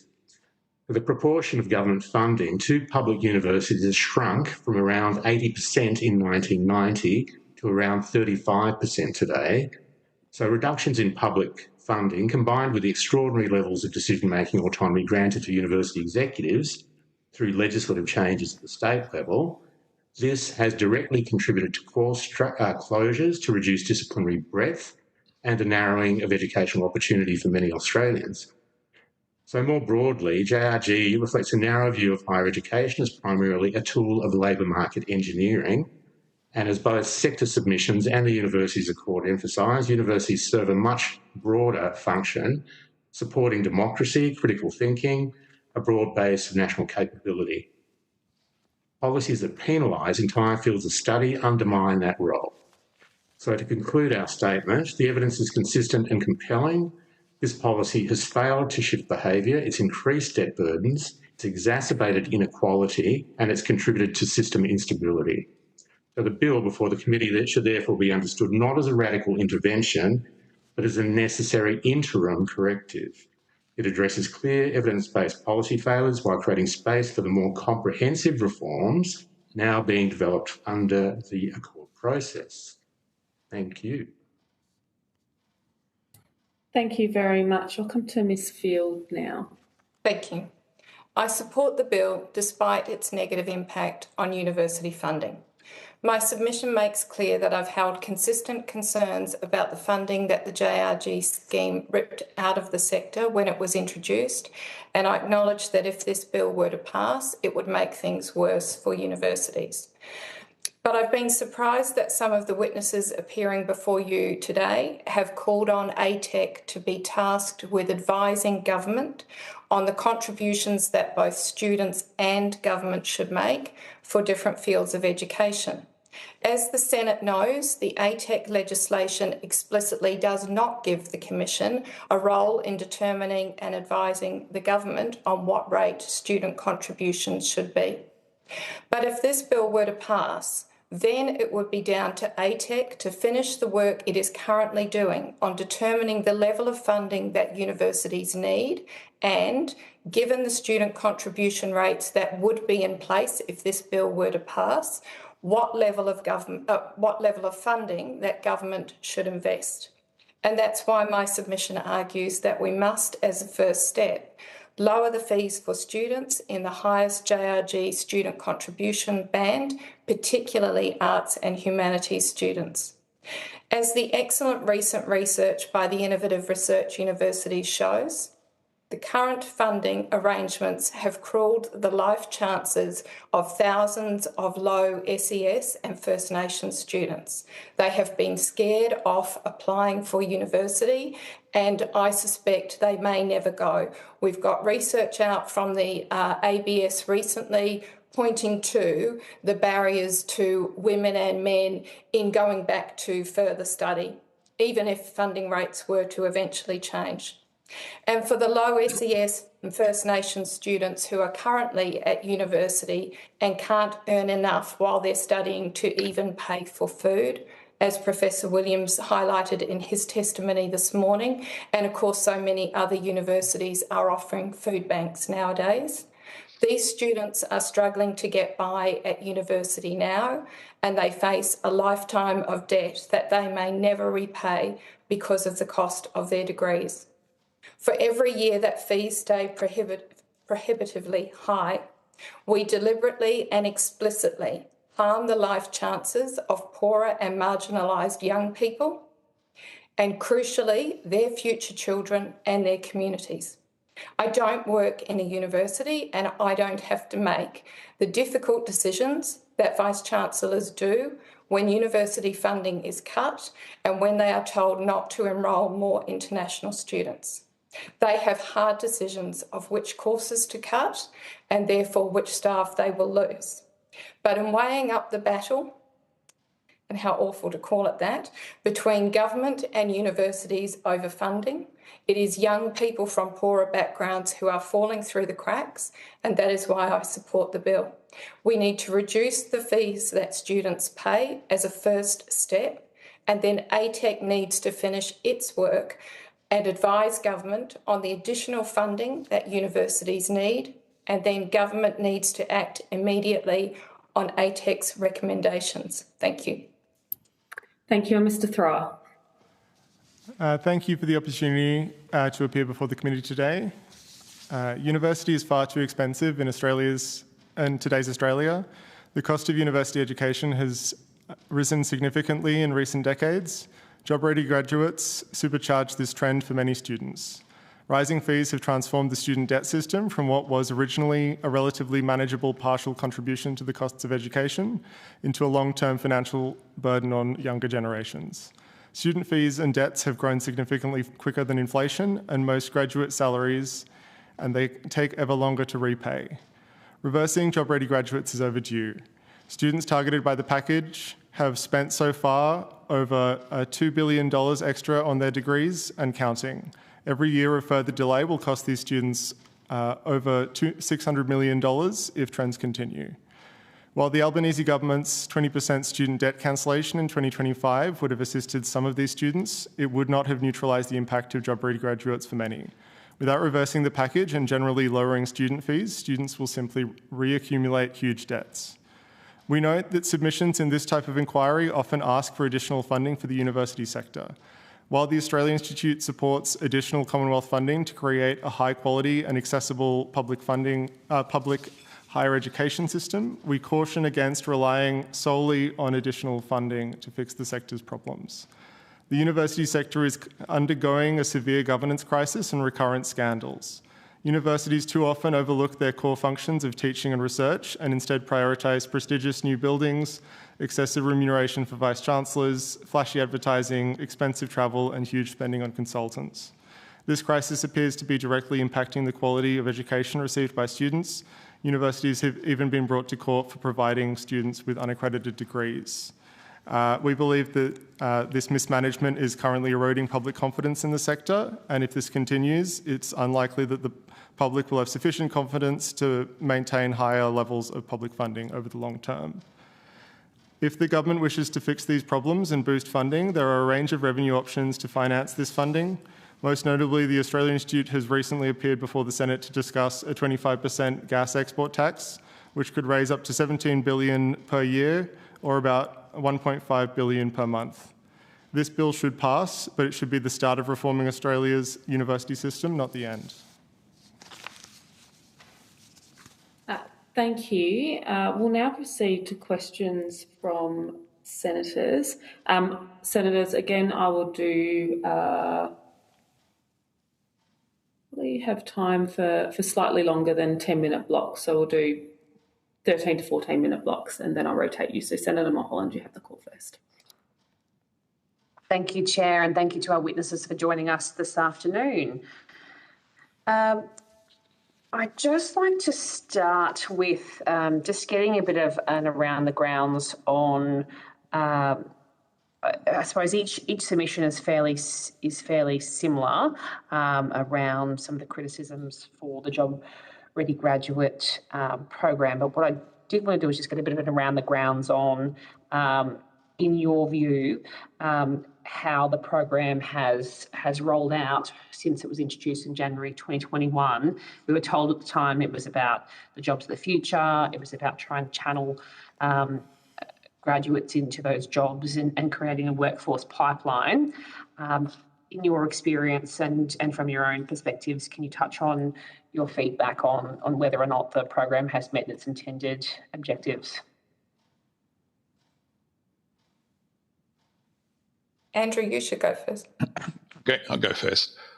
So I think job-ready graduates intersected, I think, was already a bit of a structural change in demand for higher education in Australia. So I think particularly since the mid-2010s, we've seen a shift essentially away from the non-STEM fields towards STEM and health. For arts, that had been going since I think about 2014. I believe there was a particularly sharp drop in numbers after job-ready graduates came in, which in my view is consistent with people who are a bit borderline about whether they were committed to university, deciding in the negative. That continued essentially till 2024, where there was a small recovery. So I think, like some other people who've spoken to the Senate inquiry, I think this has exacerbated or strengthened trends that are already underway, rather than fundamentally changed what was happening.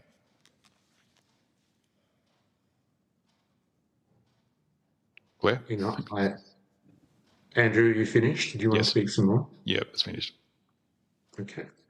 Look, I agree with what Andrew just stated, and we've stated similar criticisms and made similar observations in our submission.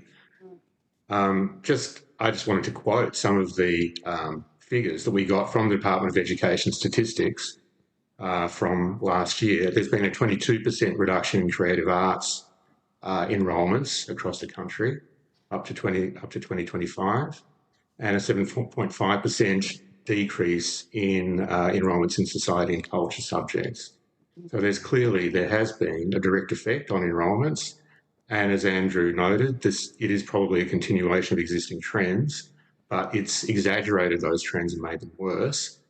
And at a number of our universities, including my own university, Wollongong, it's primarily humanities, arts and social science subjects and disciplines that have been targeted for redeployment, retrenchment and disestablishment.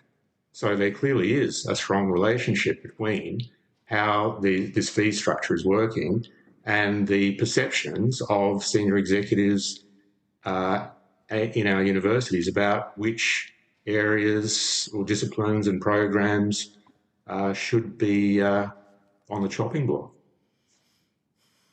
Oh, I would only echo the data speaks for itself. Again, I think the IRU's analysis, looking particularly at that low SES cohort, which I think is particularly worthy of our attention and focus. This is not doing. There's two issues. One is less funding. 3. 2 is these really high fees. And 3, what is job ready in 2026? It's a live debate as to what was job ready and whether this was really terribly useful. Back in 2020, humanities students were getting into graduate outcomes that were similar to those in many other fields. In 2026, with the transformation that is starting to shape the skills that employers are looking for, pricing students out of degrees that help them think and gain those human skills is highly problematic. I don't have a great deal to add on those. Job Ready Graduate seems to have failed in its stated aims, in that, as highlighted by the other witnesses, we haven't seen, a resurgence in the sort of encouraged fields or anything like that. But I would add that it has succeeded in at least what some of the perceived aims were in terms of targeting arts students. We've seen cuts across the sector, particularly targeted at arts and humanities. And people studying at arts are accruing huge debts these days and essentially being made to pay for the cheaper degrees of other students. Thank you, Mr. Thrower. There is also a consistent theme through a lot of the submissions from our panel around the issue of funding and some of those unintended consequences that have been generated from the Job Ready Graduates program. The reduction in per student public funding, I think, is one of the comments from the submissions. Also, I think, Ms. Field, you talk about a reduction in overall university funding for teaching and basic research. So that's a fairly consistent theme across a lot of the submissions, that these changes did reduce funding for teaching and learning and shifted a lot of that cost onto students in the sector. In your view, what has been the impact of that cost shift? So the reduction in public funding and the cost shift onto students, what has been the impact for both students and universities of that? I wasn't sure, are you going to all of us? Yeah. Around whoever wants to contribute. I'm happy to have a go at that, because I think there were really two things going on at the same time in Job Ready Graduates. There was the introduction of a new set of funding rates, which was based on a Deloitte cost study, which has been mentioned earlier on today. And essentially in that cost study, they were expressly told to look at teaching and scholarship costs only.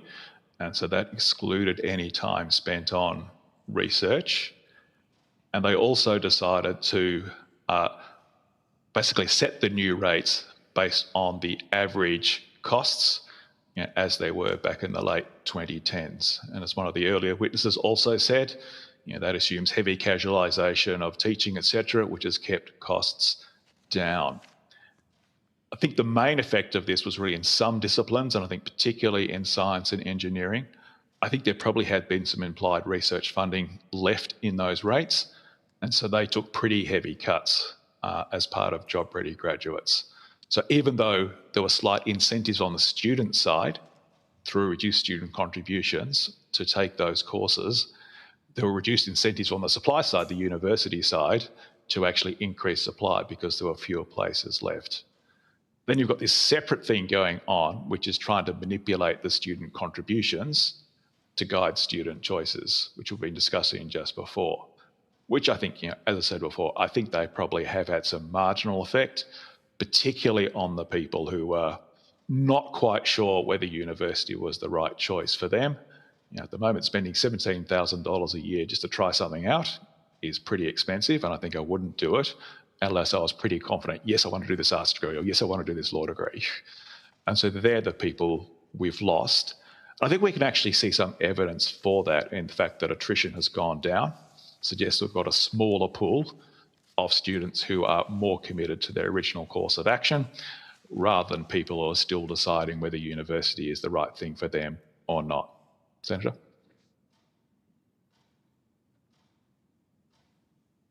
Yes, I'd agree with everything that Andrew just observed, but there's one other effect of this, and this is a longer-term effect of the introduction of these fees, which relates back to the issue that I raised earlier about the culling of subjects, courses, disciplines, and the academics who teach them related to arts, humanities, and some of these social science subjects.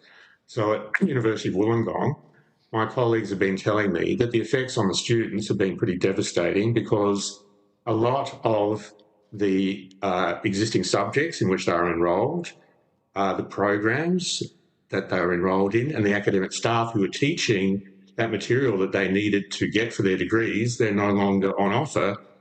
They cannot finish the degrees that they originally started. So there's been this wild dash to try to find subjects to fill the gaps in all of the subjects that they deleted without proper consideration or any consultation with us as academics. They just went ahead and did it. And this has created chaos for a lot of the students who are doing related degrees and caused a lot of frustration and angst for them. I might just slightly disagree with Professor Norton a little. I think the attrition is probably not just students who definitely know what they want to do, but if we are picking up fewer marginalised students and those who are first in family, we're probably also seeing less attrition because we don't have the students there with the high support needs that maybe we would have had previously. I think the research piece is important. It's obviously separate to this bill, but it goes to where some of the funding went. When it was originally introduced, the promise was there would be a separate bucket of funding for research and there'd be collaboration on it. And then, of course, because it was COVID, it ended up being a $1 billion injection in, I think, 2021. And then everybody went away and we've had, I can't even count the number of research reviews that we've had in the interim. And that funding has still not returned for that basic research that used to come on a per head or per student as a bit extra to support those basic costs. So it's not something that this bill can deal with. It remains to be seen whether it's something that ATEC will be able to deal with when it's calculating the cost of teaching and learning. So I think it's something for the Senate to be mindful of, but it obviously goes beyond the remit of this bill. I don't have anything to add on this particular issue. Thank you. I now just want to move to the bill particularly that is before the committee, and it proposes returning student contributions to the pre-job ready graduate contribution amounts.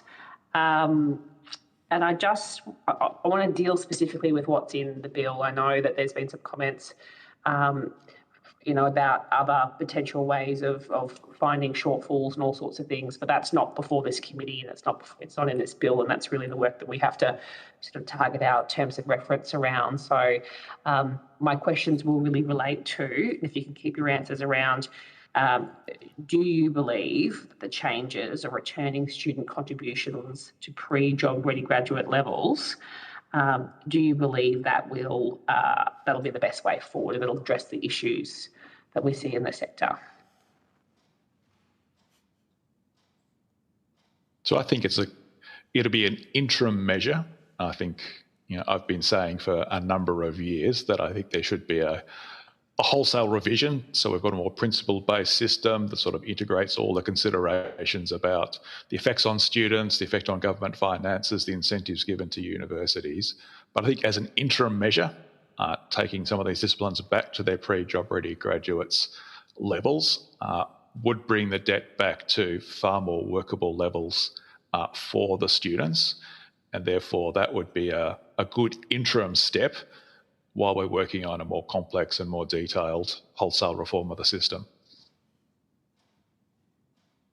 But I do acknowledge all the other speakers who have said, well, due to the constitutional issues, obviously there's a significant problem with this bill in particular, in that there are no offsetting Commonwealth contribution increases.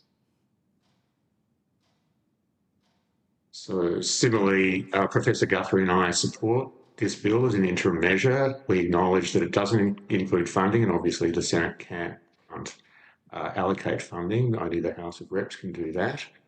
But given the fact that we know how complex these issues are and how long it takes to develop an alternative funding model, it's probably going to take at least 18 to 24 months to develop that model and put it in place. So that means if we don't do anything about it in the interim, those debts and those effects are going to continue to build and have effects, detrimental effects on thousands of students throughout Australia. And I would just add, as I sort of said in my opening statement, I think it's really critical as a first step. I'm really confident that ATEC will do good work. I think they have a very good interim CEO, and I have great confidence that they will model the costs of teaching and learning very well, and they will make informed recommendations on what government contributions should be, but it will take time to do that, and I think we owe it to the students who are struggling with or totally put off by this level of debt to act first now and then wait for those ATEC recommendations. And then it is for the government to act on them and bring forward a budget bill to make it happen. I think I just underline the cost of delay. It's been a long time. The Albanese opposition opposed job-ready graduates when the coalition government put it through. The Albanese government has expressed concerns about job-ready graduates since it was elected in 2022. As I said before, over $2 billion at least, I think that's pretty conservative, has been spent by targeted students since job-ready graduates came through. The majority of this, the vast majority of this has been since the Albanese government has been elected. And every year of delay is at least, I think it was 600 million in additional costs for these students. And it was great that there was the 20% student reduction, but every year of delay is really costing these students. And as identified by some of the other submissions, these debts will take literal decades to repay unless something's done about them. So yeah, particularly as a first step, reducing the costs for these students is pretty urgent. Thank you, Chair. Thank you, Senator Mulholland. I'll pass the call to Senator Kovacic. Thank you, everyone. I was a little bit distracted by those last few bits of evidence, and I'd like to sort of have a follow-up on that to each of you, if that's okay, before I go into my main set. And I noticed that each of you in different ways have primarily said, apart from you, apologies, I've just lost my notes. Just wrote that. Sorry, apart from you, Professor Norton, that the bill is supported as it is, but then only supported with Commonwealth contributions, and then supported as a first initial step or first crucial step, which I think Senator Faruqi also says, but then to say this bill will be the first step and then, the budget will bring on something to make it happen. What are the risks if that doesn't happen in the budget? Is this is a very dangerous game of chicken, is it not? Let's do this. Let's take out $1.3 billion worth of funding, because either then the federal government or the ATEC will step in and they will plug the hole. Has anyone considered how long that will take and what happens in the interim? And then what happens if the hole does not get plugged? Perhaps it's a game of Ms. Field. Yeah, it's a game of brinkmanship. I think this would not pass the House of Representatives if it didn't include the relevant Commonwealth contributions. Right. Okay. Where the numbers are different, obviously. Mm. Yeah, likewise. Professor Guthrie's and my understanding is that, unfortunately, Senator Faruqi doesn't have the numbers in the Senate to get the bill through. However, if it were to pass, there is abundant money in the existing system amongst the existing 37, 39 public universities. They have over $70 billion in assets, in net assets, and they could quite easily divert between all of them $1.3 billion to cover the interim cost, I'm quite sure. It's a matter of priorities. Senator, I would just reiterate, I hope it's not a game of brinkmanship. I mean, we've been through an accord process. We've set up an ATEC. There's been the legislation and debate about what it can and can't do. It's explicitly told not to make decisions on or make recommendations on what student contributions should be. It's there to work out what funding universities need and how much government should contribute. So I think this is really urgent for all of those students, thousands and thousands and thousands who are studying today and can't afford to eat. And those who are so put off by this debt that they won't even step forward to start a university degree. And the long-term impact, I mean, we've lost 5 or 6 years already of those students and their futures and their potential families. Their children will be first in family rather than those students themselves. I think there is money in the system to manage 1 year, but we need to rely on the reason that ATEC has been established is to provide advice on the level of funding that is needed and how much government should contribute. And I hope we can have trust in that process. But the problem is, this isn't something that's been put forward by the government where we're being asked to trust the government. This is something that's been put forward by someone who ultimately would like to see this happen, and there's no requisite offset. And for me, as the day has progressed, I've become increasingly worried. I didn't have a set view at the beginning of the day, but as the day has progressed, I have become increasingly worried that this is some kind of a game to play chicken with the government, and it makes me deeply uncomfortable. And if we talk about it being a crisis, then that's even more so if we're saying, well, let's just take this money out, we'll make it cheaper, because the government, surely they're going to come and give us the money. But guess what? If they don't, these young people that have started these courses or programs might find that it doesn't exist because the universities can no longer fund them. Wow, that's or they already might happening, find Senator Kovacic. Senator Faruqi, this is not an opportunity for a conversation between senators. Senator Kovacic, if we could bring it to the question. Thank you. Thank you. This is what concerns me, is in talking about recommending this, have we considered all of it in its entirety and the impact if that Commonwealth funding does not come through in the short term? Well, I think I would share those concerns if ATEC had been tasked with setting student contributions. If that was its role, then this legislation would be supplementary and unnecessary and sit out to the side. But the government has chosen to, despite all the debate in the Senate, the government has chosen to task ATEC with determining two things, and it is underway doing that at the moment. How much funding do universities need for quality teaching and learning, and how much should government contribute? As ATEC does its work and thinking, whether this bill goes through or not, it will have to take into account the current level of student fees. Of course. When it's determining what gaps there are between the level of funding that's needed, the amount that students are contributing, and therefore the amount that government will need to add in. So as an ex-public servant and thinking about how this funding would be allocated, I'm sorry, that's just the perspective that I'm... No, there's no need to be sorry. My concern is my job is to vet this bill not all of the associated things that might happen around it. So that's what I'm trying to understand.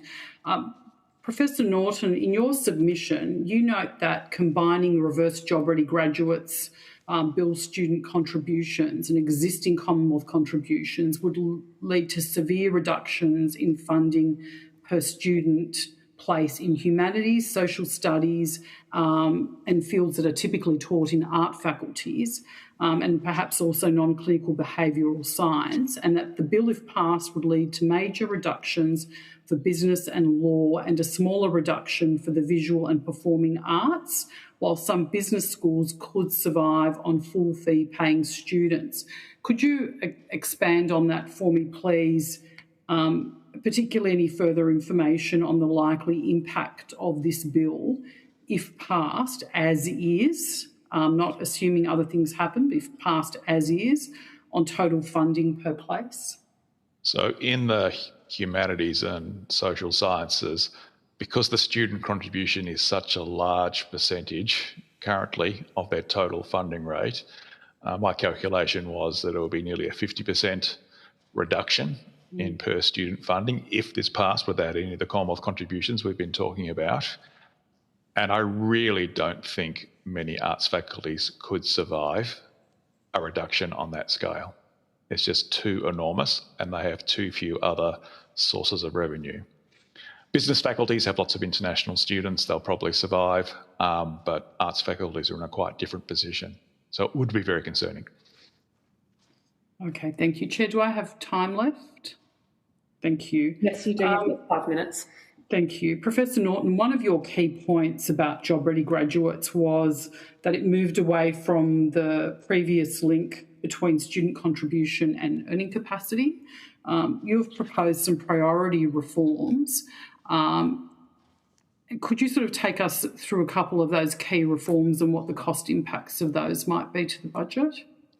So essentially the idea was to pick a couple of fields. I chose engineering and IT that had student contribution reductions during the job ready graduates process, but in fact are in the upper echelons of likely career earnings. This uses some data from Jobs and Skills Australia, sort of 5 years out from their course.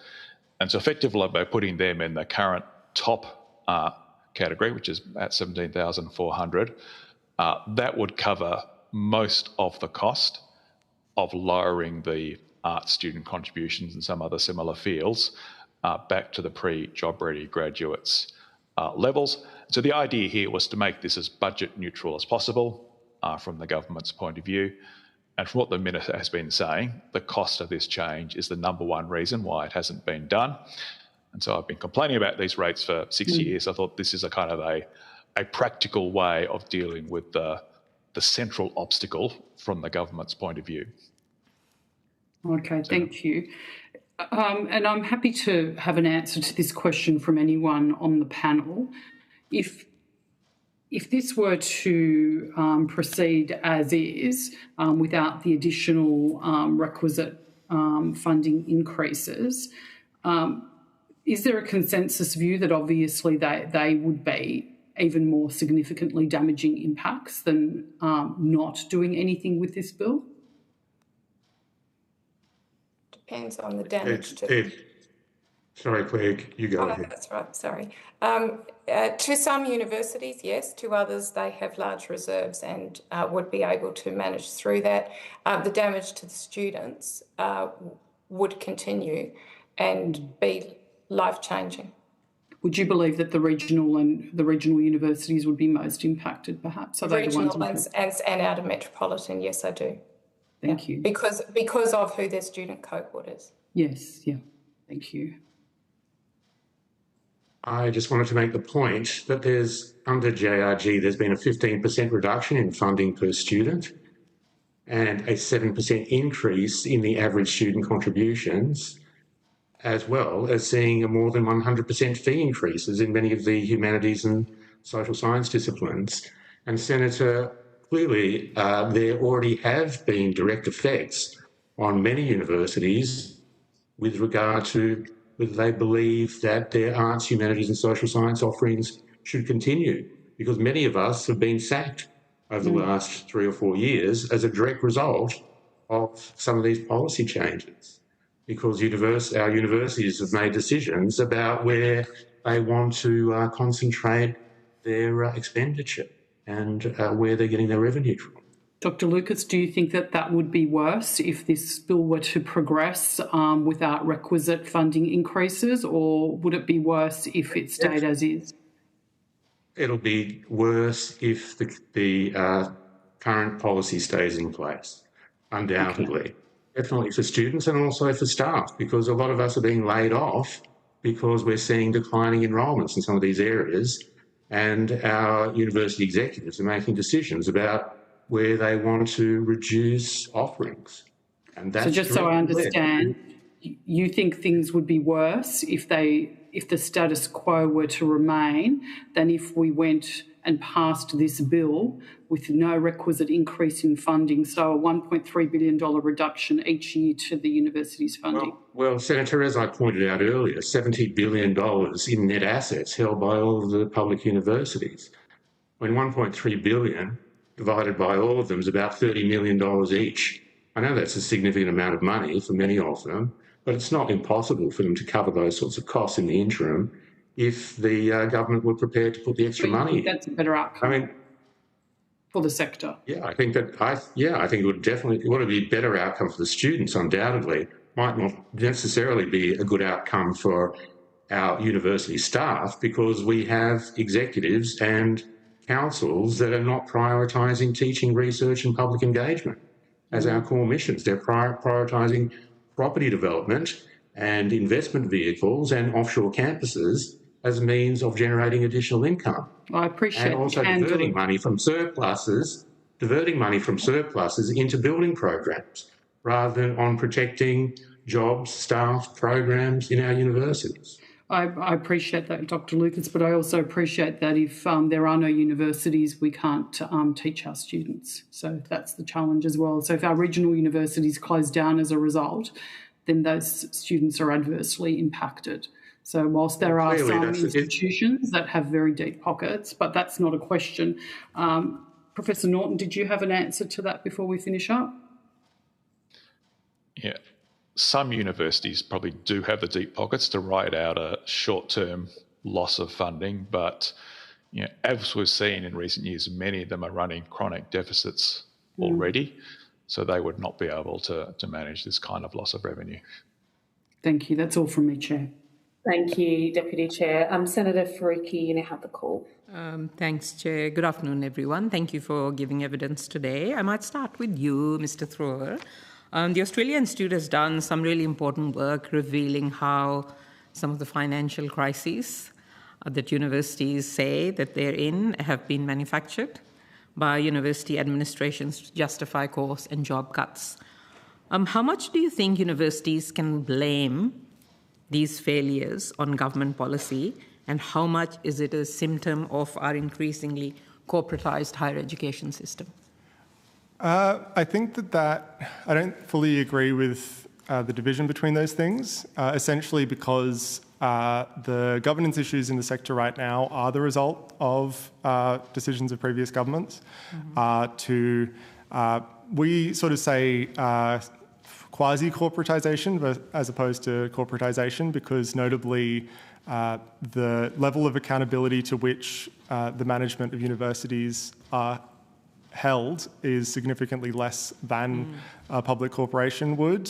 So if the analogy sort of works in terms of a university council, the majority of the members are appointed by the council or a subsector or a minister on advice of council members or things like that, whereas a minority represent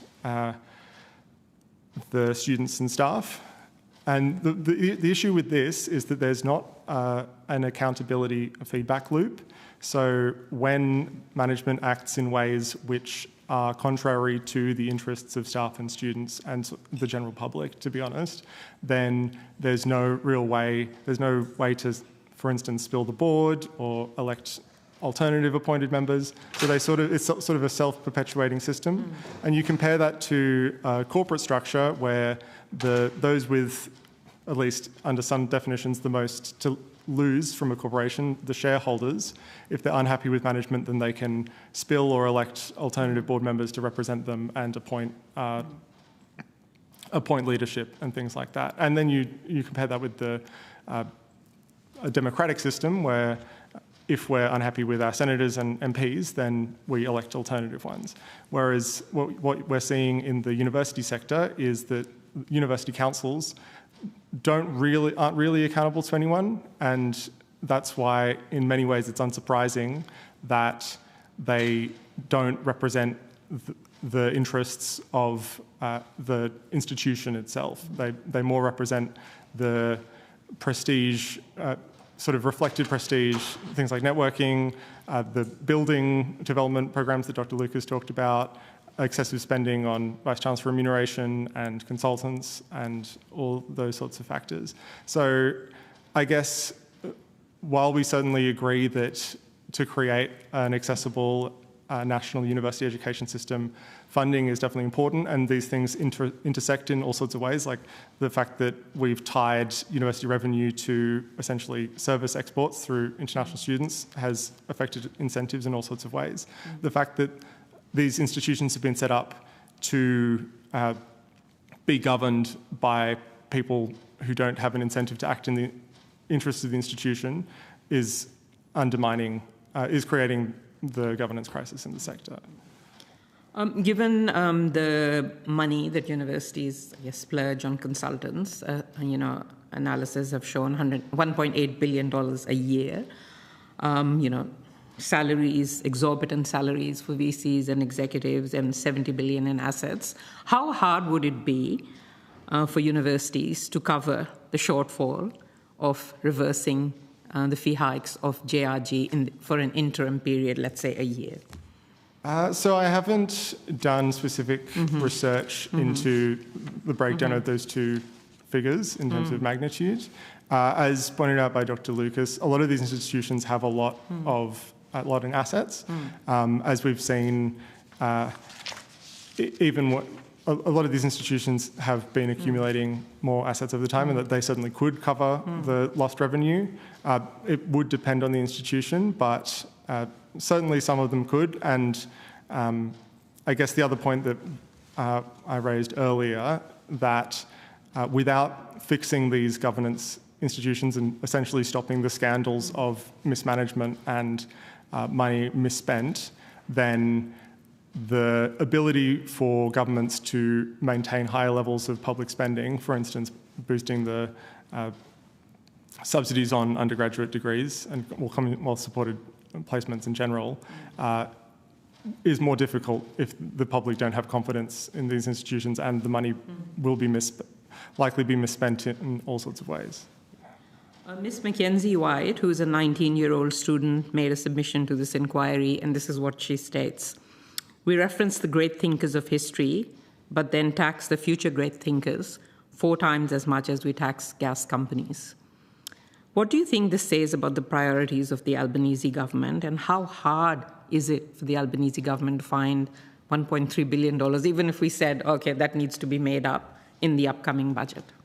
So this points to a statistic that we repeat a lot at the Institute, that the government collects more in HECS repayments that's generally student debt repayments, than it raises from the petroleum resource rent tax. There's all sorts of options available to the Albanese government to increase revenue. Most prominently currently is the campaign around, I guess, public campaign that we've seen around a 25% gas tax.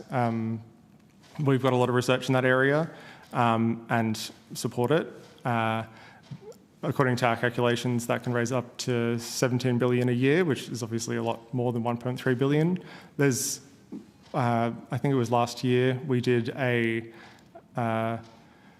Raising Revenue Right report by Greg Jericho, which outlined a bunch of the other options. So in addition to the gas tax, there's things around reforming superannuation tax concessions, the capital gains discount, which hopefully we'll see something from at the moment. But essentially, there's all sorts of options to raise revenue. and achieve all sorts of other public outcomes, which put $1.3 billion in the shade. The government could raise significantly more revenue, and it could definitely fund this $1.3 billion gap. What would you say to some university VCs we've heard from this morning, and also some of the organisations who represent those university VCs who we also have heard from this morning, who say the bill should only pass if it is accompanied by more funding for universities? I mean, essentially that says is keep punishing students till there is funding that the government agrees to. What would you say to them that is important for this bill to pass as a first step to reversing some of the massive inequities it has created? Well, I think it's quite an artificial breakdown between this, the status quo and this bill passing and nothing else happening. The fact is that the government has delayed action on this for a significant period, and that has harmed students both that enrolled and those that decided not to because of fees being too high.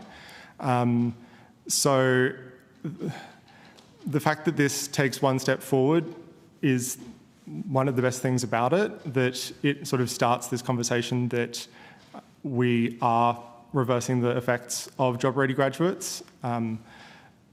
A lot of things could happen after if this bill did pass.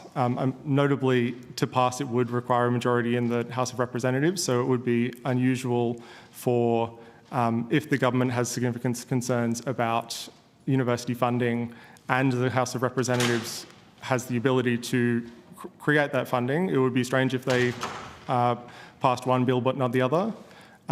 So essentially, yeah, the cost of delay so far has been significant. The costs will continue to mount, and the benefit of this bill is that it starts the journey to stop the harmful effects of job-ready graduates and hopefully reverse some of those impacts. Yeah. Dr. Lucas, if I could go to you. In your submission and Dr. Guthrie's, you have said that you strongly support the reverse job-ready graduates fee hikes bill as a necessary interim measure. Could you kind of reiterate for us why you strongly support this bill? Well, it's primarily because of the inequities around the current bill, because it hasn't produced the outcomes that it was intending to produce. It's been generating long-term liabilities through growing help debt and extended repayment periods. I mean, we've gone through all of the reasons why we think that it's bad policy and that it should be repealed. So I think it's fairly obvious, or it should be fairly obvious to all of the members what the problems are. And what do you say to those, the same question that I asked Mr. Thrower, what would you say to those people who have, some of whom have advocated this morning that they agree with the intent of the bill, but it shouldn't pass unless it's accompanied by funding, which, as I said earlier, is effectively punishing tens of thousands of students for at least another 2 years, if not more? Sure, Senator, and one of my earlier answers, I basically agreed with what you just said, that if the bill is passed, which seems unlikely given, that it probably won't have support from the Coalition or Labor, even if it were passed, as I've noted previously, the public universities have got $70 billion in net assets. The impost spread across all of them for 39 of them would be about 30 million. A significant number of them could cover those costs. Some of the regional universities would probably struggle, but there is something that the federal government could do, and that is claw back some of these assets that the universities have acquired and use some of those assets to redistribute to the regional universities. I mean, it's one idea. There are plenty of other sources of income that the federal government could draw upon to redistribute back into tertiary education. And basically, the ALP has got a discount on the bill for tertiary education as a result of this policy. So they've been empowered. This is the 4th year that ALP federal government has been in power. So essentially, however many billions of dollars they've saved over that period, which they could quite easily put back into the system if they so desire. Yeah. Oh, thank you. And Ms. Field, if I could ask you the same question, like what argument would you give those who this morning said, we love the intent of this bill, and mind you, these are all VCs, or most of them, and organizations who did not oppose the JRG, when it came in and acquiesced to it. What would you say to them when they say, oh, this bill should only pass if it is accompanied with $1.3 billion of extra funding? We owe it to our students to take the first step. It would have an impact on the regional and some of the outer metropolitan universities, and that does, I think that's deeply disappointing, but nonetheless, when you weigh up a cohort of students, 5, 6, 7, 8 years, how long are we as a society prepared to accept that we are either burdening, again, these first in family, First Nations, low SES students with a lifetime of student debt, trying to make their lives better and build a future for themselves. I think we owe it to them. But I also, if I may just briefly say, I also think we owe it to ourselves as a country that the skills that are being called for, even I put it in my submission, even the Assistant Treasurer, Dr. Lee, has quite clearly said the skills that Australia needs from an economic and productivity perspective, as AI is transforming job roles and the work that we do, we need more people graduating with these skills. So there's an equity argument that we need to act on, but actually it's in the economy's interest and the public interest. And Ms. Field, under JRG, do you think that we still, the cost has been moving over years, but specifically under JRG, the cost of education has moved even more to students. Do you think we still have a public education system under the JRG, or are we fast moving to, another model? Well, it's a bit ironic, isn't it, that I'm a student at a private university researching its establishment, and I'm the one who sort of pointed that out. And I pointed it out when it first came in. It was one of the things that truly shocked me.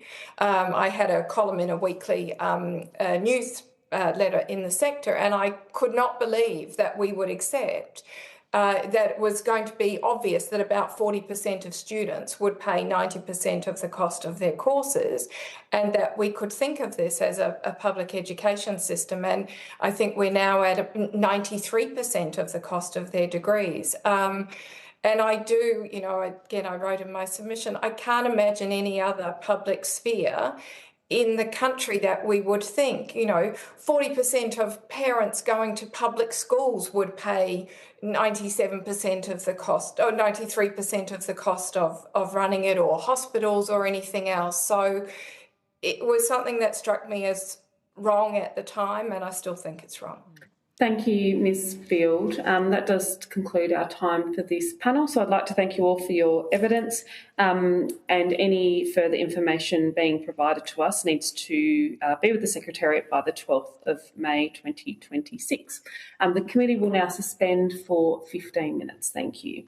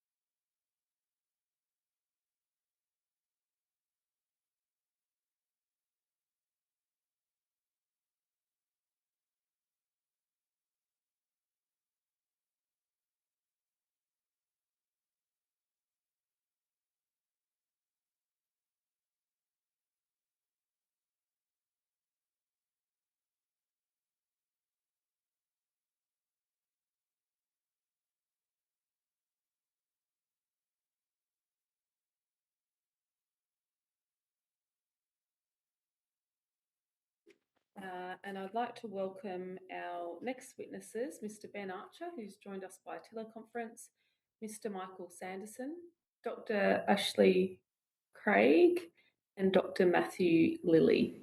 I'll just double check you've got my audio in the room because I feel like I can see confused faces. It's better now. Much better now. Okay, great. I understand that information on parliamentary privilege and the protection of witnesses giving evidence to Senate committees has been provided to the witnesses. For the Hansard, I'll ask you each to please state your full name and the capacity in which you're appearing today, and we'll start with Mr. Archer. Thank you, Chair. My name is Ben Archer. I'm appearing as a researcher in University Study Hubs. Wonderful. Thank you, Mr. Archer. And in the room, if you could introduce yourselves and the capacity in which you're appearing. Michael Sanderson. I appear as a proud member of the Great Unwashed. I am Ashley Craig. I'm a member of the Research School of Economics at the Australian National University, although I'm representing myself as an individual, not the university.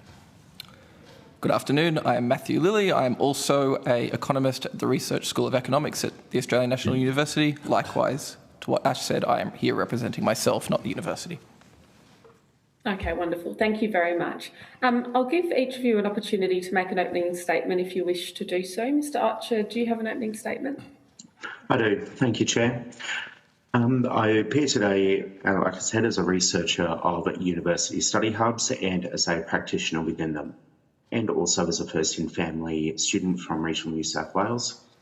Before I begin, I also want to acknowledge that I am on the unceded land that is shared between the Awabakal, Darkajum and Wanabrewa peoples. As I said, I'm an academic support officer at 2 regional university study hubs in New South Wales. I'm currently completing my PhD in the effectiveness of university study hubs through Adelaide University. 22 years ago, I moved from the regional community of Boston-Curry, excuse me, to the big smoke of Newcastle as a first-in-family person to undertake university study. From my role at the University Study Hubs, the Job Ready Graduate Scheme has a very real and human element to it. I'll tell a couple of stories. I'm going to change their names and some details in order to protect their privacy, but these are real stories based on real people. I'll start off with Daria. Daria completed Year 12 last year and she achieved an ATAR of just over 60. Her Workforce Australia provider referred her to the study hub after she had been on Centrelink support for a significant period of time. Daria grew up in a family that has a long history of trauma and loss, which she also experienced firsthand during her childhood. Books are an escape, and she has a very strong love of literary fiction. She wants her adult years to be different from her childhood years, and she is determined to break the cycle of trauma within her family. We developed a pathway for her through a Bachelor of Arts, transitioning into a Masters of Teaching, and her lived experience will make her an extraordinary classroom teacher. However, the day that Daria begins her career, she will commence with a challenge of dealing with the HECS debt of $59,304. I'll mention a tradie who I met who is currently working in the mines. His back is starting to give out on him and he recognises that his time working in the pit is coming to an end. He wants to continue contributing to his local community and is wanting to complete a Bachelor of Social Science with a major in policy studies and is wanting to pursue a career in local council. The total cost of his career as a mature age of his career change by pursuing this as a mature age student will be more than $52,000, and that is on top of his lost wages from the time he takes out of his current work in the mines. There's a mother who I counselled recently whose children have now commenced school. She is intimidated by the challenge of commencing a Bachelor of Accounting. At the age of 33, a degree costing just under $50,000 was enough to convince her that it was actually more financially prudent for her to return to work stacking shelves at a local supermarket. And then finally, there was a neurodivergent man in his mid-20s who I spoke with very recently who is passionate about legal aid and passionate about providing legal services to people who were unrepresented within his community. He calculated that he will carry a debt of $87,000 if he pursues his ideal degree of a Bachelor of Arts, Bachelor of Law, and that if he remains in the legal aid system, he will unlikely ever pay off that amount. These are not marginal cases, and these are the students who we have set up study hubs for all over Australia. That arithmetic has changed in one generation. The cost of my entire four-year undergraduate degree is less than what these students pay in their first year. Within my research, I said that the Job Ready Graduate Scheme is not working the way it is designed to. The scheme was built on the assumption that raising the price of some degrees would push students towards others. Excuse me. That's not what happens. I don't see students switching from arts to health in my work. I see them walk away from higher education altogether. They take underemployed or insecure work, and that is well below their capability, and they stay there until they eventually decide enough is enough. By the time I meet them here in the study hub, they are juggling online study with children, cost of living, health, and other caring responsibilities. This doubles their risk of dropping out of their degree again and being lost to higher education. For every year we add on to a student's degree completion, we double their chance of them dropping out. That means us here in the regions, we lose these students twice. We lose them firstly when they do not become the teachers, the social workers, or the engineers that we need. But in addition, we also lose them when they come back to attempt higher education and the cost is just too much. I want to make it clear, I support this bill, For 3 out of the 4 students I have introduced, it will cut tens of thousands of dollars from their HECS debt. But I need to make it very clear that this bill is a starting point. It can't be the end of the conversation. We need to have rungs of the ladder at every level. Thank you. That ends my opening statement. Thank you, Mr. Archer. Are there any opening statements within the room? Shall I go? Thank you, Chair, and thank you to the committee. We're Matthew Lilly and Ashley Craig, economists at the Research School of Economics at the Australian National University. We want to be very clear at the outset. We support broad access to higher education. Both Ash and I are beneficiaries of Australian education. We both did our undergraduate education at Sydney University before heading off to the US to get our PhDs. So we're beneficiaries of the HECS Help system. And our view is that HECS Help is one of the world's most successful higher education finance systems. Our argument is specifically about the structure of student contributions and how that should work across different fields of study. 3 facts anchor our position. The first is that the primary beneficiary of a degree is the individual who earns it, through higher lifetime wages and other benefits. There are modest social benefits to society rather than to the individual themselves that come with other people obtaining degrees, but the evidence does not support the claim that these are particularly large, nor that they vary substantially across fields. Certainly not in a way that supports very large subsidy gaps, such as a gap of 15 times between similar humanities subjects. Second, the HECS Help system already ensures that no qualified Australian is prevented from attending university by upfront fees. The 2025 to 2026 reforms, which involved marginal repayment, repayments only beginning at incomes over $67,000 per annum, have made it even more protective. In short, students who do a degree and then have poor job market outcomes tend to not repay a single cent of the cost of their education. The corollary of this is clear. Increased subsidies or reductions in fees do not benefit them because they were already not paying a single cent. The beneficiaries of cutting fees or increasing subsidies are overwhelmingly high earners. Because access is already in place, those high earners are the people who benefit from changes and increases. Third, much of the discussion of JRG focuses on whether or not JRG caused small or large changes in what students studied. In particular, many of the submissions cite a paper by Yong, Coeli and Kabatek coming from a 2023 paper, that only 1.5% of students changed their preferred field under JRG, to argue that the policy failed. The argument is that JRG wanted more students to do STEM, only a small number of students changed, and therefore the policy was a failure. However, many of those same submissions argue that the policy was punitive and priced students out from doing arts degrees. It's hard to take both of these claims simultaneously seriously. They can't both be correct at the same time.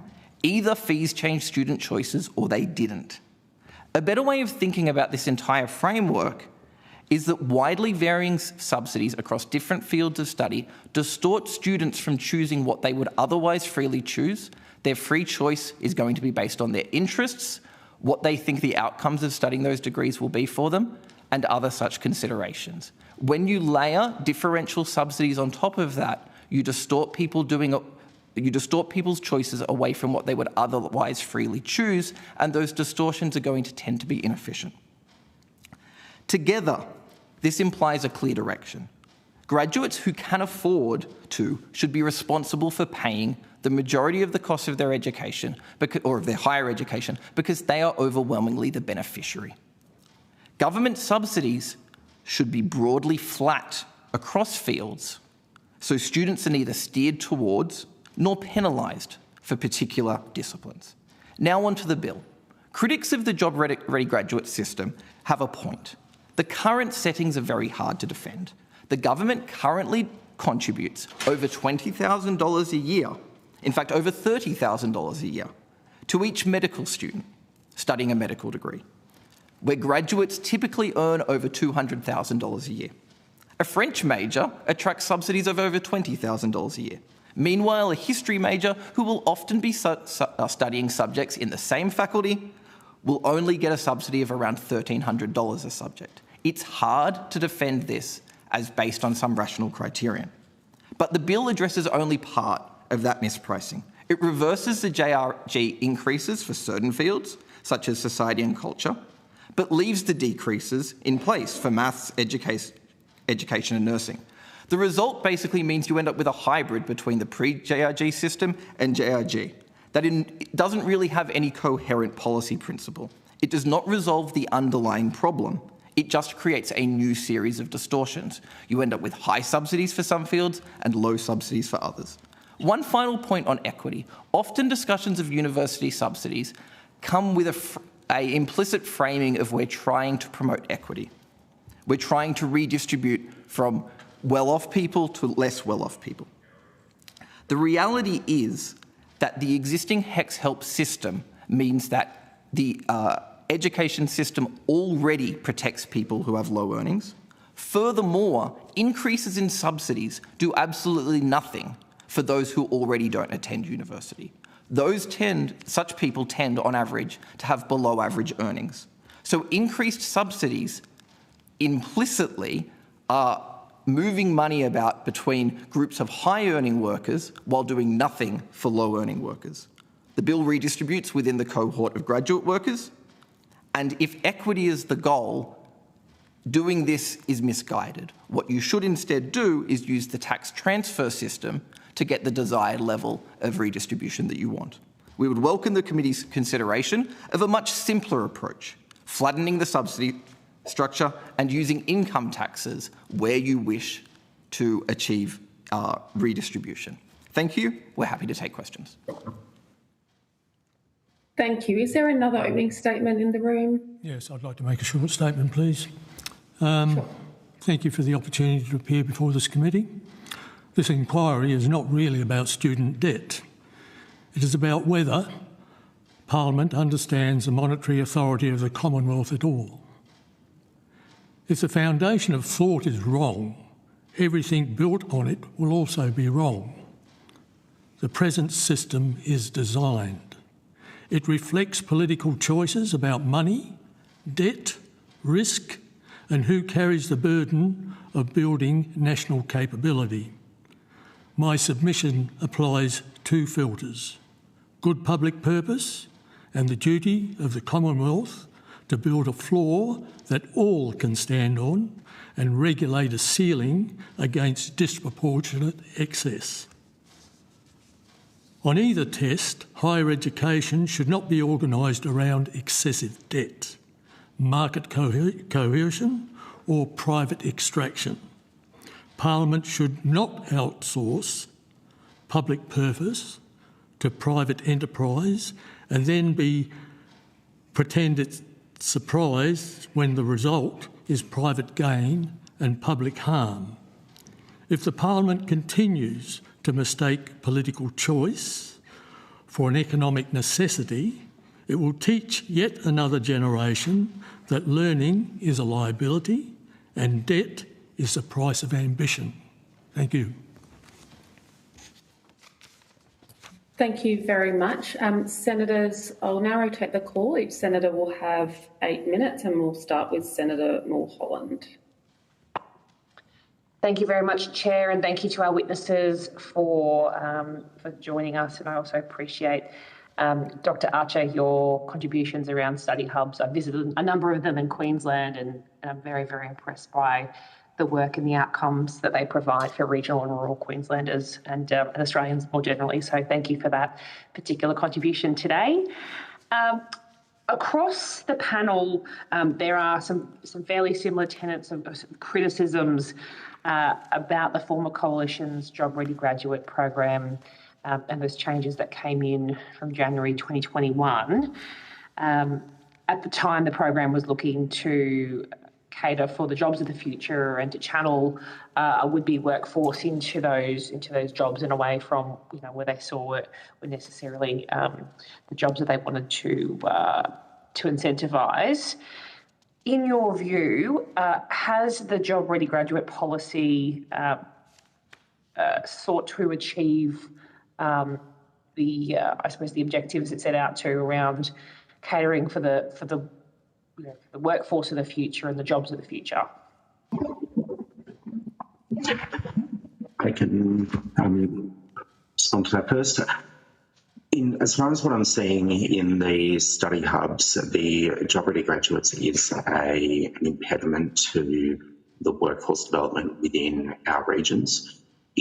Since the Job Ready Graduate scheme has come in and we are now getting to the end of the first cohort of students whose entire study experience has been framed through the JRG, the conversations I'm having are more around personal benefit to study and work as opposed to finding the exact jobs or the exact roles that people are wanting to achieve.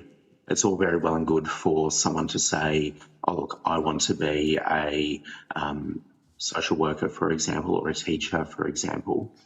But a lot of people don't actually reach that point until they've built up their confidence in higher education, until they have explored the career options out there. And I'll point to myself as a perfect example. I completed a Bachelor of Arts. At the conclusion of that degree, I made the decision to move into teaching, where if you'd have asked me that at the commencement of my degree, I would have pushed back very heavily on becoming a high school teacher. And that shift occurred once I'd had exposure to our education system. I developed a passion for the subjects that I studied, and that passion manifested itself into a vocation which I've been involved in education for the better part of 17 years, and I don't see myself departing from the education sector ever since then. Yet, had JRG been implemented, there is every possibility that I would have decided university was a risk too far, and I would not be operating the capacity that I am today in regional New South Wales. I'll open that up to the rest of the panel if anyone else wanted to comment. Yeah, I'd be very happy to comment. Can I go ahead? Yes, of course.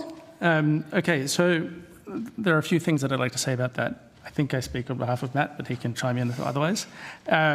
First of all, you mentioned that the government was trying to target the jobs of the future. I think one thing that most of us can agree on, meaning Matt and me and others like us, is that the government tends not to be very good at picking which jobs are the jobs of the future. You can see that there have been quite revolutionary developments just in the last couple of years, for example, that was unanticipated. And so I really don't think that's a great role for the government. And if they do think that they have information that people don't have, then you can tell people about that and let them make their own choices, picking things that are majors or degrees that suit their aptitudes and interests, etc. And then in turning to whether it was a success or not, not many people switched, as this paper by Coelho et al. Shows. And so in some sense that shows it's a failure in the sense that it didn't move people. Arguably, in our view, it would actually not be a win to get people to switch away from the choices that actually suit their aptitudes and interests. But if you take it on face value and say the intent was to get people into higher paying jobs, for example, then on face value it was still a loss. So either way, whether it moved people, then it's a failure. If it didn't move people, then we still see it as a failure. We should just let the government leave people alone and make the best decision for them. So one thing I will quickly chime in to add, whenever we're saying something like jobs of the future, there's an implicit question of what do we mean by that? Now, as an economist, if there is demand for a skill and there is unmet supply for it, that will tend to result in high market wages. So, for example, we see that very skilled software engineers can earn large amounts of money. There's been a software engineering boom in the last couple of decades. Conversely, other skills, being a skilled engineer can earn lots of money. And implicitly, you would want students, when they're choosing their degree, to take into account everything that's relevant for them. It is fine for a student to be motivated by higher career earnings. It is fine for a student to be motivated by what interests them, what is fun, what they have particular aptitude for, and so forth. What we would not want is situations where a student, if they were fully informed, would choose to do one degree, but because they lack information, they choose to do another. And something that I think has come out in some of the discussions about JRG is there doesn't seem to be particularly good information in the public sphere about exactly what the returns to different degrees are. So some people argue that JRG was flawed from the outset because, in fact, STEM workers don't actually have better employment prospects than arts graduates. Other people argue the reverse. And something I find curious is the Australian government has access to extremely good data on who studies what and what their career outcomes are. And I think the Australian government probably should try and make that information available to prospective students. Not because a student should or has to do the degree that is highest earning, but that should be provided with the information that exists so that they can make a choice.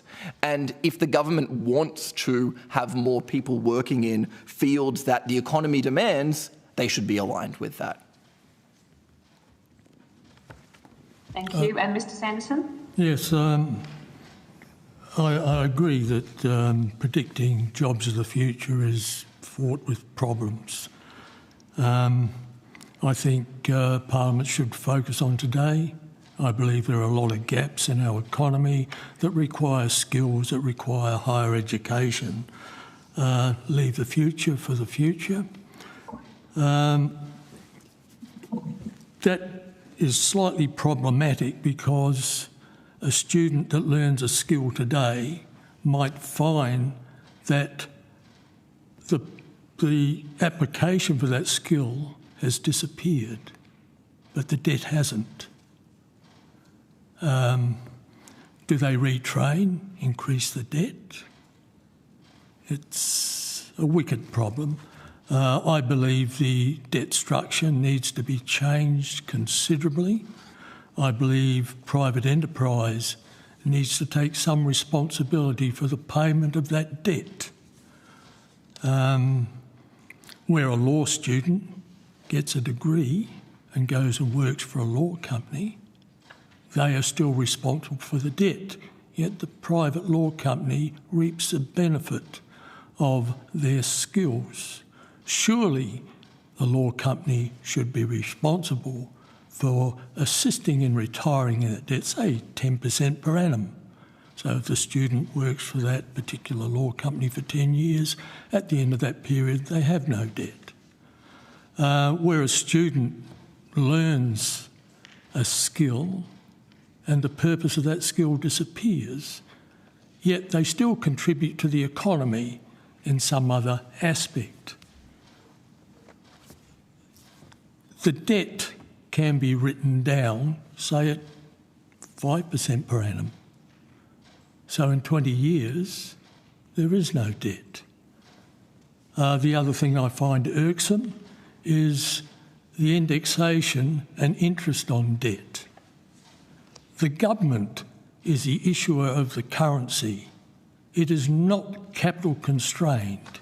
It doesn't borrow from private enterprise. Taxation is not funding to a currency issuer. Why are they burdening students with these charges when there is no corresponding expense to the federal government?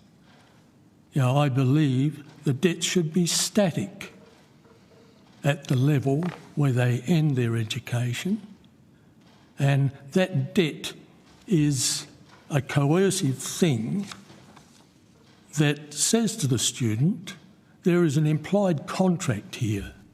There have been people in our community that have worked to feed you, to house you, to transport you. They're paying it forward. And at some point, you have to also pay it forward to the next generation. It is not a private transaction. You know, I think there's probably enough at this point. Thank you. Thank you very much. I need to pass the call to Senator Kovacic now. Senator Kovacic. Thank you, Chair. And thank you all for your time today. Dr. Lilly, just something from your opening statement. You were talking about fee cuts primarily benefiting higher income earners or higher earning graduates, sorry. And you talked a little bit more about the redistribution of equity being through the tax and the transfer system. Could you sort of briefly give me sort of an idea of what you mean by that and what that would look like? So obviously the existing tax and transfer system already engages in lots of redistribution. You know, we have a tax system that you earn enough money, you pay 7 cents on the dollar, low income earners pay nothing. Above that, you've got all sorts of welfare programs like family tax benefits and so forth. So sometimes people say above and beyond that, because people who do certain fields have different earnings, that in addition to the usual redistribution you can do through the tax system, you should do extra redistribution by subsidising degrees that lead to lower earnings by more. And effectively our argument is that is a mistake. What the government should do is not distort the choices. They should let people freely choose what is best for them. And then any redistribution you want to do, you have other means for doing that. In fact, you know, doing it through the tax system is far more powerful. As a simple example, if you have a garbage truck driver who earns $70,000 a year and you have someone who does an arts degree and earns $70,000 a year, why would you want to give more subsidies to the person who does the arts degree? If they have the same income, why would you want on net to redistribute income from the garbage truck driver to the arts graduate? So basically the argument is it is a mistake to use the education system and subsidies for different degrees at different levels as a way of trying to fine-tune redistribution. If you want to do redistribution, we already have tools for doing that. We already use those tools extensively. So are you talking about like a different form of tax deduction or something like Yes. I'm trying to, the specifics of what you mean. Okay. So an important point which you sort of touch on is that, so to give an example, in corporate taxation, we tax companies on their profits. We don't tax them based on their raw earnings. The reason for this is companies can make investments. Those investments are costly that then allow them to earn money. We don't want to distort the investments they make. So for that reason, we allow them to write off their investment costs against their earnings and only pay tax on the profit. The same logic holds for education. Higher education is primarily an individual investing in their own, what we as economists call their human capital. And the logic would be that if you pay for a degree with post-tax earnings, but then you earn extra money and then pay tax on that money and only get to keep the post-tax amount, then you're going to distort people's choices and they won't get a degree. They may not get a degree, even though it would be better for everyone if they did. The simple fix to this is, instead of having these random subsidies for different degrees, just allow people to pay off their HECS debt with pre-tax income. So it would actually just be a very simple, as a matter of mechanism designed to be a very simple change, keep the HECS system as is. When people earn enough money, they repay HECS as it currently is, and it just repays with their pre-tax income, rather than using different subsidies. Would it be okay to very briefly add something to that? Sure, please. I agree with everything that Matt said. Sometimes HECS is increasing subsidies for low-earning graduates is seen as somehow benefiting very low-income earners, because some of the people who actually graduate are low-income earners. I think that's the wrong way to see it, because HECS actually makes sure that anyone who is above the median salary, annual salary, actually doesn't pay anything. And below, sorry. And that means that any increase in the subsidy actually doesn't benefit the entire bottom half of the income distribution. And so if you're trying to support people with low income, this is not the right way to do it. Mm. Yeah, so basically we're answering the question in the wrong way across the board. Yeah. Mm. Thank you. Mr Sanderson, you note that you support the bill, but you also say it's not a complete redesign of higher education. One of the clear concerns in this bill, and something that my concern has grown throughout the day, is that effectively creates an unfunded $1.3 billion annual gap to universities, some who may have the deep pockets to cover it and some that may not. Are you concerned about any potential adverse consequences of this bill if it is passed as is, and what would be your key concerns? The bill is fundamentally wrong. It's coercive in its nature. As I said before, the federal government isn't capital constrained. It can fund anything it wishes that's for sale in Australian dollars. It's up to you blokes to put pressure on the Parliament. I think there's a fundamental misunderstanding of what tax is at the federal level. We've had a few comments about the gas tax. If we tax the gas company, whatever it is, 25% or whatever they require, we'll have all this money to fund education. But that tax isn't revenue to the government. Why would something that it can produce in infinity be revenue to the federal government? Just on the gas tax itself, we don't need the gas tax, we need the gas. And that's what people are missing out on. Ken Henry, in his deposition to that particular inquiry, he threw the old, the young are going to be paying off our deficit. That's garbage, especially coming from an ex-secretary of the Treasury. We could get rid of bonds tomorrow and the debts would disappear. They could use other fiscal muscles to do the job that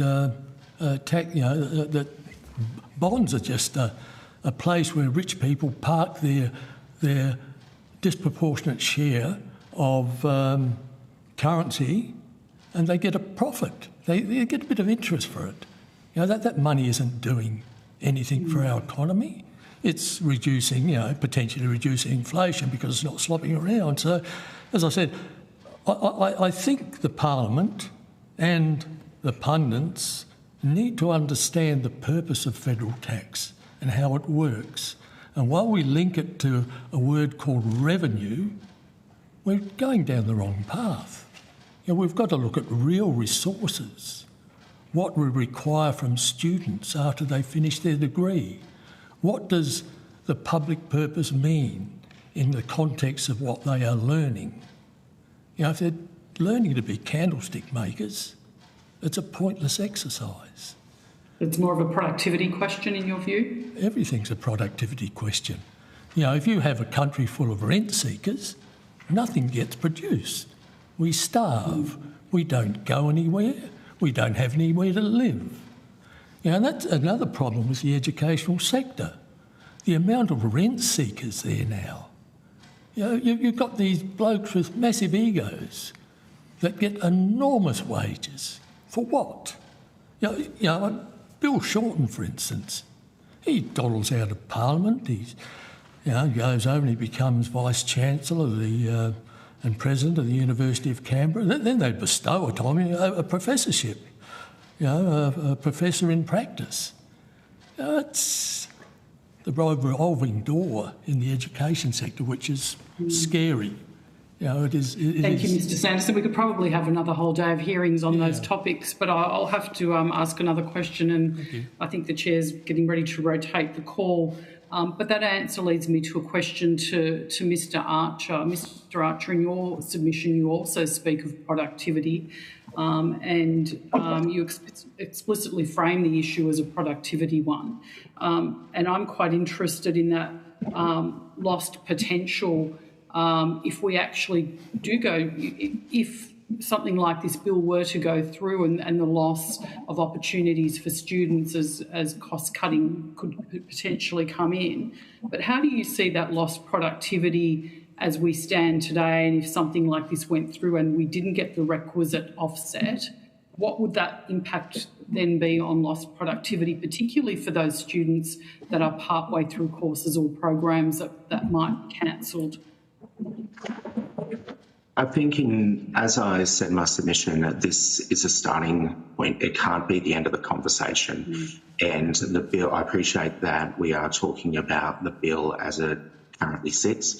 And the important thing to note, particularly here within regional, rural, remote New South Wales and Australia, is that we do have lower uptake of higher education. We have lower levels of employment. We have higher levels of skill shortages.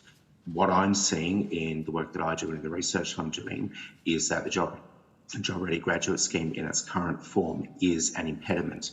Now, what I appreciate the bill as it stands would remove, as you said, $1.3 billion out of the higher education system. There are sufficient resources within the higher education system to absorb that loss. The question is whether or not we have university leaders who have the ability and the mettle to go, you know what, our regions need people studying in these areas. We are willing to take the loss on these degrees because it is part of our social contract to make sure that we are delivering skilled graduates to the areas of Australia that are currently underserved by our existing higher education system. And my understanding, though, correct me if I'm wrong, is there are some larger institutions that have been around for a long time that could absorb those costs until there would be some form of correction. But there are many smaller universities and regional ones that could not absorb that cost at all. And then what would be the impact of those effectively being forced to close their doors, particularly on regional opportunities, and then that, as I called it, that lost potential and that lost productivity? Well, we are already seeing that. In the 5 years I've been involved with study hubs, I've seen the number of universities offering arts degrees shrink and shrink and shrink, and the opportunities within those arts degrees shrink and shrink and shrink. But surely that would get worse if you took $1.3 billion out then. If that $1.3 billion is in there and it's shrinking, you take out $1.3 billion a year. Let's just say this took 2 years to do, $2.6 billion out of the system. Surely that has an impact. It does have an impact. However, I would also say that it is, again, this bill cannot be the end of the conversation. And I know it's not, but it has an impact while it's that first step or crucial first step, or those same words that seem to be used over and over. There is an impact between the beginning and the end, because there is that funding gap of $1.3 billion a year. Yep. I'll let you finish, Mr. Archer, and then I do need to rotate the call. Mr. Archer. Yep. There will definitely be a gap. We will see the market change and alter. I don't believe that we will see in the space of 2 years universities suddenly shutter their entire arts degrees. We will probably see a phasing out or a teaching out of some arts degrees, but that being said, we have a very large market opportunity in regional areas, and there's no doubt in my mind that if one player steps out, there will be another player to step in and fill that breach. Sure. Thank you, Mr. Archer. Thank you, Chair. Thank you. Senator Freaky, you have the call. Thanks, Chair. Good afternoon, everyone. Thank you for coming here to provide us evidence. Mr. Sanderson, if I could start with you, because I was a little bit confused by the response you gave Senator Kovacic about whether you support the bill or not. Because in your submission, you clearly start by saying I support the bill. And in the conclusion, it says this bill should pass. It should pass because the fee hikes were unjust, distortionary, and damaging. They burden students for choosing legitimate fields of study. They use debt as a mechanism of behavioral control. They reflected a shallow and punitive understanding of what higher education is for. So I just want to clarify with you, do you support reversing the fee hikes of the job-ready graduates? Yes. Okay, good, because I thought you gave a different answer to Senator Kovacic. No. As I said, you don't let a good decision support a bad decision. Yes. Okay. So you support the reversal yes. because of the reasons. It's wrong. Yeah, that you have stated. Okay. And you have also, I think in your submission, you've described JRG as a crude market lever imposed on a public good. I know you've said a few things about that. Could you kind of elaborate a little bit on that? And how has JRG distorted the higher education system even further? I don't think it's achieved its aim. As I say, you're taking choice away from kids. I'd like to probably expand on this just a little bit. Yep. I believe kids are going to education without the assistance of sound advice. They're exposed to a marketing campaign, and a lot of kids get into degrees or start a university education, and they step out. And to give you a practical example, I've got two grandkids. They both go in Newcastle. One entered a teaching degree, did a year, and then dropped out for a year to save up enough money for a placement. And it's a fundamental error in the educational system. If they're going to send a kid out to Parkes or Orange to do a placement, and the kid has to pay for education, accommodation of that, that's unfair. The education system should pick that up. It's not an impost. My other granddaughter did a year in nursing, and she lived with mum and dad, so she had a bit of support that way. But she dropped out because it mucked up her social life. Again, she had concerns with placement again, the cost of. The family isn't wealthy. The system's flawed. The system's been monetarised to the point that it's no longer fit for purpose. We're looking at dollars, not at skills. We're looking at something in the future, not what we need now. I hope that answers the question. It does. Yes. Thank you. And Mr. Archer, firstly, thank you for sharing the stories of your students. They were pretty heartbreaking, I have to say, and I hear these stories every week. The decision that people are making not to go to uni because they just cannot afford the burden of the crushing debt that they will come out with. So based on what you said, would you agree that JRG is stopping people from pursuing their educational dreams and what they want to do in life? 100%. I'd actually say it goes a step further in that it stops, it defers, it delays. I have yet to speak with a student who has said that because of the JRG, they have more options open to them. Rather, they are constantly asking, is this going to be worth it? And the arithmetic of it is getting harder and harder for them to justify. Yeah. And I think you shared earlier your story. You were first in family as a university student. Yes. And if JRG was in place when you started, would you have gone to uni? I can't answer that because I'm one of those people who made a decision based on the information available to them at the time. At the time, the cost of my degree was less than the first year of a student entering that same degree now. So I honestly couldn't answer that question. I would say that it would definitely have had an impact on my decision making, and I don't think it would have been a particularly positive impact on that decision making process. Sure, yeah, no, I understand that. Just to clarify with you, do you support this bill that we're inquiring into to reverse the fee hikes of the disastrous job-ready graduates package, and as a first step in rectifying the inequity it created?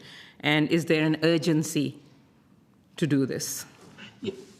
Yes, I definitely support the bill as a first step, and there is an urgency to do it and continue that conversation and look at ways in which we can improve the existing funding mechanisms for our higher education system, with particular focus on our regional universities, who are essentially the drivers of human capital growth outside of the East Coast and metropolitan areas of this country. Yeah. Thank you. I know we're fast running out of time, so just my final question, Dr. Lilly and Dr. Craig. As far as I've gathered from the evidence you provided, you're no fans of a public education system, and I guess you see universities as job factories for individuals to serve the economy, which is quite different to the view of what I have of public education. But putting that aside, your submission states that even at the current fee levels, essentially no Australian citizen who qualifies for a Commonwealth-supported undergraduate place is prevented from attending by upfront fees. Today you have heard the stories of students who are being prevented from going to uni because people don't want to sign up for a lifetime of crushing debt. We have heard evidence and inquiries throughout the last few years, Senate inquiries, where students have told us that because of the debt they have, they cannot get a home loan to buy a car, they cannot get a home loan to buy a house, and there are many other ways that kind of impact their life. And also, you may have seen research by IRU that says that for the courses with the highest student contribution rates, that is HAS and Law and Commerce, because of JRG, low SES commencements have declined by almost 20%. So I guess, when you came to that conclusion that no one is prevented, even with these high fees, did you look at this research? Did you talk to any students? Did you talk to any low SES students? Did you talk to First in Family students? Did you talk to First Nation students? How did you come to that conclusion? So when we say that no one is prevented from doing a university degree, what we mean by that is everyone, if they qualify, which, there are obviously criteria here, can take out a HECS loan. If you are poor, the correct, correct is a strong term, but the correct thing to do is to take a HECS loan out. HECS is a great system for providing access. But it's stopping people from going to uni. HECS doesn't stop people from going. Just admit that you were wrong. If people choose not to allow the witness to please finish their answer. If people choose not to take up a HECS loan, ultimately that is their choice. If the government wish to compel people to take out HECS loans, I guess they could explore that, but of course there are good reasons for not doing that. Now, one may wonder what it is that leads to a student who would do well in university, who it may well be in their life interest to go to university, to not take out a HECS loan. That's an interesting question. It's worth investigating that further. If there are students who, for some reason, would benefit from going to university, but don't take out a HECS loan because they perceive it as a unfair or a crushing option, that is likely a false belief that it would be good if they had better information about. Something that's very important to understand is that people do not begin to repay a HECS loan until they earn over $67,000 a year. That's roughly the average wage. So anyone who earns below average never repays a single cent of the cost of their degree. You've not listened to anything that I have said. That means that there is substantial protection. So obviously, if furthermore, over over the course of your lifetime, an average Australian earns something like $4 million. The return to a degree is meant to be something like 20 to 30%. So someone who does a university degree is likely to end up earning, on average, something like $500,000 to $1 million more than they otherwise would if they do a university degree. It should be possible in the vast majority of circumstances, if a university degree increases your wages by $500,000 to $1 million, anywhere in that region, it should be possible for you to take out a HECS loan and repay it. If for whatever reason something untoward happens in your life circumstances and you never obtain those higher earnings that traditionally people do when they do a university degree, then you don't repay the debt. I suggest go and talk to some of your students about this. Thanks, Chair. To move to the department, so it's time to conclude this panel, but I'd like to thank all witnesses for the evidence they've provided us and also the submissions they've made. If you're providing further information on notice, please do so by the 12th of May. You're free to depart, and I'll call officials from the Department of Education to the table.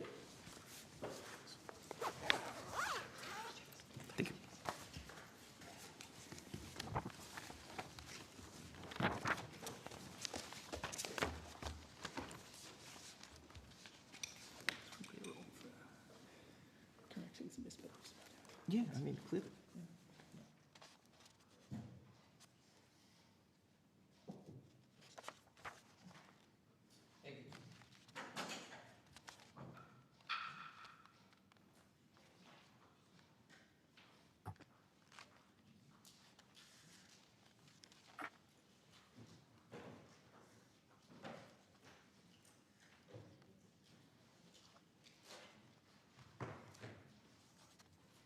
Okie doke. I think we've got everyone at the table, so do have a slightly different script for you. I'll get that underway.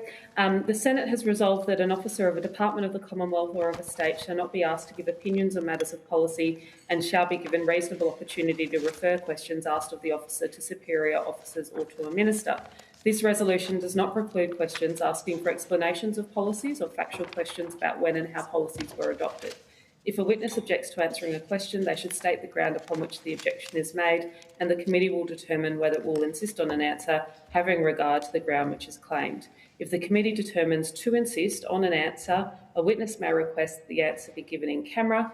Commonwealth officers appearing today are also reminded of the Senate order specifying the process by which a claim of public interest immunity should be raised. A copy of the order is available from the Secretariat. I understand that information on parliamentary privilege and the protection of witnesses giving evidence to Senate committees has been provided to you. For the Hansard record, could I ask you each please to state your full names and the capacity in which you're appearing today? Dr. Fleur de Crepney. I head up the Market Analysis and Data Branch at the Department of Education. Thank you. Jessica Moore. I'm the First Assistant Secretary, Policy, Payments and Data in the Higher Education Group in the Department of Education. And Felicity Ryan. I'm the Assistant Secretary of the Higher Education Policy and Engagement Branch. Great, thank you. Do you have an opening statement? We do not. Okay, I am going to go to Senator Faruqi. I've got a number of senators seeking questions. We have 20 minutes left, so it will be 5 minutes. And please look at the clock yourself so I don't have to hustle you to move on, all senators. Yeah. Senator Faruqi. Thanks, Chair. Thank you for being here. Has the department costed any options for reversing any aspects of the JRG package or done any cost-benefit analysis on any of it?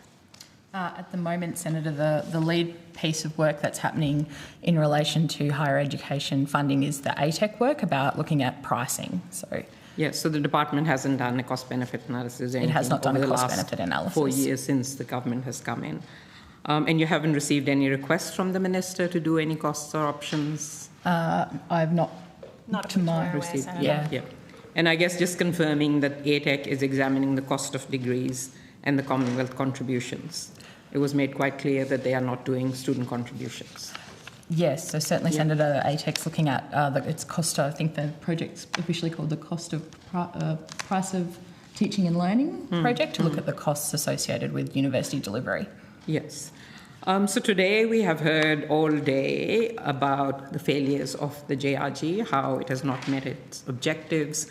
A number of people have raised the fact that the universities accord recommendation that Australia needs to more than double our number of university graduates by 2050, and the national target of 80% will not be met with JRG in place. I'm just wondering if you've done any work on that to the department to show that you will meet those targets even with the JRG, or what are the parameters that you need to reach those targets? Has work been done?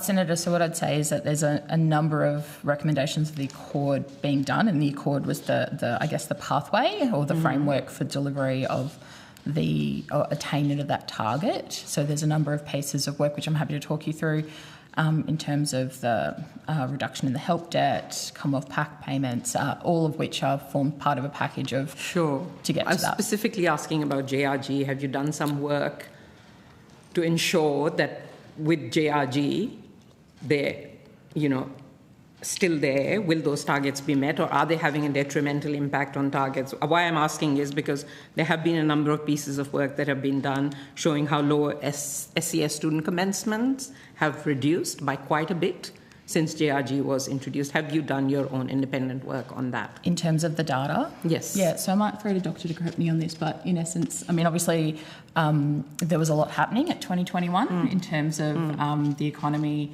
as well, which makes getting a fulsome picture challenging. It's over the 4 years now. It's not just 1 year. Yeah. So the work that you have done, does it show that under current settings with the JRG, you can meet the targets of the Accord or not?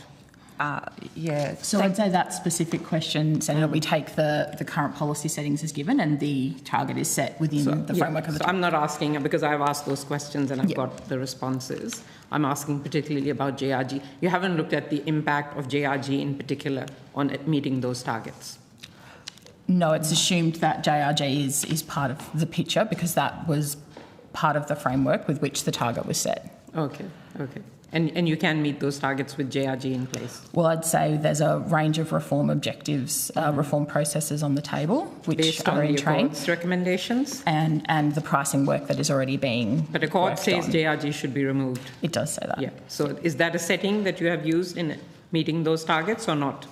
Because you said you've assumed that JRG remains there for the next 30 years. So I think what I'd said was the reforms, the current policy framework and the government's commitments under the Accord in terms of recommendations and that they're implementing are all taken as part of the picture with which the government is working towards meeting the targets. So that includes changes to funding settings, which are needs-based funding, managed growth funding. There's the pricing work being undertaken by ATEC. There's a range of kind of reforms in process. When putting the JRG package together, did the department hire Nous Consulting or use their services in any way? I'd have to take that one on notice, Senator. Could you take that on notice? And just really quickly, I'm sure the department has been assessing the effectiveness of the JRG. Have you?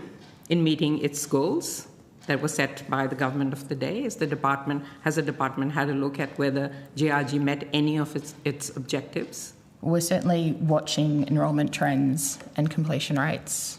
And has it improved accessibility for regional students, for instance? Has it actually increased graduates in areas of expected employment growth? Because from what I know, it's very like 1.5%, maybe. Is that numbers that you have as well? Oh, thank you, Senator Faruqi. We've done a sort of, simple analysis of what's been going on since JRG. It is complicated because of the time that JRG was introduced. We had very, very high enrolments as a result of the pandemic, and it was like an unusual circumstance. There was the economic climate sort of encouraged students to take up higher education, and since then we've seen a decrease across the board in enrolments, and in more recent years 2024 really is the first year that we've started to see that come back up out and return to sort of normal patterns of growth. So it's very challenging to understand whether JRG has had an impact in the way that was originally anticipated. We need to really dig into a whole range of factors that contribute to course choice for students. What we have seen is a decrease in the EFSL, so the estimated full-time study load, amongst the cluster 1, which is associated with higher student contributions. We've seen different patterns in enrolments by field of education that don't align necessarily with the student contribution amount. It's quite difficult to really get a sense of what is going on. Overall, in terms of headcount, numbers of students, like I said, we're tracking back up now above pre-pandemic levels in Commonwealth-supported places. So I think that we need more time, to be perfectly frank with you, to really understand the longer-term impact of JRG on enrolments and student choice. But there is some evidence that students are making decisions about which units of study they take, but there's less strong evidence about an impact on actual student enrolment numbers, even among low SES. Apologise, we do need to rotate the call. Thanks. So Senator Capacity, you now have the call. Thanks, Chair. I might put some questions on notice. Thank you, Chair.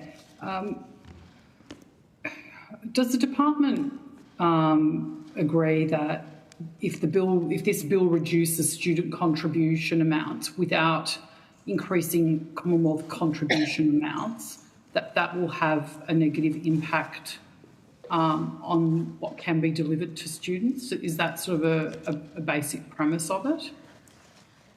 So certainly, Senator, I think if the bill decreases student contribution amounts without any other changes, so taking that as the only change, it would result in an impact, a financial impact on higher education providers. I think we've heard that today. Yeah, thank you. I just want to get that clear because there are different views of how it would happen. But for me, it's a simple matter of math. If you have less money to spend on something, then usually you're going to do less of something else. So, does the department have an estimate on the annual reduction in what universities would be able to expend their revenue, for want of a better word, if this bill was passed as drafted, or is your figure broadly consistent with the estimates of around $1.3 billion a year? Would that be accurate from what you're aware of?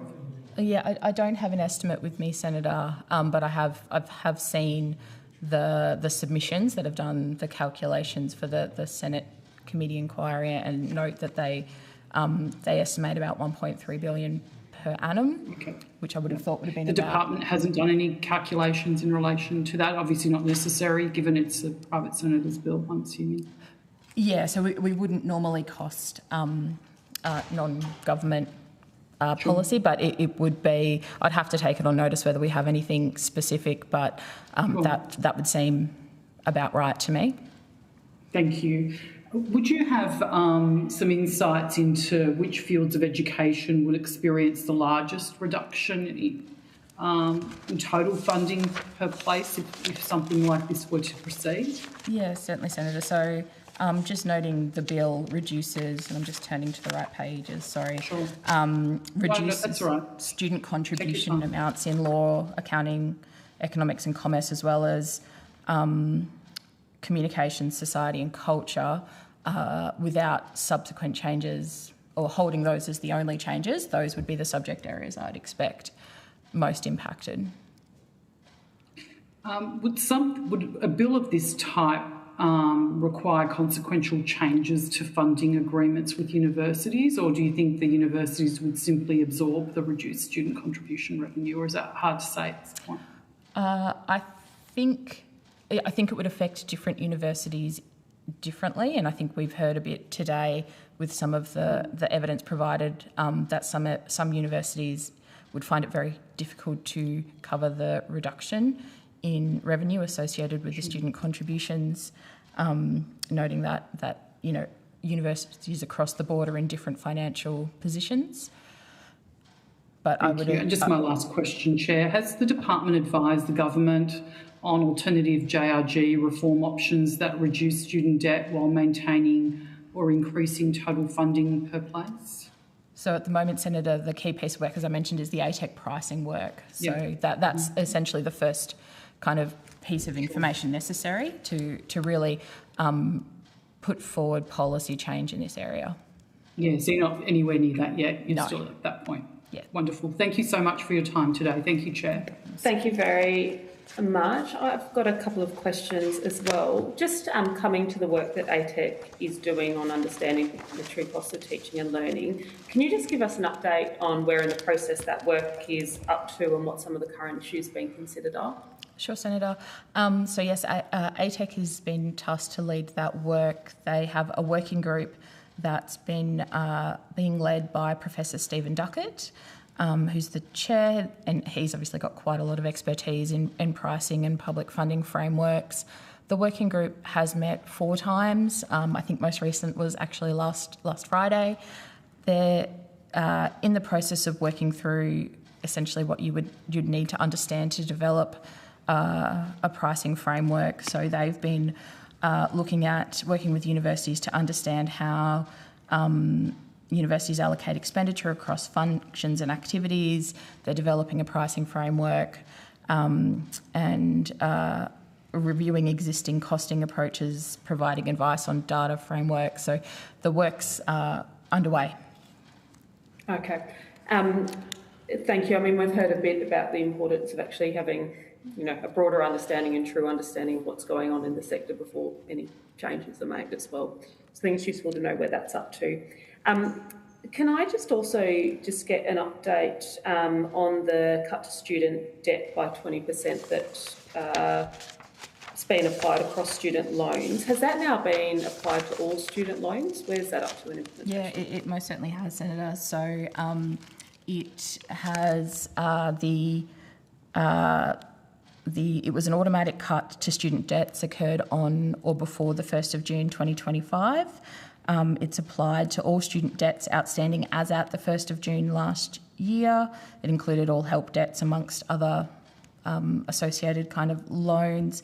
It's reduced outstanding student debt by more than $16 billion for more than 3 million Australians. The average person with a student debt received a reduction of around $5,400 based on an average help debt of around $27,000.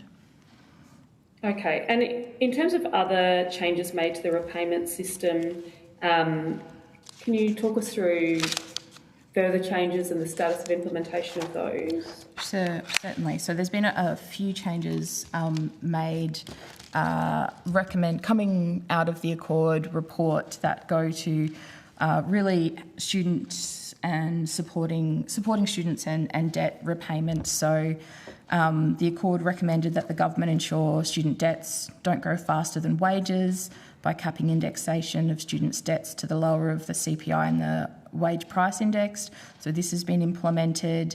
It has reduced outstanding help debts by more than $3 billion for 3 million individuals and ensure student debts will not increase faster than wages going forward. The Accord also found that having a student debt can impact individuals' ability to get into the housing market and recommended that the government review banking and lending practices so that it does not unduly impact an individual's ability to get a home loan. So this work has happened. The government asked regulators last year to look at, regulators and banks last year to look at guidance on student loans. So APRA's made targeted changes now to how banks treat student loan repayments when assessing home loan applications. There has also been the changes regarding repayment of help at marginal rates, which I think we heard from the witness that appeared before us. So changes took effect from the 1st of July 2025 to increase the minimum compulsory repayment threshold. So this means that, for example, someone earning $70,000 in 25-26 will repay $1,300 less under the new system, will be able to earn more before they start repaying their help debt. And when they do start repaying, they'll repay a smaller amount. That's on top of other things that have happened, like the study hubs investments, Commonwealth PRAC payments. I'm also, in relation to the Accord, I'd note ATEC stands up in its statutory capacity tomorrow, so that is a fundamental system reform that's being rolled out following the Accord as well. Great, thank you. Just noting we only have 4 minutes left. I'll pass to you, Senator Pocock, for the last 4 minutes of questions. Thank you, Chair. On multiple occasions, conceded that JRG is a failed scheme, but has also said that any reform of the scheme would be done by ATEC. We've now legislated the permanent ATEC. What progress has been made in considering reform options for JRG? Yeah, so certainly, Senator, I think as the first step in the process is the pricing work being undertaken by ATEC. So as I talked about, that's the pricing working groups met 4 times, and it really goes to this fundamental question of adjusting contribution rates, both government contribution and student contributions, and understanding the underlying policy intent there. JRG was trying to do a few things, as we've talked about today. One was to align student contributions with areas of workforce need or expected areas of workforce need, but it was also trying to align total contribution amounts, being both government and student contribution, with the actual cost of providing the teaching and learning by universities. So this is the step in the process. This working group's really looking at the cost of providing the teaching and learning so that we can better understand that. And what's the timeline for them? So they're working very quickly, so they'll continue that work throughout 2026. I don't have an exact timeline on me, I'm sorry, Senator, but I know they're working as quickly as they can. Mm-hmm. They haven't been asked to do it by X date or? Not that I'm aware just of, whenever. no. Okay. And your colleague said you need more time to assess the longer-term impact of JRG on enrolments. It seems to me the evidence presented to this committee is fairly compelling on this question. How much longer do you need? It's now been in place for longer under the Albanese government than the Morrison government. How much more data do we need to agree with what experts are saying? So I think what we're saying is that we certainly hear what the witnesses have said in the submissions to the inquiry. The data on enrolments, it's hard to pick out what is the driving element that we're seeing in the data. Is it the COVID pandemic and borders closed? Is it changes to the economic environment? Is it funding policy changes? So that's the challenge at the moment, is unpicking that based on just kind of 3 years of data. I guess I just looking at the Uni of Newcastle, they cited sector data showing that between 2020 and 2024, the number of low SES students starting a degree fell by 9.8%, compared to 2.2% for other students, and by 19.7% in high fee courses. Is that sort of trend worrying, or we just need more time to be able to tell? Well, Senator Pocock, we've been looking mainly at the high level in the data, but I think that it will take a fairly sophisticated modelling approach to really unpack whether or not JRG is driving a lot of the change that we see. I'm not saying it's not, but I think it may be one of many things that are contributing to student choices about enrolments. At a high level, for example, what we can see in our data is that there's been a 7.2% reduction in low SES commencing students between 2020 and 2024. That's overall low SES commencements, but if we look at Commonwealth supported place commencements, which are the target of JRG, it's 5.1% reduction.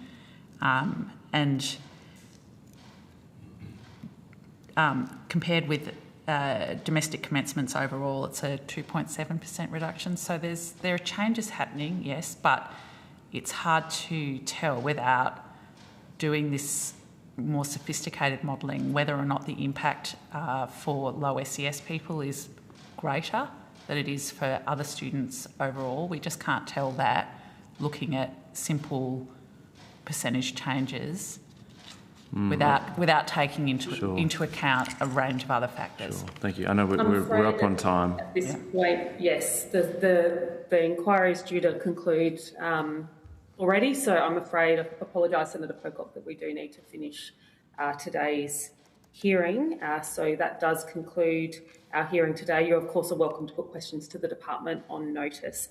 Thank you to everyone who's participated, Hansard Broadcasting and our Secretariat. The committee has agreed that responses to questions on notice should be provided by Tuesday, the 12th of May. The committee does stand adjourned. Thank you. Thank you for that.